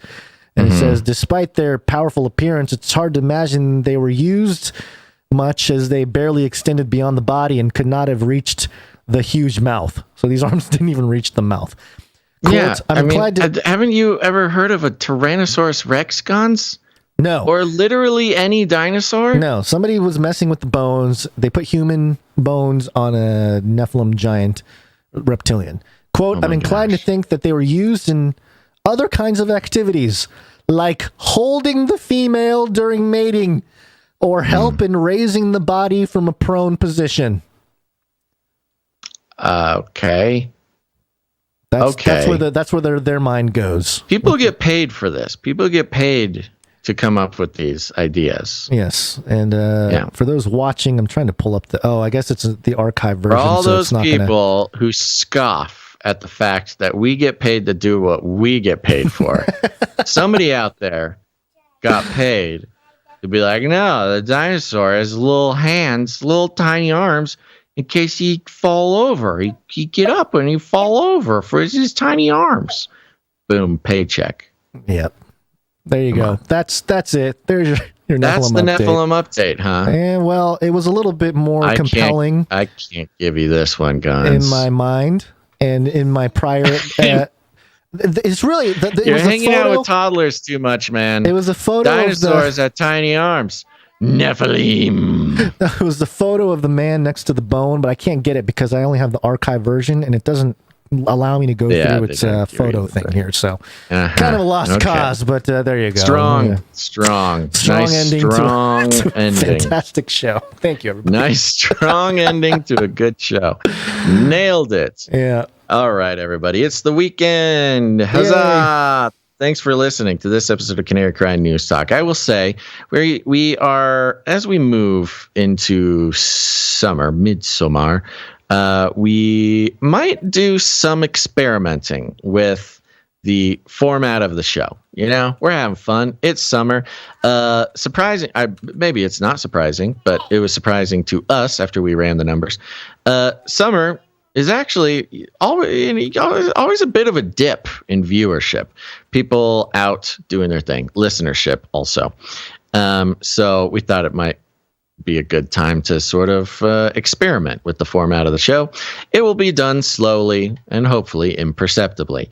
But if you pay attention, we'll probably have some more polls for you to get your voice heard as far as part of the, things that we might experiment with. But just keep an eye out for that. Maybe you get a prize. Maybe you get a prize if you see what we switched up. I don't know. We're just having fun, folks. It's about 97 degrees in my office right now on my computer. We didn't do is reviews. Yeah. Yep. It's too late. Too late. Yeah. We'll do it on Monday. It's too late. How many reviews did we get? Let me go look and see. If we got 5, no, we didn't. Then we can at least celebrate it. I don't think we got 5. I'm looking at 1 right here. We got like 3, or maybe no 2. I'm looking at 2. I'm looking at 1 actually. 1. We had at least 1 overseas review. So, so 2 you know total. what? We got to get out of here. I just don't have it in me. Yeah, we're good. Okay. Be quick. What was I saying? Be brief. Here we go. I'm being quick. I'm getting out of here. Thanks for listening to this episode of Canary Cry News Talk. Make sure to tune in next time. There's a lot of other stuff to say before I completely end the show. Let's thank the producers. I'm going to start by thanking the executive producer, Mr. There's 2 executive producers. Right. We're going to thank executive producer Lotta. Thank you very much. Thank you, Lotta. Appreciate it. Such a wonderful person, as well as our Canadian executive producer, CK from Calgary. Thank you very much to both of you. Where is Calgary? Is that Ontario? I don't know. Manitoba. I'm not too familiar with Canadian geography. Victoria. Mm-hmm. Wait, but British Columbia. That's what it is. British Columbia. I'm seeing how much about Canada I can remember while drenched in my own blood. Trudeau. You thought I was going to say sweat, didn't you? Trudeau. Yeah. Thank you very much to our executive producers. It means a lot. The value for value model is the only way we can keep this show going. And so if you, like these producers, realize that this show is unique and has its own special value, go ahead and become a producer of the show by heading to CanaryCry.Radio.com/support. CanaryCry.Radio.com/support. And there you can find all sorts of ways to support the show. We also love to thank our producers of other types. If you're an artist and you want to produce with your talent, send all your cool stuff to CanaryCryRadio@gmail.com. But there's also those who make this show happen with their time, starting with their clip producers. Flippy on those videos. Thanks. Thank you very much, clip producers. That's Emsworth and Faye Liverin, who are just champions of the Canaryverse. We might just make their own plaque or something. And they clip out every show, clip out all the segments, and load it on up to the Canary Cry Clips channel. They are faithful and talented, and we're so grateful for them. We also have our timestampers. Timestamp, it's hard work. Timestamp. That's right. Our timestampers are maybe one of these unsung heroes because they timestamp every show. Every show. Yeah. All these little things that happen during the show, there is a dedicated and faithful person writing down the hour, the minute, and the second at which it all happens. And this goes into so much of our back end stuff. It helps with our timestamps. It helps with our uploads. It helps with our transcripts. It helps with everything, and our show notes. And it's this and that is crazy, and we thank them very much, and we're undyingly grateful. I believe last show was Jade Bouncerson. Thank you very much, Jade Bouncerson. And one of the timestampers is on a little bit of a hiatus for personal reasons. And so we are continuing to putting out the call. If someone out there wants to become a producer, wants to help out with the timestamps, it's an essential part of what we do. It's a wonderful little, I think maybe people don't quite understand. A lot of these producers, there's like a whole back-end community. I mean, we have the Discord, we have the Canary Cry community, we have the general Canarium community online as a whole, and then there's like this secret little squadron of back-end producers who are doing stuff, chatting, we're in contact. It's a whole fun thing. So if you want to help out the timestampers, take a load off Jackie Yu and Jade Bouncerson as Christine is on hiatus, send us a little email. Send it to CanaryCryRadio@gmail.com and get involved. It's really fun. And we would appreciate your help. And thank you to our social gal. We don't have a cute name for this yet. Our social motials. This wonderful producer, Miss G Beauty, goes ahead and posts on our social media the arts and videos and all sorts of nice stuff, which is a huge relief for us. So thank you very much, Miss G Beauty. Thank you, Miss G Beauty. Go to CanaryCryMeetups.com. Canary Cry Meetup. Meetups are there. We need to spend some time fixing that site. It is not currently up to date. Update. We got some things to update on it, but if you go there, you can see the meetup that happens tomorrow, the Pennsylvania meetup. Don't forget. It's going to be awesome. Sir Dove let us know he did a custom paint job on a cornhole game. So there's going to be custom Canary Cry cornhole, which is fun. I'm worried that it's going to be like you on one cornhole thing and me on the other, and the hole is our mouth.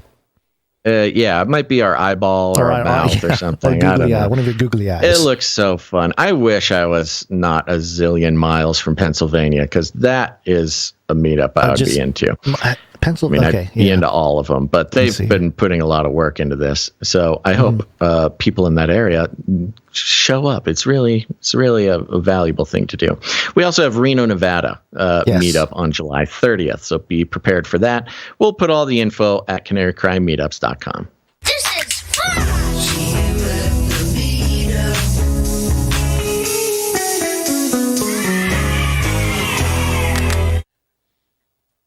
That's it. Go leave us ratings and reviews. Oh, it's so hot. It's ratings and reviews. It's really important to us. Sitting too long. We got to find a way. To encourage more of those. It's not working what we're doing now. So go do it. Okay. Other than that, share the show. Share it with your mom and dad and family and dog and president. Email your congressperson. Tell them about. That's what we should do. Oh, gosh. Do a congressman email letter writing campaign to get all of our Congress go and do that. Some people are a little bit more unique. They want to find a weird way to help out the show, share the show. Maybe it's wearing a shirt with the propaganda rooster on it. That could get you in trouble depending on where you are in the world and or in the country. But if you really want to get funky with it, go ahead and become a professional teleprompter pilot. Professional teleprompter pilots, a lot of people don't know about this, unsung heroes of politicians everywhere. You know, it's a whole thing. You find a teleprompter pilot that you trust and trust your entire image and speeches to, you keep them. They come along with you. They travel in the motorcade.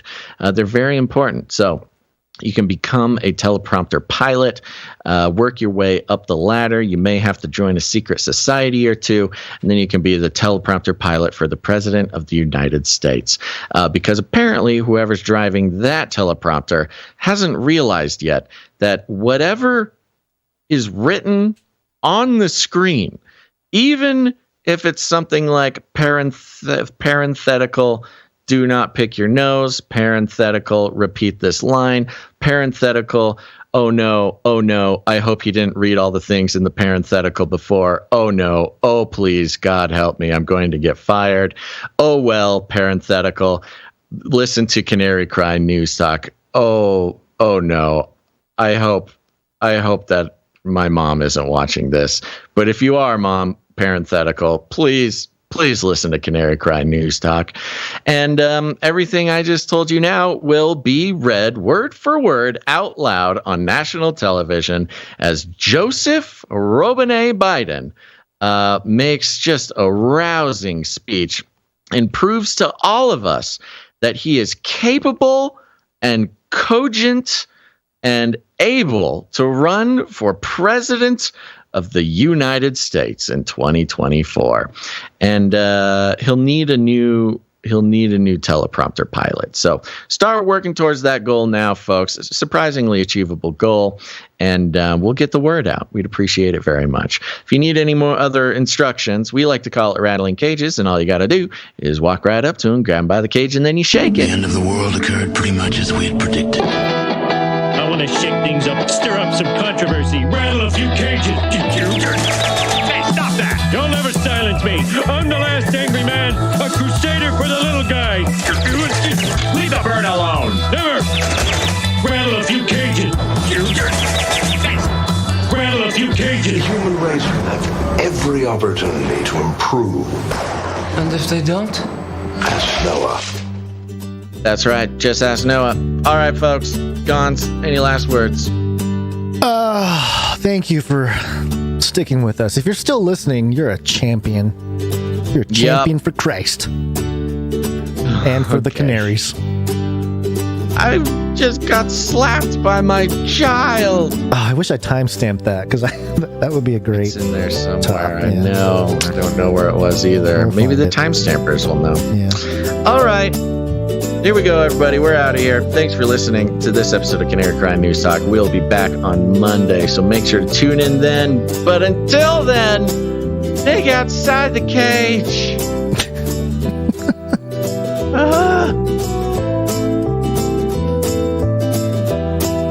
Pay them more. Give me a break. You do not know what you are talking about. Armageddon's on the way.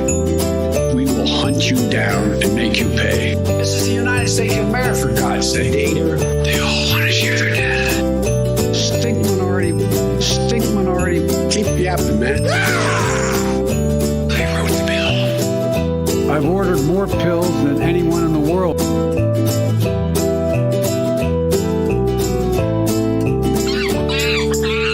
Remember, reality is an illusion. The universe is a hologram. Buy gold. Buy!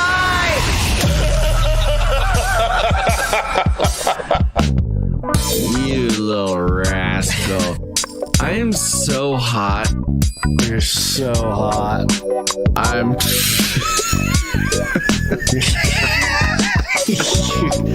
Gonz.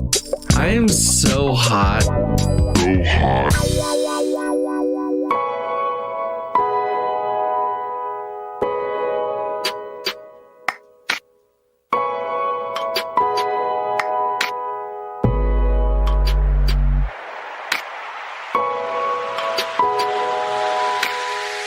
great angel called to me and said, Come, and I will show you the judgment of the great harlot who sits above the waters.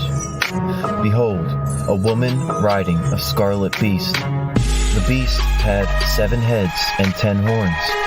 The woman was clothed in royal purple, and she was decorated with gold. In her hand was a cup full of immorality, and she was drunk on the blood of the martyrs of Christ. On her forehead was written, Babylon the Great, mother of earth's abominations. Then the angel said to me, I will tell you the mystery of the woman, and the mystery of the beast that carries her.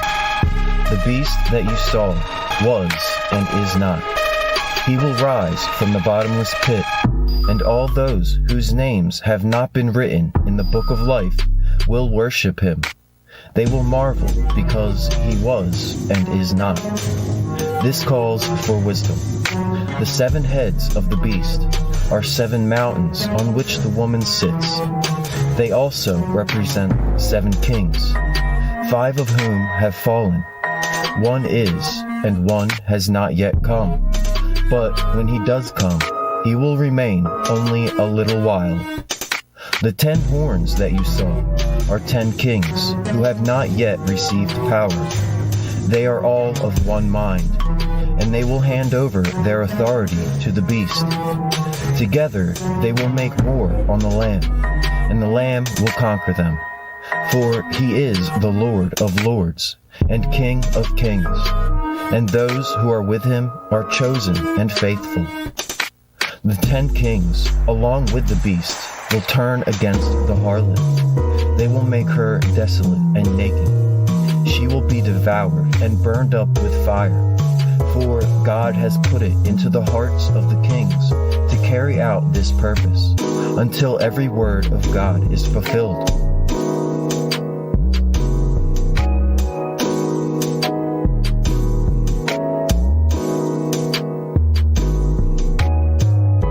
Remember the water that you saw the harlot sitting upon, for it is many peoples and nations. The great harlot is the great city that has power over all the kings of the earth. After this, I saw another angel coming down from heaven. The earth was made bright from his glory, and he called out with a mighty voice, Fallen is Babylon the Great. She has become a dwelling place for demons, and a prison for every unclean beast. Come out of her, my people, lest you take part in her sins, lest you share in her plagues. For her sins are heaped up as high as heaven, and God has remembered her iniquities. In a single hour she has been laid to waste. Therefore rejoice, O saints and prophets. For your sake God has brought her to judgment. Babylon, the great city, has been thrown down with violence. It will be found no more. The harlot and its ambassadors were the lords of the earth, and all the nations were deceived by their sorcery.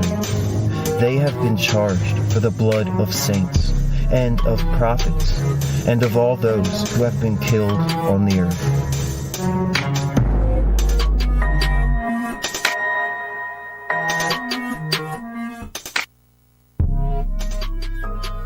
CanaryCry.Radio.com/support